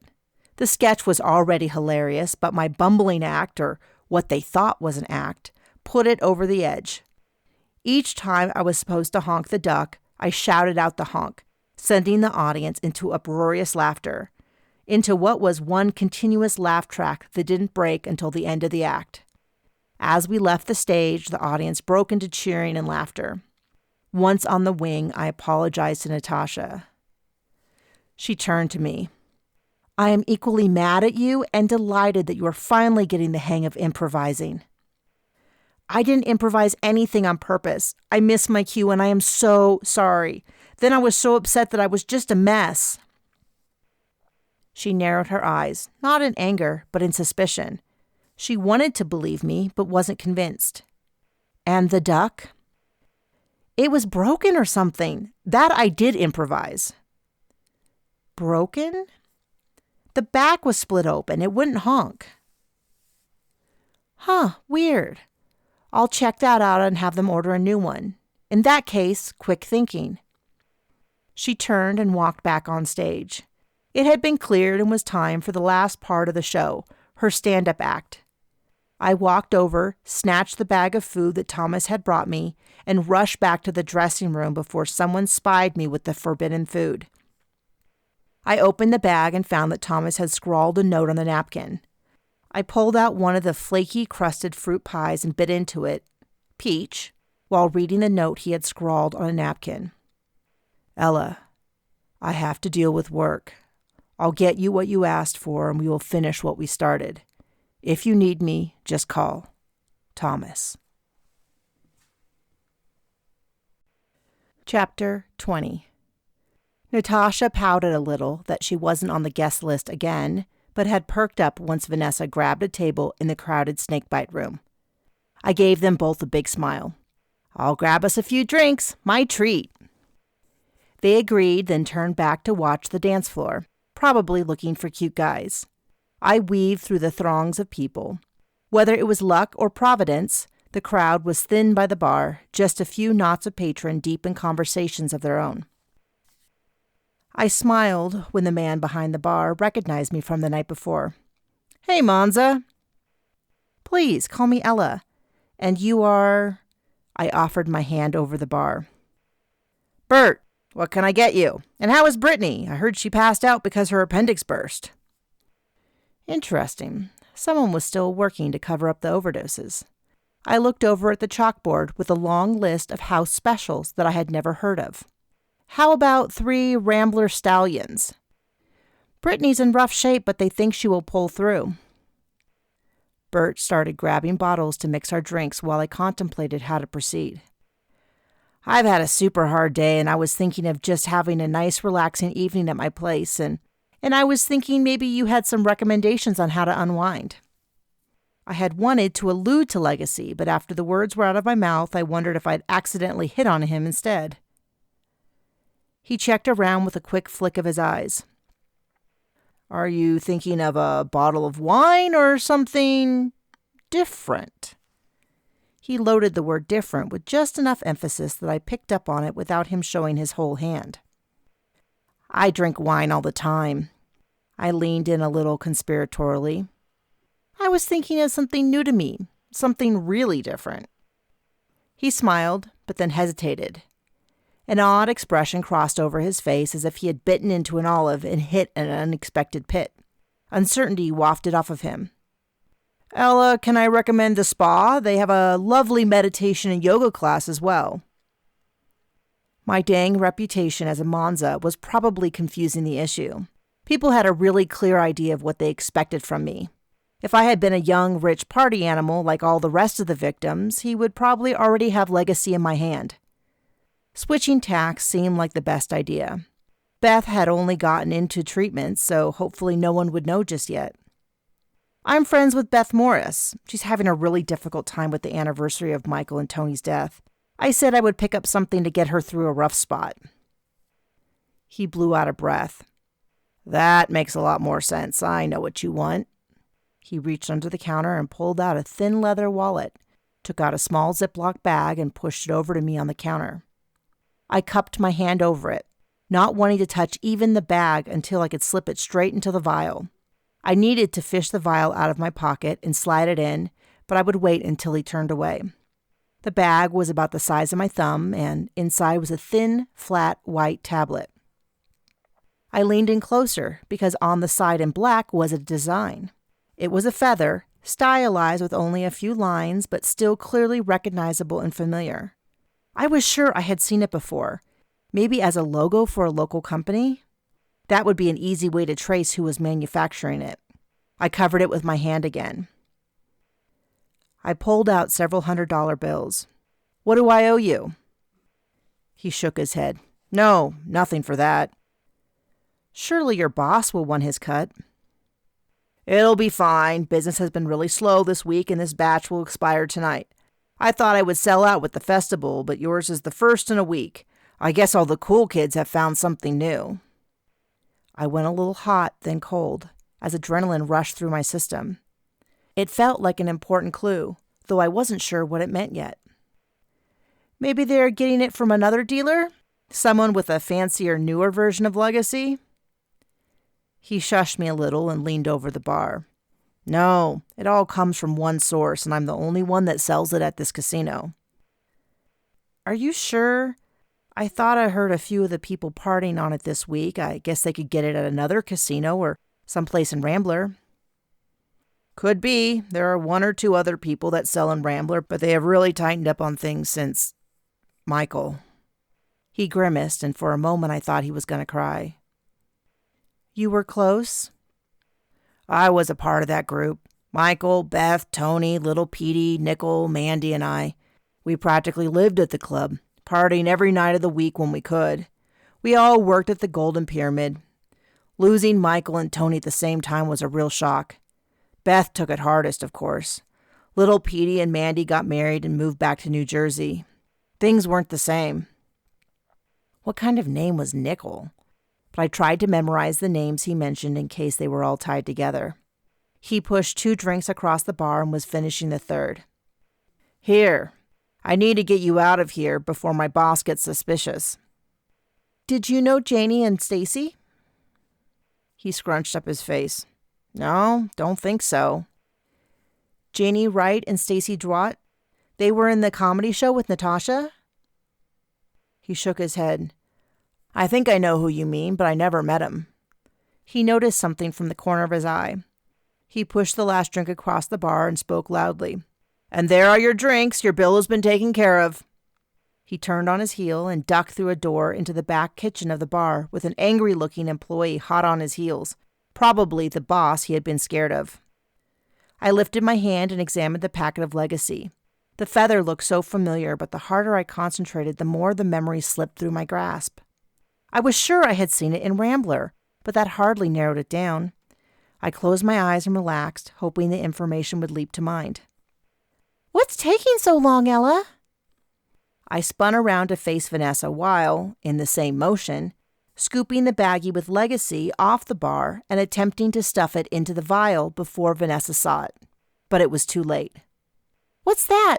An aspirin?" "No, it's Legacy," said a deep voice from behind my shoulder. I let out a groan from the base of my stomach. Of all the people to be here in that moment, Vin was at the bottom of my list. I didn't even have the energy to mourn over what could have been, as I had for the past 6 months. I was tired, hungry, cranky, and I had finally started to make some progress on the investigation when he suddenly butted in. I was furious. I shoved it into the vial and stuffed it into my pocket. "Don't worry about it." I turned to grab the drinks, but Vin grabbed a hold of my shoulder. Vanessa gasped in shock. "Legacy? What are you doing with that?" Vin's grip wasn't painful, but I couldn't turn away. It closed on me like a steel trap. I sensed magic around me and would have recognized it as Vin's even if I had never sensed it before. It was cold and hard, like wet granite after a spring rain. His eyes caught mine, and I couldn't turn away. "Ella, why do you have Legacy?" Even before I could come up with a lie, my mouth was moving. Vin's magic was compelling me to answer. The truth. I narrowed my eyes at him even as the word tumbled out of my mouth. "I'm investigating a series of Legacy overdoses that we believe are murders. I'm trying to find out how Legacy works." Vin was so startled by my answer that he stepped back, breaking both eye and physical contact. The magic stopped, and I threw up my shields, though it was too late. This was probably why he was so good at his job. It stung that he had never shared this ability with me and that he chose to use it on me as if I was some hustler busted for cheating at the poker table. Patagonia was at his feet, hissing at him. She reached out to claw at his calf, but he didn't even flinch. But it was not him that I needed to worry about. Vanessa recoiled at my answer as if slapped. "You are investigating and didn't tell me? That's why you took the job." Her face shifted between anger and sadness as all the pieces fell into place. "You've been lying to me this whole time, haven't you?" My stomach rolled at the pain in her voice, and I wanted to say something to fix it, but nothing came to mind. She choked back a sob. "I'm supposed to be your best friend." Natasha approached us cautiously. "What is going on?" "Ella bought Legacy because—" "You can't tell anyone." Tears sprang into her eyes. "And you care more about your stupid investigation than our friendship?" My mind was reeling, but I knew one thing for sure. I felt terrible for her and her pain, but my mind was laser focused on one thing. None of our feelings mattered in comparison to the value of life. "Mages are dying, Vanessa." Heads were turning our way, so I lowered my voice. "Brittany almost died." She pulled herself up to her full height. "Fine, then maybe you should focus on your investigation and leave me alone." She stormed off through the club. It had been a terrible choice. Vanessa's hurt versus the investigation. I wasn't sure if I had done the right thing. Maybe I could have said something different, but it appeared to be too late. This might be the final straw for our friendship. Natasha looked between us. "Maybe Vanessa's right. I'll get Janice to cover your part from now on." After she left, I reared around on Vin. He was smug and confident, not even caring that he might have ruined my friendship with Vanessa.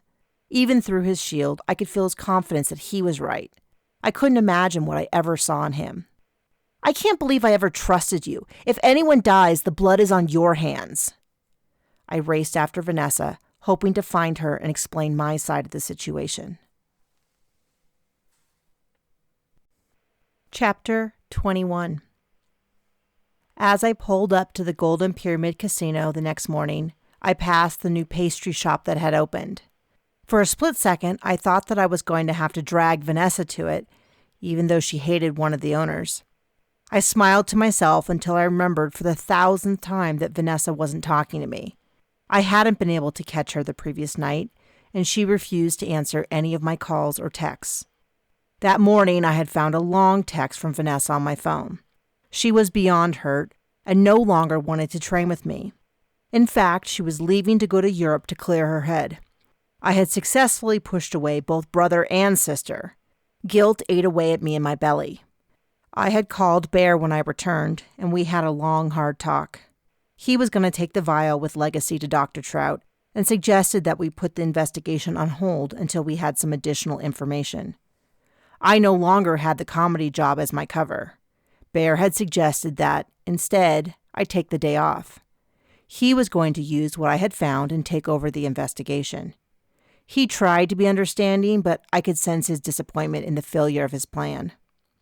I had tried to argue, but that was when the final shoe dropped. Festival security had witnessed the exchange and wanted me fired. They had even gone so far as to have my name and likeness added to the "Do Not Admit" list kept at the entrance to the loop where the festival was being held. I had been stunned to silence, and even as I pulled my car into the parking spot, tears trickled down my face. My whole world was falling apart. I had let down Bear and Vanessa, each in my own unique, screwed-up way. But there was no way I was going to quit, even if I couldn't investigate at the Magia. It was too important. Was I going to let someone die while I sat around and twiddled my thumbs? Obviously not, but I needed a different way to search for clues. I had been wondering about Michael's overdose, and since I was banned from the festival, I could look into something that had bothered me since the beginning. I parked near where Michael had overdosed in his car. When I had tried to pick up a reading a year before, I hadn't gotten anything.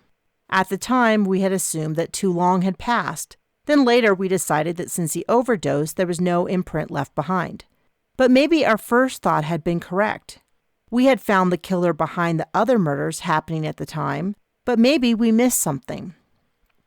I stopped in front of the empty parking spot. It was too early in the day for much traffic, and it was silent all around. Not like later in the day when there'd be a constant line of cars arriving and leaving as people sought out the hottest table, the coolest clubs, and the freshest entertainment. Patagonia sat at my feet, wrapping her long black tail around her toes and leaning against my leg. For as wild and destructive as she was most of the time, she was serious about magic. I took a deep breath and tried to center myself. It had been a year, and it was unlikely that I could pick up anything, but I had to try. I closed my eyes and searched for a vision, but there was nothing. I could almost fool myself. Maybe there was a whisper of something, but it was like when you were in the shower and you thought you heard the phone ring. I really wanted it to be true, but nothing came. I tried much longer than I would have under any other circumstances, but I really wanted to find something. Though what, I wasn't sure. I had seen the security footage and knew that no one approached his car from the time he drove up until he was found dead. It would have been nice to confirm that his experience with Legacy overdose was the same as what I had seen from the Magia victims, but I wasn't going to get it. I went into the casino, heading for the restaurant. I had called in a favor that morning and needed to finish the transaction. I still had several rabbit paths to follow up on. I wanted to pull up files on Tony and Michael. We had pulled them during our investigation a year before, but I also wanted to look up Bert and see what I could find out on the other people he mentioned, Little Petey, Nickel, and Mandy. Also, I wanted to find out what the record said about Legacy. Perhaps somewhere they already knew the name of the dealer. I would need to get Olivia's permission and had left a message with her secretary that I would be by. I already had all the files related to my father's investigation for the casino, but I didn't want to miss anything. The files had filled many boxes, and rather than having them clutter up my loft, I had locked them up in a closet connected to the training room Vanessa and I used. I had tried to read them, but had hardly put a dent in them. Between studying with Vanessa and Annie Ann, training with Bear and Badger, reading all the magic textbooks, and studying Bear's great-great-Aunt Colleen's journals, I was behind on studying the finals. Despite the closed sign in the window and the dark interior, I knocked on the door of Italian Ristorante. It used to be called Isidora's Ristorante, but after the owner's murderous rampage, They had rebranded and renamed it. I thought they could have come up with something more interesting, but no one asked my opinion. I knocked again, and a head poked out from the kitchen doorway. The woman held up a finger in a just 1 second motion and disappeared. When she returned, she was carrying a big white bag. She unlocked the door and handed me the bag. 2 freshly made creme brulees. Amy was a cheery redhead with a dusting of golden freckles across her nose. She had taken over Beth's job when Beth took a sabbatical. Her creme brulees were Vanessa's absolute favorite thing in the whole world right then, and the perfect bribe to get her to talk to me. Normally, Amy wouldn't be in the restaurant for a few more hours, but I had the perfect lure. I slid 2 bottles of shampoo and conditioner out of my enormous purse and handed them over. It was my personal spell for making the red hair glow and shine without orangey undertones. The first time I met Amy, she had commented that my hair looked great, and I shared the secret, an ingredient and magic-intensive shampoo that I mixed up once a week. Since then, I had traded her a bottle from time to time. I had promised her a 4-month supply. Plus, I had mixed up some conditioner, something I didn't normally do since it just wasn't worth the effort. I was going to need to eat one of the creme brulees just to recharge my magical battery. I headed for the elevator that would take me to Vanessa's penthouse apartment. I would give her the food and explain to her that I had to do what I did and that she should understand. I would be kind but firm, because I was right. Surely she could see that. I rounded the corner a bit too fast and had to backpedal wildly not to run over Gertrude and Ralph, the 2 seers that worked for the casino. My heart raced in both fear and excitement. I seldom ran into them, but in every investigation I had received a key clue from them. Gertrude probably had a vision for me, one that would neatly solve the whole case. Patagonia, a fan of the frail Gertrude, gently pressed her head against Gertrude's thigh. Both Gertrude and her husband, Ralph, wore boots, denim jeans, and matching baby blue checkered shirts. Ralph sported a white felt hat in true cowboy fashion. Gertrude dug around in her purse before pulling out a little bag of brown crispy treats. "Hello, Patagonia. I thought I might see you. I have a little kitty treat for you." Patagonia stood on her back legs and carefully took the food from Gertrude's gnarled fingers, the knuckles swollen and stiff. The 2 of them seemed to have a special bond, as Patagonia was as gentle as a kitten. "How are you doing?" I asked of both of them, nervous for Gertrude's vision. It was always upsetting to watch her have one, but her visions had saved me on several occasions. "Good, dear, and how are you?" Gertrude smiled at me, her blue eyes sparkling. Ralph smiled but didn't say anything. We made a little chit-chat about the weather and some events from around town before I realized that no vision was forthcoming. Maybe I needed to nudge it along? "Any chance you have some advice for me?" Ralph and Gertrude exchanged a look. It must be a common question. Before Gertrude reached out and squeezed my arm. "If I had a vision for you, it probably would have come by now. But we can try to give you advice. What is the problem?" "Oh, I guess I just assumed you would know." I was unclear on how the gifts of the seer worked. I didn't even have a handle on the magic I possessed, let alone others. "I can have a vision and not know a single detail about the situation. They come to me fully formed. But that is just one part of the gift. They wouldn't need to keep us on staff if that were the case. Ralph doesn't even have visions." She turned to her husband and bumped into his shoulder with hers. He smiled down at her, and for a moment they looked exactly like teenagers who were first going steady. He wrapped one arm around her and kissed her on the top of her white head. Tears stung my eyes, and I blinked them away. It was the sweetest thing I had ever seen, and probably something they had been doing for decades, maybe even more than 100 years, maybe even closer to 200. I had never heard how old they were, but they looked even older than Granner, who was over 180.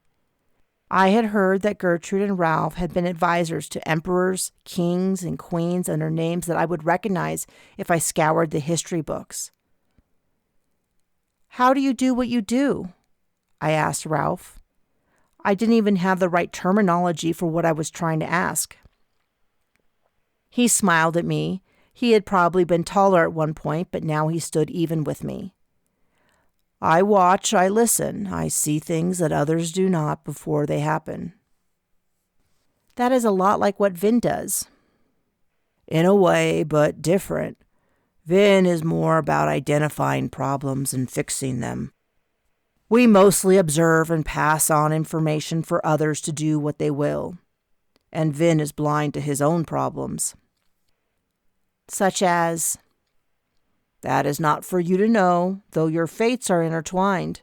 When the time comes, you will make a decision, but that time is not now."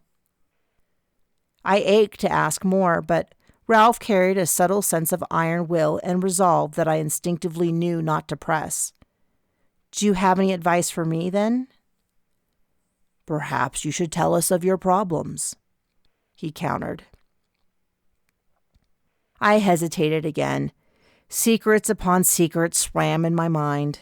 I couldn't even begin to figure out what I could share to explain enough without giving everything away.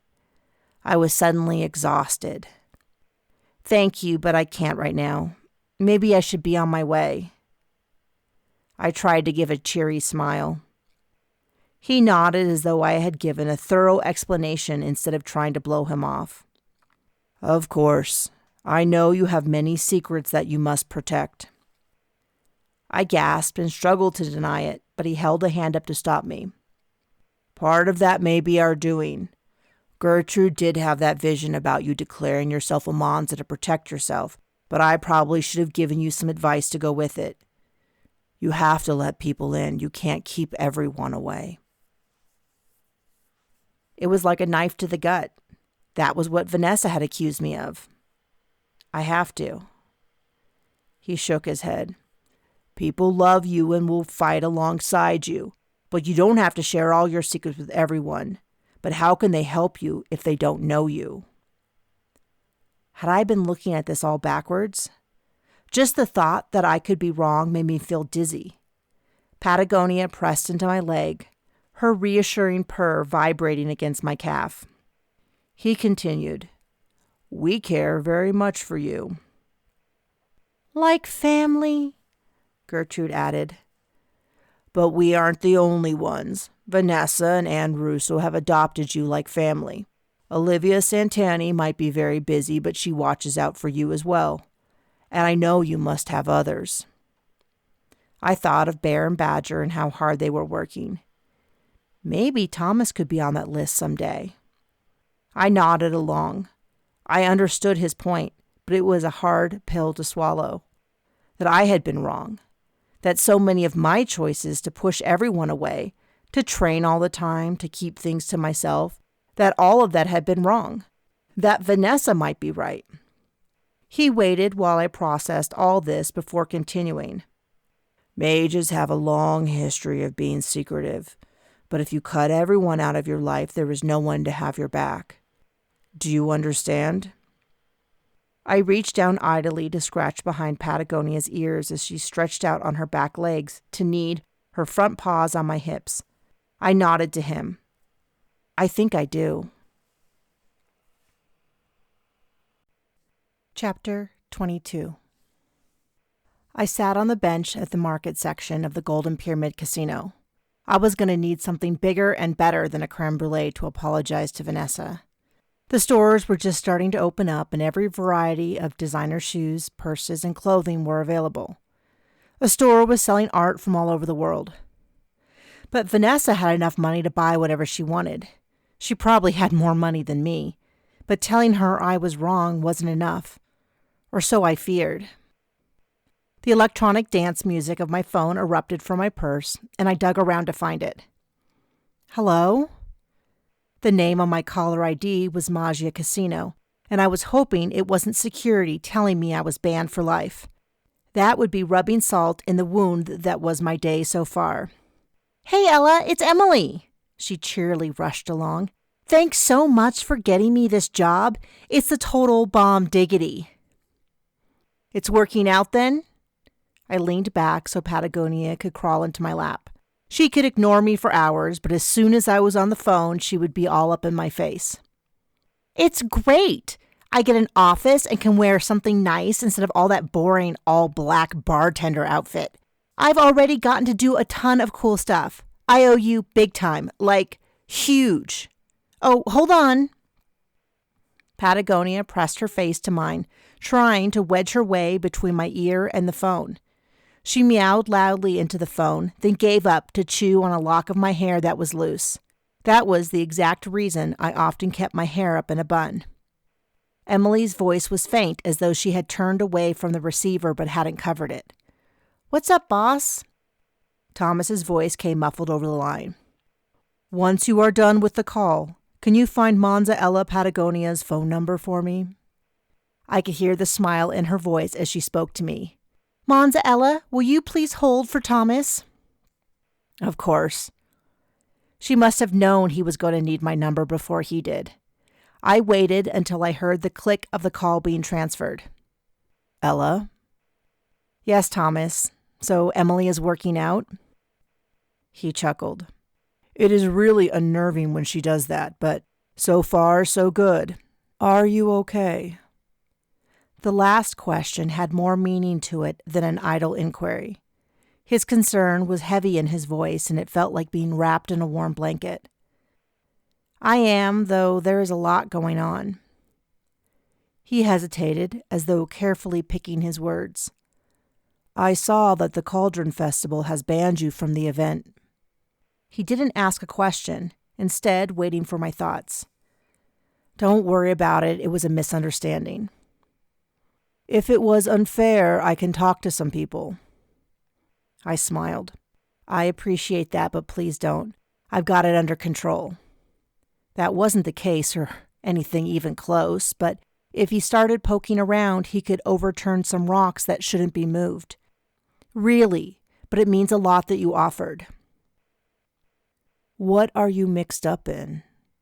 He asked it gently, practically begging for me to answer him. Maybe this was what Ralph had been talking about, that I should let Thomas in. I tried to shake off the idea almost as quickly as I thought of it, but it clung to my brain. He had really gotten to me. He continued, I got a key to those girls' room. They were roommates, but something was weird. A security hold was on the room, and when I went to make a key, I got locked out of the system. I sighed. So no key? Oh, I got the key, but I don't feel good about this. I'll ask again. What are you mixed up in? I wondered about Thomas's age. Sometimes he seemed so formal and proper, but I could hear the warmth in his voice. I opened my mouth to lie to him, but I snapped it shut, knowing that I didn't want to be that way with him. He must have sensed my momentary lack of conviction. No, don't lie to me. Please don't ruin what we have by lying. If you aren't going to tell me the truth, then promise that you will consider calling me before you go to the room. I hesitated. Just consider it, and please consider going on a date with me. Nothing serious, I don't want to rush you. We can have a nice, friendly meal together, and I will keep my hands to myself. You can give me your answer when you come to pick up the keys. My office is near the check-in desk on the Mage side of the casino. A gold door. Thank you. I hung up with him and slipped my phone in my purse. I wanted to race over to his office, as he might have both the physical and metaphorical key to breaking the investigation wide open. But there was at least one thing I needed to do first.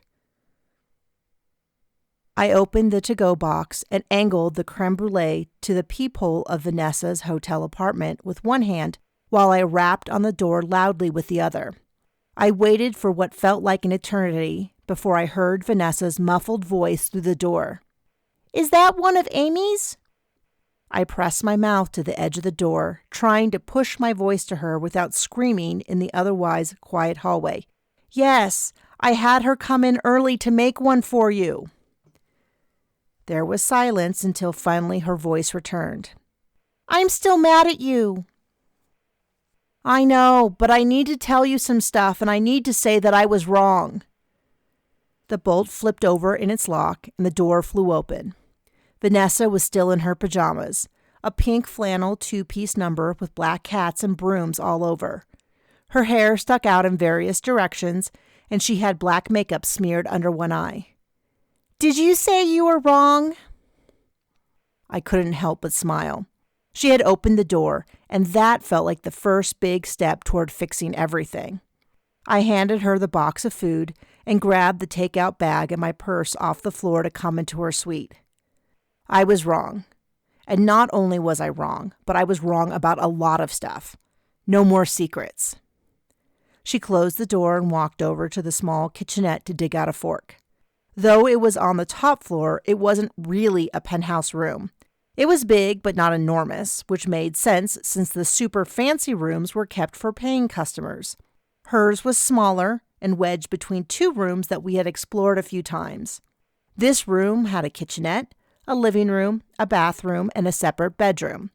The finishes were perfect throughout. Not that anyone could see the granite countertop or high-end furniture because every last inch of it was covered in things. Her clothes were strewn on every piece of furniture along with the floor leading to the bedroom. She must just take off whatever she was wearing and drop it on the spot. Makeup covered her kitchenette, and shoes lie on the floor, but never in pairs, as though each set had suffered a terrible fight and were no longer speaking to each other, much like Vanessa and me. I pulled out the second box in the bag, the creme brulee for me, and cleared a sequins dress and some yoga pants off the tiny table near the kitchenette.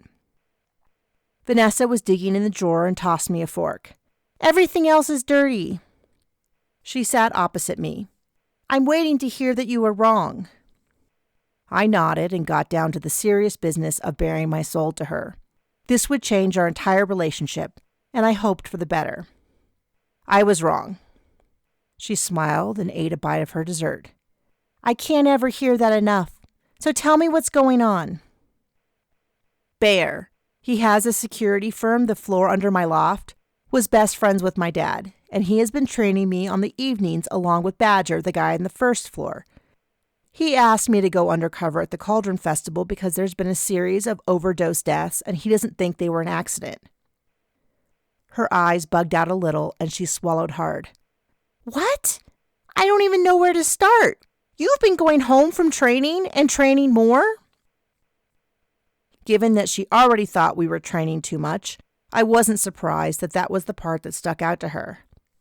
Yes, they were my dad's 2 closest friends, and they have no idea why Dad hid me away. They are trying to prepare me. I haven't told you about them because they asked me not to, but no more of that. You're my best friend and like family to me. No more secrets. I have to trust someone, and I choose you. She sat and blinked at me. The fork was halfway to her mouth when she dropped it. That is like the nicest apology I have ever gotten. Not that you are done making it up to me. You really hurt my feelings, and I can't believe you didn't tell me about your neighbors. She dug into her dessert. I could feel only the slightest hints of her emotions, hurt mixed in with satisfaction. That in and of itself was encouraging. If she had really been friendship-ending mad at me, the bond between us would have broken, and I would have been able to use all of my talents on her. I had discovered that the tie between us muted some of my magic, and if the bond broke, I would be able to read her emotions. I had discovered that when Vin had gotten mad at me for declaring myself a Monza. The fact that I could only dimly sense her emotions meant that she still considered me her friend, as I considered her mine. I know I hurt your feelings. I was keeping secrets because, well, I guess I had gotten used to it. Used to pushing everyone away. But I love you. You're the sister I never had. Mom loves you too. I know. Someone pointed that out to me. I sat awkwardly. We had gotten over the first hump, but I wasn't exactly sure how good we were. She licked the aluminum container clean and tossed it in the overflowing trash can. So the first thing you can do is tell me all about the investigation and let me help solve it. So I did. I ran her through my investigation, starting with the victims, then going chronologically through what I had found. It took a while, and just saying it out loud helped to clarify my thoughts. Mostly that I didn't really have any suspects, but I did know that whoever was behind Legacy needed to be stopped. All of the death visions were the same? Vanessa munched on peanut butter stuffed pretzels, offering me the bag. I grabbed a handful and sat back. Mostly, though I haven't found the one for Janie and Stacy, but I have a lead on that. I worked something out to get a key to their room. I'm going over later today to pick it up and get a reading. We should go right now. She stood and looked around before digging her purse out from under a discarded leather jacket in deep purple. Wait, hold on. I still have a lot to tell you. I gave her a big smile. I had saved some of my juiciest bits for last. I met a guy and he's really into me. She sat back down. What? But what? So he doesn't care that I'm a Monza. In fact, he thinks the whole celibacy thing isn't true. But everyone knows that Monzas are celibate. Who's everyone? Prove it. I realized that I was worked up, as if she were trying to snatch back my favorite toy. I blew out a sigh. I wasn't about to throw away being a Monza on the word of one person, but I so hoped that what he said was true. Apparently, I hoped more than I had even realized, because my reaction surprised me. Let me start over. He is interested in spending time with me even if nothing happens. He just likes being around me. Vanessa pursed her lips. That is what all guys say. I thought of Thomas behind the curtain, his hot hands and lips all over me. I was sure I would have stopped him before he kissed me. Probably. Most likely. But definitely nothing else would have happened. My face heated up. Vanessa narrowed her eyes at me, but seemed to let go of whatever suspicions she had to try to be supportive. Fine, I'm happy for you. Tell me about him. He's really handsome and worked for the Magia as a liaison for events. That's how I met him. He showed me around the first day. He was so polite and, did I mention handsome? And he's just...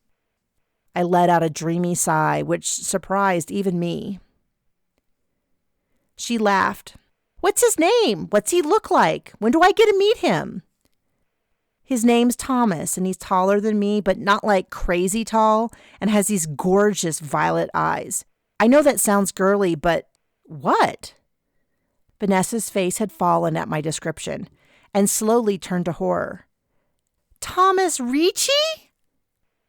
I don't know his last name. Handsome? Can be kind of formal? Dates a ton of girls? Well, yeah, but he said he wasn't serious with any of them. He just... That's not the issue. Thomas Ricci? What are you doing with him? You go and declare yourself a Monza to hide who you are from the marshal and everyone, then you start hanging out with Thomas Ricci? I had a sinking feeling in the pit of my stomach, even though I still didn't understand the problem. Who is he? Thomas Ricci! Ricci! Like Marshal Felix Ricci? It's his son! I sat back hard. Of all the people in Rambler, that was the single worst person to have gotten mixed up in my love life. I had declared myself a Monza because the marshal had demanded to know my family and background, a question that he had a right to ask. Being a Monza was the only way out, as it was supposed to cut ties with my family, name included. It was protecting me. But Marshal Felix is super old. Maybe Thomas is like a great-grandson or something? No, definitely his son. No one really knows how old Thomas is. Probably not as young as he looks, though. Did you say that the casino was trying to cover up the overdoses? Thomas is probably behind that. You know that Marshal Felix owns the casino and Thomas runs it? No, I didn't know that. Thomas said that he was the event liaison for the casino. She snorted. Probably because he gets to meet more girls that way, get them into VIP events and... She caught sight of my face and stopped herself. I'm really sorry, Ella. I'm sure he does fancy you. You're awesome and beautiful.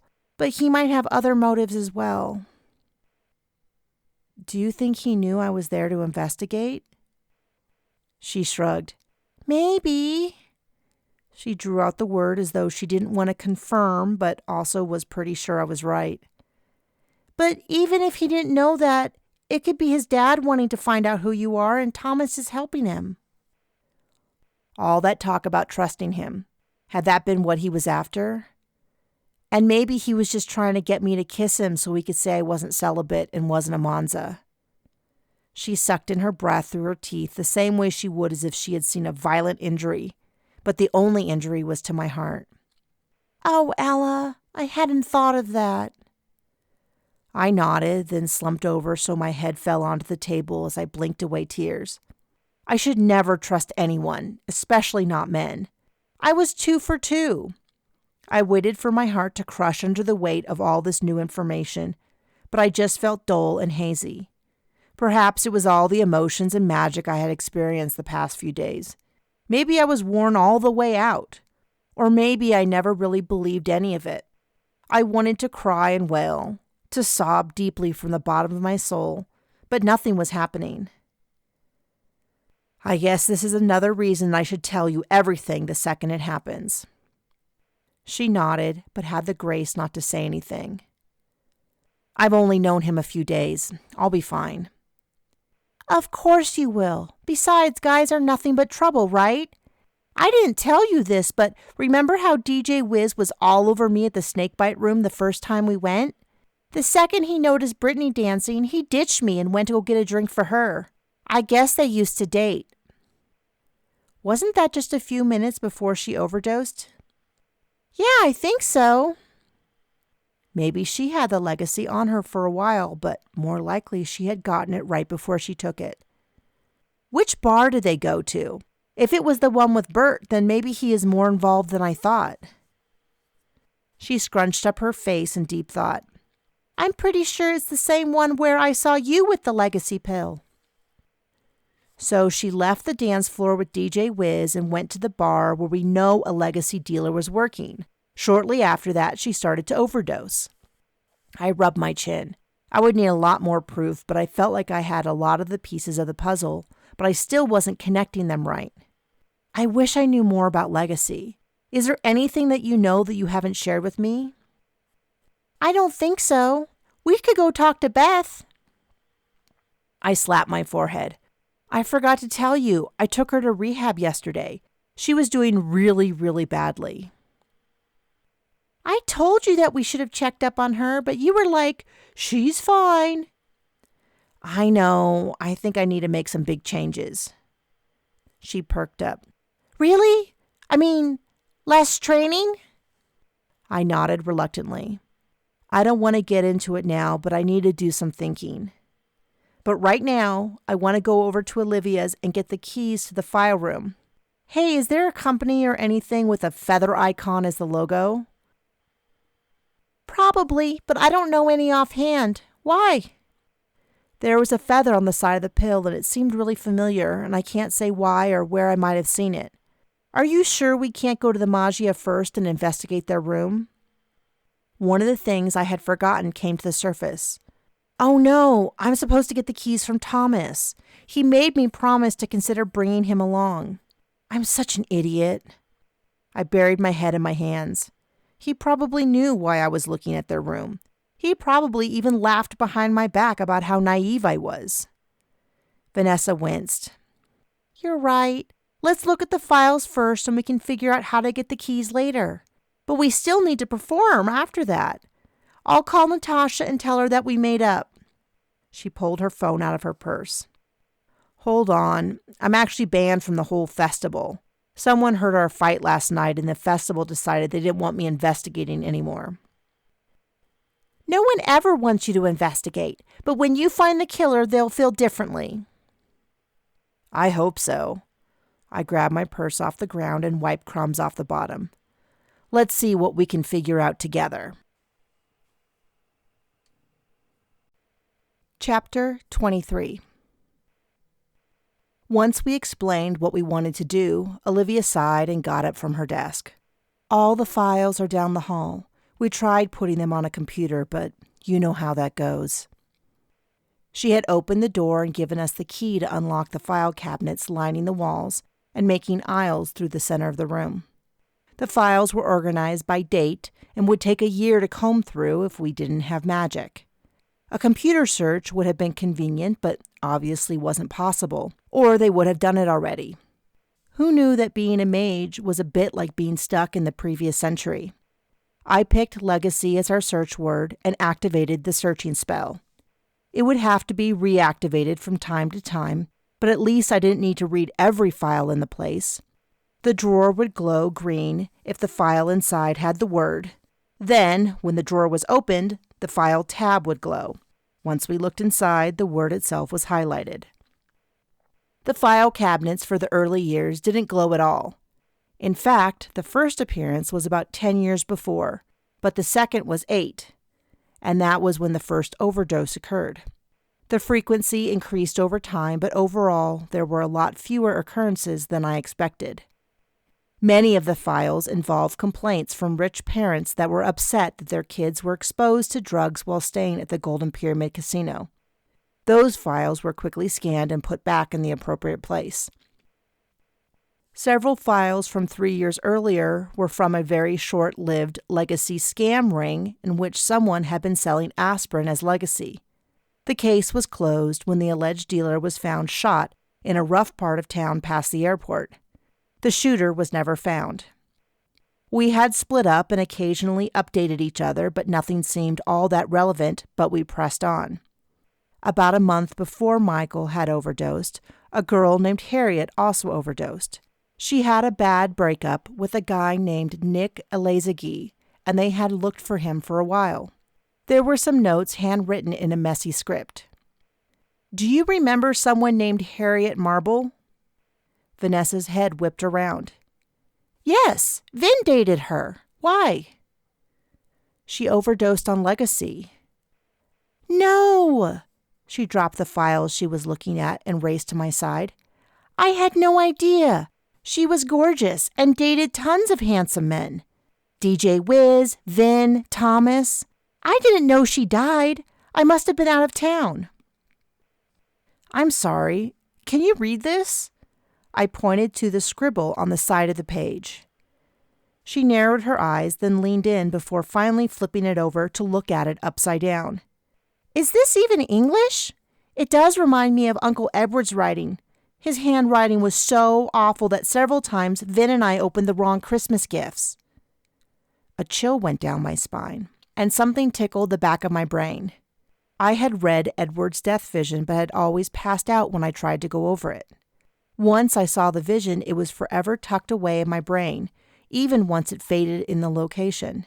Thinking about it gave me a slight headache, but I knew where I had seen the feather before. It had been on a folder with my father's name on it. The folder had been on Edward's desk the night he was killed, and when they discovered the body, it was gone. I swallowed hard.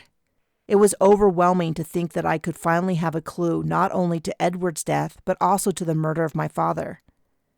"Vanessa, this is really important.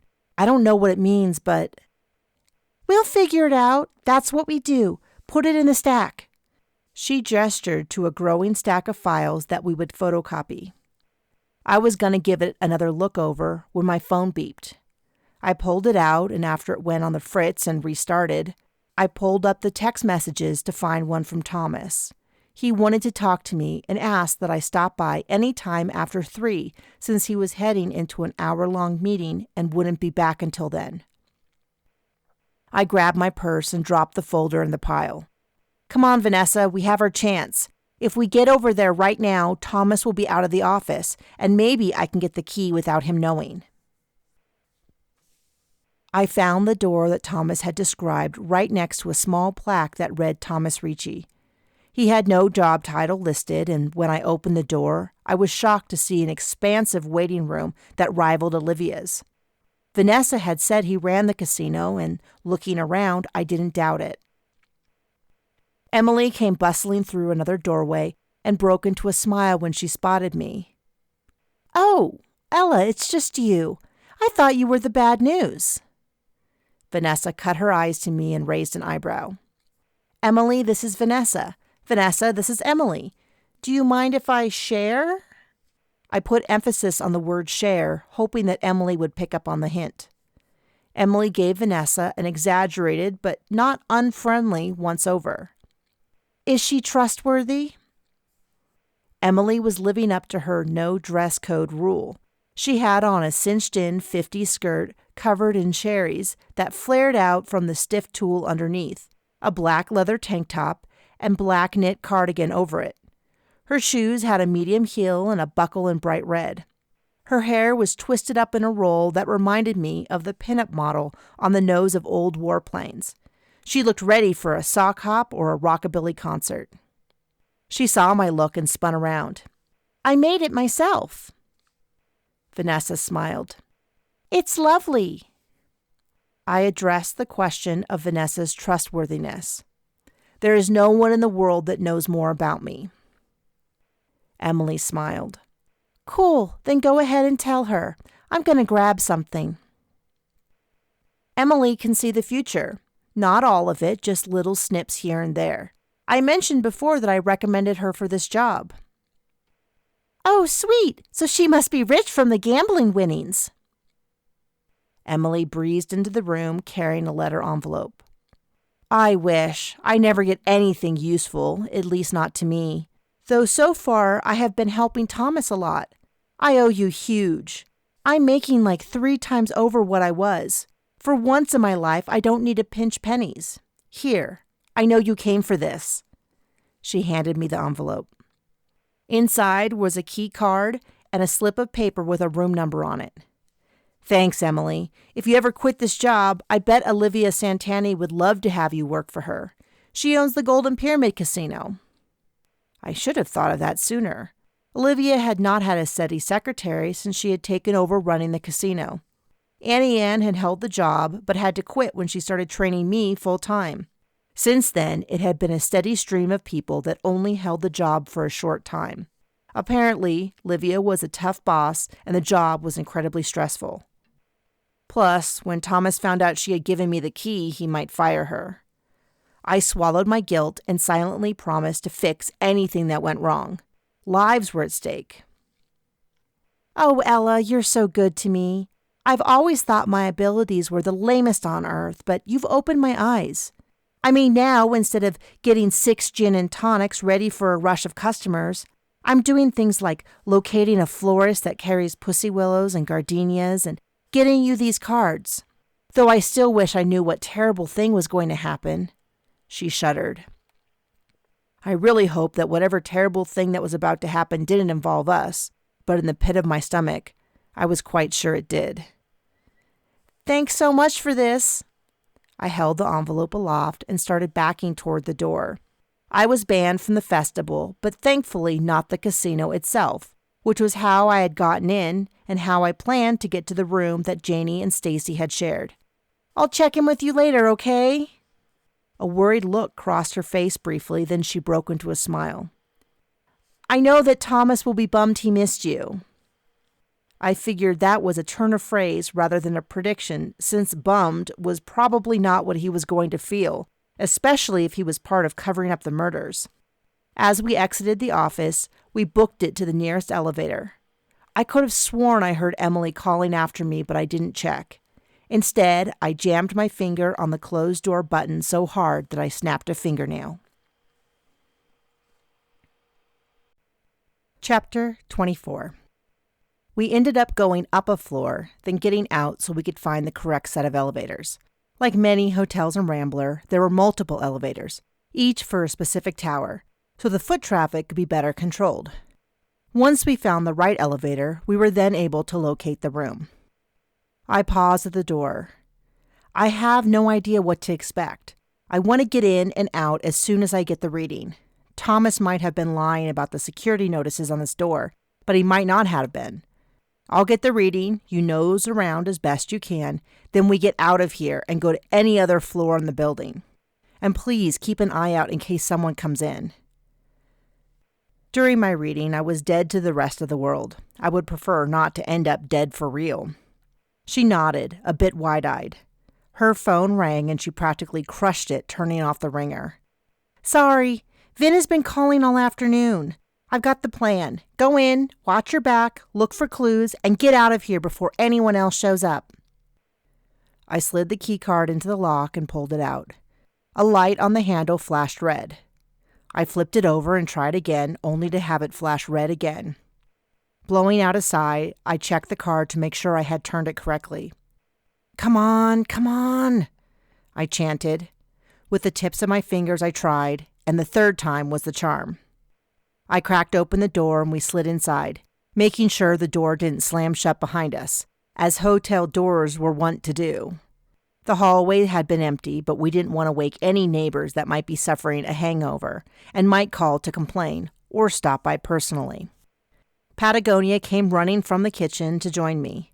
She had been missing for the past hour, probably upset about missing her nap, but she could sense my mental preparation to do a reading. I didn't even bother to drop my purse, but took a deep breath, and the second Patagonia pressed to my side, I started searching for the vision. It came to me instantly, being only a few days old, and it was unusually strong, which I attributed to the fact that 2 people had died at the same time. Twice the magic, twice the imprint, I assumed. It was the first time I had experienced 2 deaths. I had worried briefly if I would see those holograms overlaid on each other, like watching 2 similar movies playing on the same screen, but I didn't need to worry. It was more as though the 2 deaths had made everything twice as bright and clear. The beginning faded in, reminding me of the one time my father and I had been on vacation and we saw a movie on a projector. The warbled voices and images had come into focus as the film sped up. What had been indecipherable voices had become words. So did Janie and Stacy's voices as they entered the room. I had never bothered to learn which was which, so I thought of them as the blonde one and the brunette. The blonde slammed the door behind her, throwing her jacket over the chair. "So we hit on you again?" The brunette smiled broadly. "Of course. I mean, wouldn't you?" She gestured down at her body. "He's so desperate." The blonde laughed and they exchanged a high five. "The guys want to date us. The girls want to be us. We're living the good life. You want a shot of vodka?" She pulled a bottle of vodka from the freezer and waggled it. "Actually, I have something better." She pulled out a little baggie from her pocket, the distinctive white pill inside. "Legacy." "Where did you get that? Isn't that like crazy expensive? And I thought employees couldn't get any." She ran over and caressed the baggie. "Nickel gave it to me, probably hoping it would be enough for me to go on a date with him. Did I tell you that he asked me to call him Nickel? So lame, but I did. I'll keep leading him on if he gets me more of this." The blonde jumped up and down. "There's 2 in there. Please tell me that one is for me. I'll be your bestest friend forever." "Whatever, slut. No one else could stand you. Did you see the look Natasha gave you tonight when you screwed up your cues?" She rolled her eyes. "She's such a cow. I hate working with her. I wish Janice had gotten the job. She knows how to party. I bet Natasha is sleeping with someone. I mean, how else could she have gotten the position?" The brunette made a rude gesture, and they collapsed in a fit of giggles. "Who would want to sleep with her? She's hardly bang-worthy. You ready for this?" She pulled out the pill and dropped one into her palm and the other into the blonde's palm. "Oh, it makes me tingle. I hear this is like the best high ever. You ready?" A look of worry briefly crossed over the brunette's face, but then it was gone. "Let's do it." She threw back the pill. The blonde followed suit, and things played out like every other time. The surge of good emotions, though with the 2 of them, the intensity was such that I dimly felt myself topple over and land hard on my knees as I experienced their emotions through the vision. The blonde and brunette also fell to the ground in the vision. Nothing broke their fall. Blood started trickling from the blonde's nose where she hit the ground. I threw up my shields, but it was a bit too late. I rode out the tsunami of feelings, then felt the hard surge of magic. Hair tickled around my face, lifted by the memories of the magic. When the vision ended, the girl staring straight ahead with dead, unblinking eyes, I discovered that I was weeping for them. Patagonia was on my lap, licking the tears off my face as Vanessa kneeled next to me, gripping my left arm. Her eyes were wide. "Don't ever do that again. You just tipped over. I barely kept you from doing a faceplant." I looked in front of me at where I had seen the blonde fall in my vision, and a lighter spot on the carpeting was present where someone had scrubbed the blood from the floor. I shuddered at the thought. These death scenes were not getting any easier, even if these girls hadn't been the nicest of people. My head pounded, and the tears continued to flow. Vanessa grabbed a box of tissues off the counter and struggled to pull me to my feet. "I didn't find anything. I think we should go." "What? Go?" I mumbled. I was on my feet, but my knees were knocking together badly, as were my teeth. I was cold right into my bones. She tugged me for the door. "We need to leave. I'm getting a bad feeling." I took some wobbly steps behind her. I knew I had learned something valuable, but I wasn't sure what it was. For now, all I could do was listen to her instructions. I was glad I had someone to take care of me. Chapter 25. When we got into the elevator, I pressed the button for the top floor, but nothing happened. I grabbed the card from my back pocket, stuck it in the slot, and hit the button again. "Where are we going?" Vanessa was still supporting me under my elbow, but my strength was returning. I dug around in my purse, thankful for the expansive size that was able to carry everything I needed. I dug out a sealed sleeve of mini donuts. I tore them open and stuffed an entire chocolate-frosted one in my mouth. The sugar hit my bloodstream like a fire hose, but instantly I started feeling better. I warmed up and my legs straightened. By the time the elevator dinged and the doors slid open, I wasn't 100%, but I was no longer a complete mess. I dragged Vanessa into the hallway. "Where are we going?" I danced around Patagonia, who was insisting on walking directly in my path while meowing. She wanted me to stop and pet her, but I couldn't. "I don't know. I need someplace private." "Ah!" I pulled open a door and yanked her inside. It was a small, plain room with an ice machine and a vending machine inside. I yanked out some money and started buying chocolate candy and fruit-flavored gummy snacks. "Is this some kind of penthouse candy emergency?" I stuffed another donut in my mouth and talked around it. "I wanted to talk to you someplace I knew no one could sneak up on us. The candy machine is just a bonus. I figured the top floor would have the best selection." I leaned over and wiped a fleck of chocolate off her shirt. I had spit a little while talking. "What did you see in the vision?" "Do you know someone by the name of Nickel? Worked at the Golden Pyramid 6 years ago, works at the Mage now." I had a gut feeling, but I hoped Vanessa would confirm it. She stared at me blankly for a minute, but suddenly awareness came to her eyes. "Nick L?" She broke the word into 2 parts. "DJ Wiz used to go by Nickel, but his real name is Nick L something or other. I forgot all about that because I was too young to go to the club back then, but I remember." I nodded along. The pieces were coming together. Nick Alazagi. "How did you know that?" "Because his name was on the report I read earlier. It was a few months before Michael's overdose.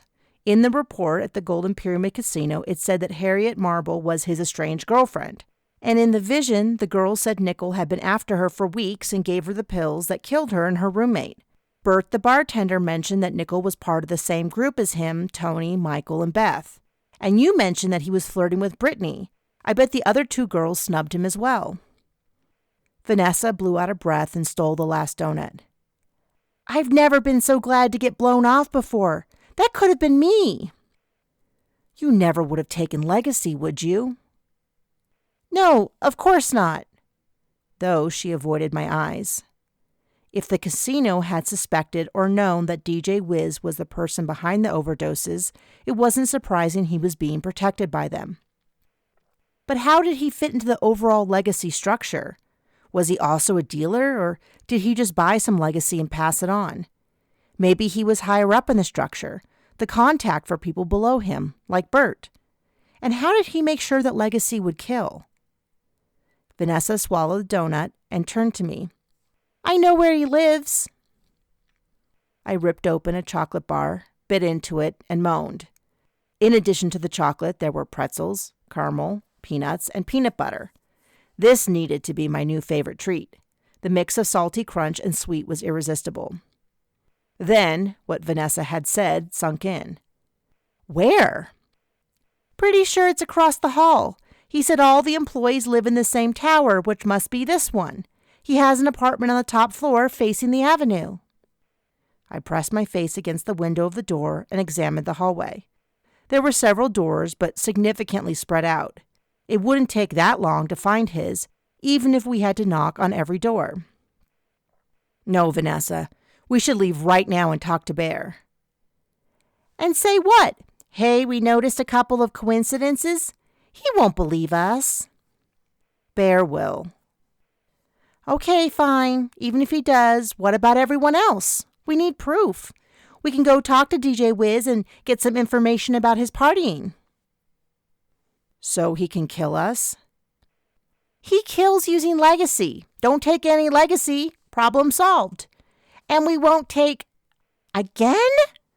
She dug her phone out of her pocket and turned off the ringer, then shut off the whole phone.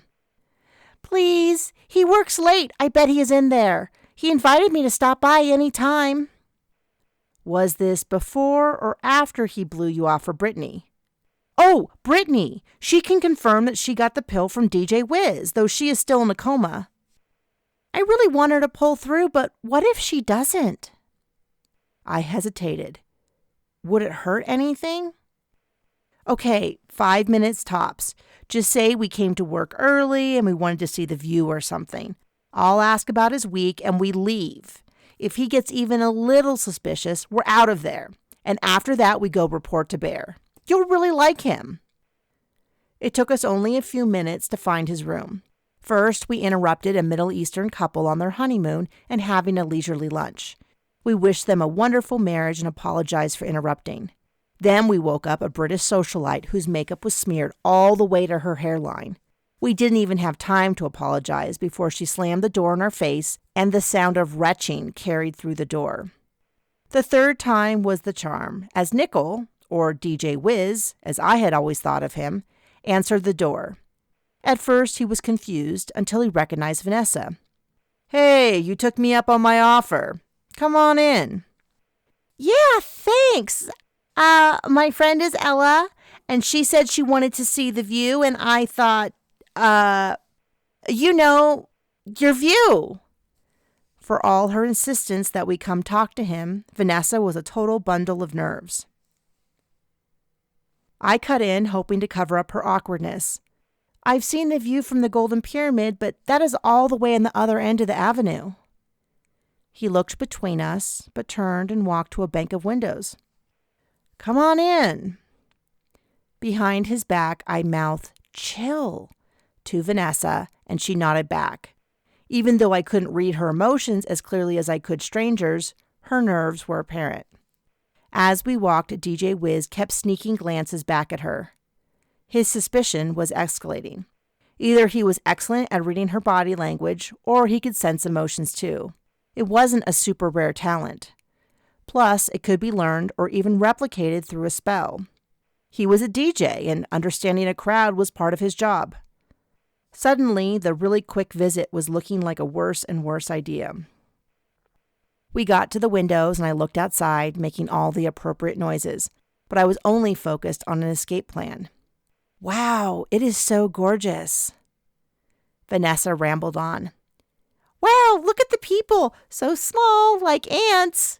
She giggled, but it came out hysterical. DJ Wiz was staring at her. I made a big show of looking at my watch. Oh, wow, Vanessa, did you notice the time? We are supposed to meet Natasha. Thank you so much, DJ Wiz. I didn't mean to barge in and leave. Why did you come? I swallowed and tried to strengthen my shields as my unease increased. If he could read emotions, I didn't need to give everything away. I put on my best fake smile, one that I hope I had perfected. What? His face screwed up in anger. I know when women don't want to be around me. Then his face smoothed over. It was eerie how quickly and completely it had happened. Hey, you girls like to party? Let me give you something. He pulled 2 baggies out of his pocket and tossed one at each of us. I opened up my purse and caught it, but Vanessa yelped and jumped back, the baggie of legacy falling to the ground. He looked between us and slowly pulled out a gun. You know about the legacy. I couldn't have been more surprised if he had pulled an elephant out of the waistband of his pants. A bullet would kill a mage just as effectively as a human in most cases, but mages seldom use them. My dad had been shot, and I couldn't help but consider if it was the same gun. If not the same gun, maybe the same network? All these thoughts raced through my head in a split second. I grabbed Vanessa and threw up a ward around us. This limited our mobility, but staring down the barrel of a gun meant my highest priority was protecting us. That's a gun! Vanessa shouted. I noticed, I bit out. I could talk and maintain a shield, but it wasn't going to be easy. I had to pour a lot of power into the shield because a bullet or anything with a lot of force could tear through a light ward. Already, I felt as if I was jogging at a steady pace. My pulse was pounding in my ears. The sweat broke out on my body. I could maintain this for a while, but not forever. Hey, DJ, why don't you put down the gun? We don't care about legacy. I mean, they took it willingly. They knew the risk. I was panting by the end of my speech.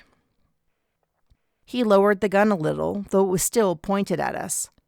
That's right. You get it. I even told them they could overdose on legacy, but they laughed me off. No one believes they will be the one to die.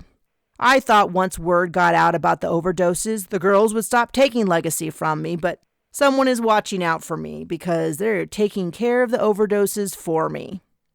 He smiled, though it never reached his eyes, which were ice cold. I saw something flash from the corner of my eye, probably Patagonia. My arms and legs felt heavy from the exertion of the spell. I could go on for a while, but I was struggling to split my attention between the spell and the conversation. Clearly you have everything made. We're just curious, nothing more. We have our own scams to worry about. Plus, who would believe us, right? He lowered the gun a bit more. I'm only giving it to people that deserve it. These girls think they are too good for me, but are more than happy to take drugs for free. It's not my fault. I mean, I have to make the drug active, and maybe I make them more powerful than normal. But then I warn them that it's really strong, but they don't care. Of course not, I lied. I wanted to know more about how the pills were activated and who had given them to him. He was definitely murdering these girls, whether he believed it or not. But there was no point in telling him that. Vanessa didn't get my mental message. What about Michael? A quick flare of pain crossed his face. That was Beth's fault. I gave her that pill because she wouldn't go out with me, but she passed it on to Michael. But they were both addicted, and that's not my issue. He was wildly swinging between pain and cockiness. Deep down, he knew what he was doing was wrong, but his entire world was based on being right. He lowered the gun until it was pointed straight down. Why don't you guys just go? I let out a sigh of relief and started edging toward the door with Vanessa behind me. I lowered the ward a little, just enough to move. The door was less than a dozen yards away, and once we got out of there, we could get help. We could prove what he was doing eventually from far away. He cracked a grim smile. I got through things when Edward Santani was killed. I'll be fine now. I hesitated, but only briefly. I wanted to ask about the connection, but now was not the time. I didn't see the attacker until the moment they hit DJ Wiz. One moment he was standing alone opposite us. Then the air next to him shimmered and Olivia crashed into DJ Wiz, sending his gun flying through the air and sliding across the floor. You killed my father! Olivia screamed, and she attempted to wrap her hands around his neck. He attempted to push her off. No, I didn't. I had nothing to do with it. I'm just a middleman in this whole thing. Finn grabbed him by the arm and yanked him to his feet, his voice heavy with magic. What do you know of Edward's death? I ran over to find the gun and reached under the couch but couldn't get to it. DJ Wiz was fighting with Vin, but Vin towered over him. His voice was hysterical. I had nothing to do with that. After Michael died, Edward started poking into things, asking questions. But I only heard things. Then suddenly he was dead. I was totally out of the loop. He pulled his arm away and turned to face Vin. You don't know anything. Why don't you just focus on your big-breasted woman and leave me to take care of my business? If you don't, then I'll tell my boss, and you don't want to mess with... I was still digging under the couch, so it took me a second to notice the silence. By the time I got to my feet, the silence had been replaced by a gurgling noise coming from DJ Wiz. Green foam came pouring out of his mouth, over his chin and down his chest before pushing out of his nose. The room filled with the foul odor of sulfur, and the air was heavy with magic, the aura of bitter almonds as I had felt from the legacy pill. What's happening? I shouted, but no one listened. DJ Wiz reeled back and fell to the ground, and he bucked and arched his back before lying still. It all happened so fast that I didn't have time to shield him or try anything. What? I lamely asked. Vin growled. He was about to say something he shouldn't, and the spell killed him. It was probably about who was making legacy. I narrowed my eyes. You compelled him to answer. My magic couldn't overwhelm a promise. Plus, I wasn't touching him. He volunteered that info, or tried to. I tucked those notes away for future reference. He glared at me. Why are you here with Vanessa without me? Without you? What do you have to do with anything? And if you two hadn't barged in, we might have been able to get more information from him. Ella? Thomas said from the open doorway. I blanched and stepped back. His eyes went from me and Vin to DJ Wiz on the floor, then to Vanessa and Olivia. Vanessa was holding Olivia as she cried, upset that the information about her father was almost in her grasp, but ultimately had been lost. I could relate. Could my father's death also be tied up in this? The feather from the side of the legacy tablet had been on the folder with my father's name in the vision I had seen of Edward's death. Thomas took in the scene, especially DJ Wiz lying on the floor. The foam hid most of his face and was creeping across the carpeting. He was mixed up in those legacy overdoses, wasn't he? Of course you knew about them, Thomas. Vanessa spat at him over Olivia's back. Thomas turned to her, then dismissed her before looking at me as if I were the only one that counted. After all those security blocks on that key you asked for, I started poking around. I discovered that while I had been dealing with attracting events to the casino, a lot has been happening without my knowledge. He crossed the room while he talked to me, and finally took my hands in his. I wish you had told me all of this. I looked up at him and said nothing. Could he be telling the truth? A large part of my heart wanted it, but the better part of me was skeptical. Someone powerful had to be orchestrating this cover-up. Who better than him? My fingers twined through his, and I couldn't look away. He lifted my hand to his lips and gently pressed a kiss on my knuckles. As he let go of my hand, something cold and cruel briefly crossed his face. Everyone get out. Emily, call Butch and security. We'll take care of everything. When no one moved, he pointed at the door. Unless you want to go in front of my father to explain yourself, get out now. Chapter 26. I gave one final bow on stage to thunderous applause. It was Vanessa's and my final show at the Mage Casino. I didn't know what Thomas had done, but I received a phone call from the organizers of the Cauldron Festival apologizing for the mix-up, and I was invited back as a VIP guest. Through Bear, I had heard that they were very pleased with how things worked out, and they would like to work with me on security again in the future. The day after the events in the penthouse apartment, every newspaper had run a story about DJ Wiz being found in his home, dead after a heart attack. Apparently, he had a previously undiagnosed heart defect. The club was closed for 2 days before a new DJ was brought in.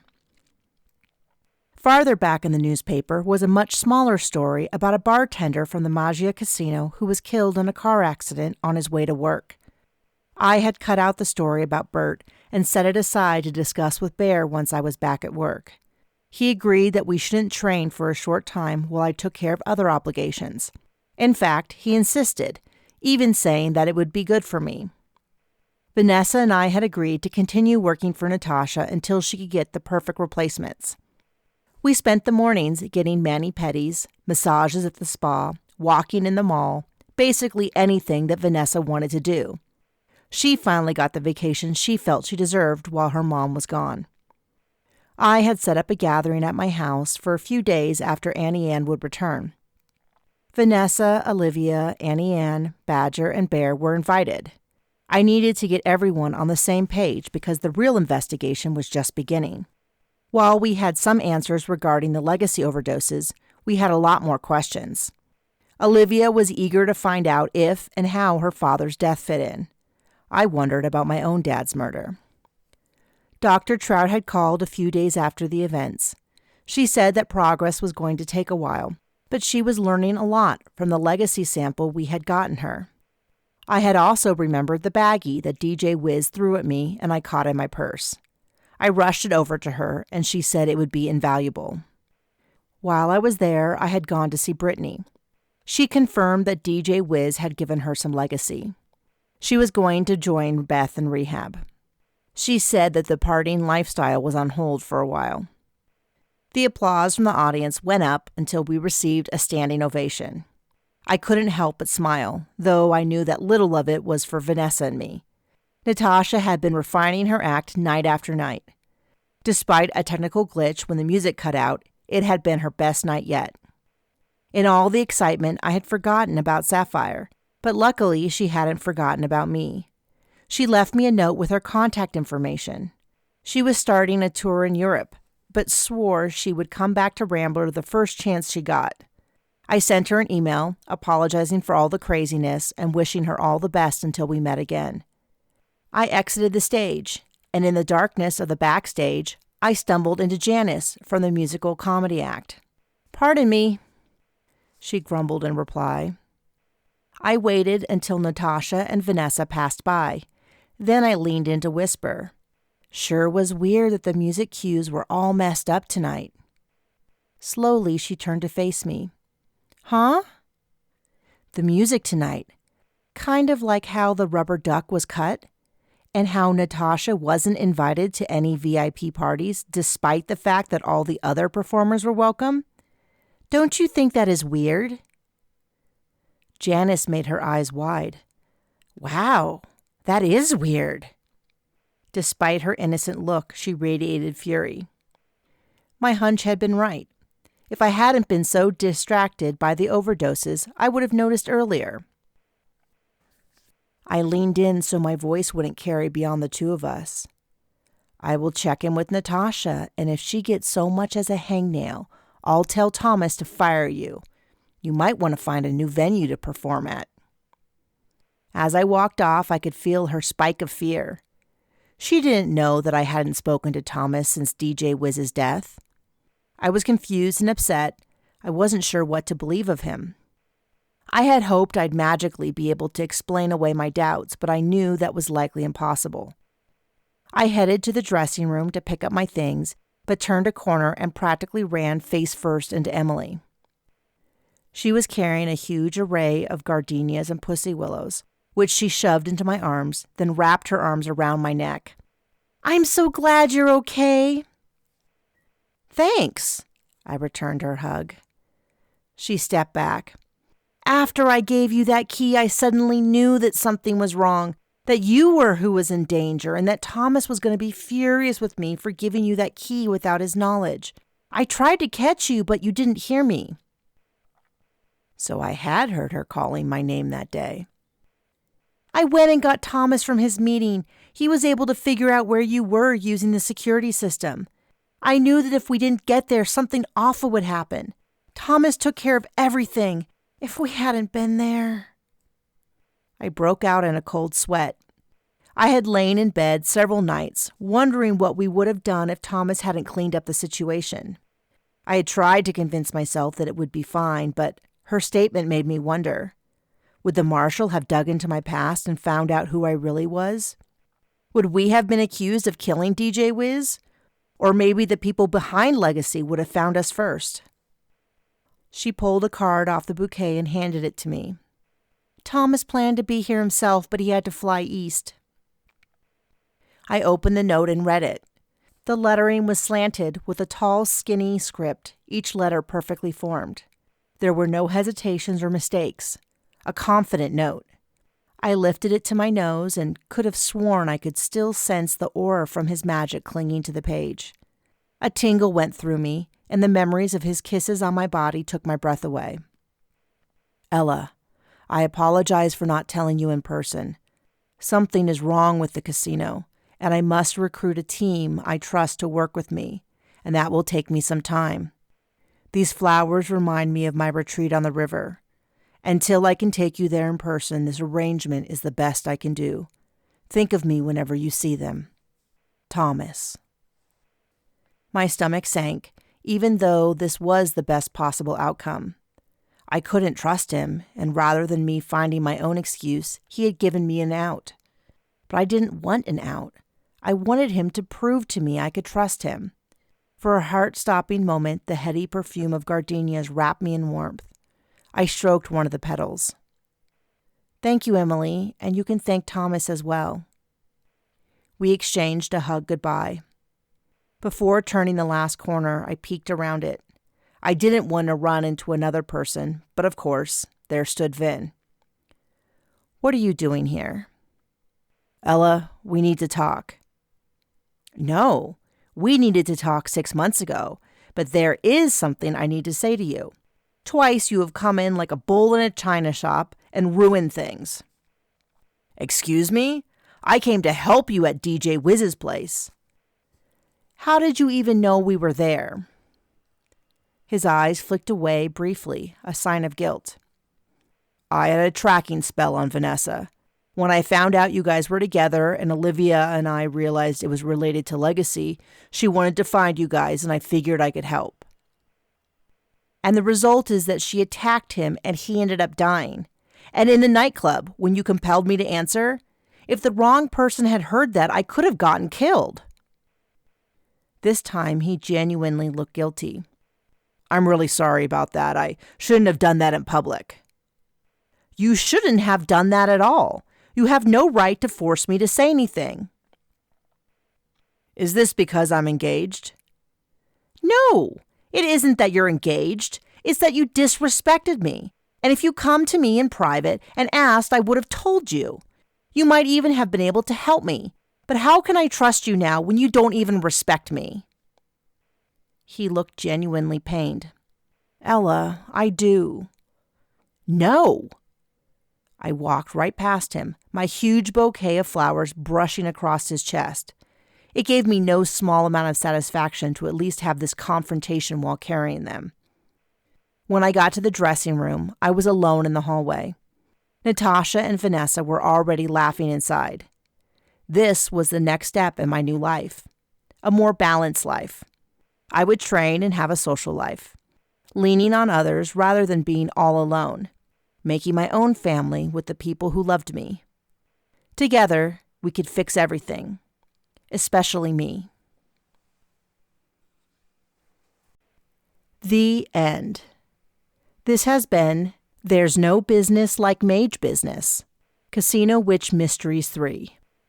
Written by Nikki Haverstock. Narrated by the author. If you would like more information about Nikki Haverstock or her books, please go to nikkihaverstock.com.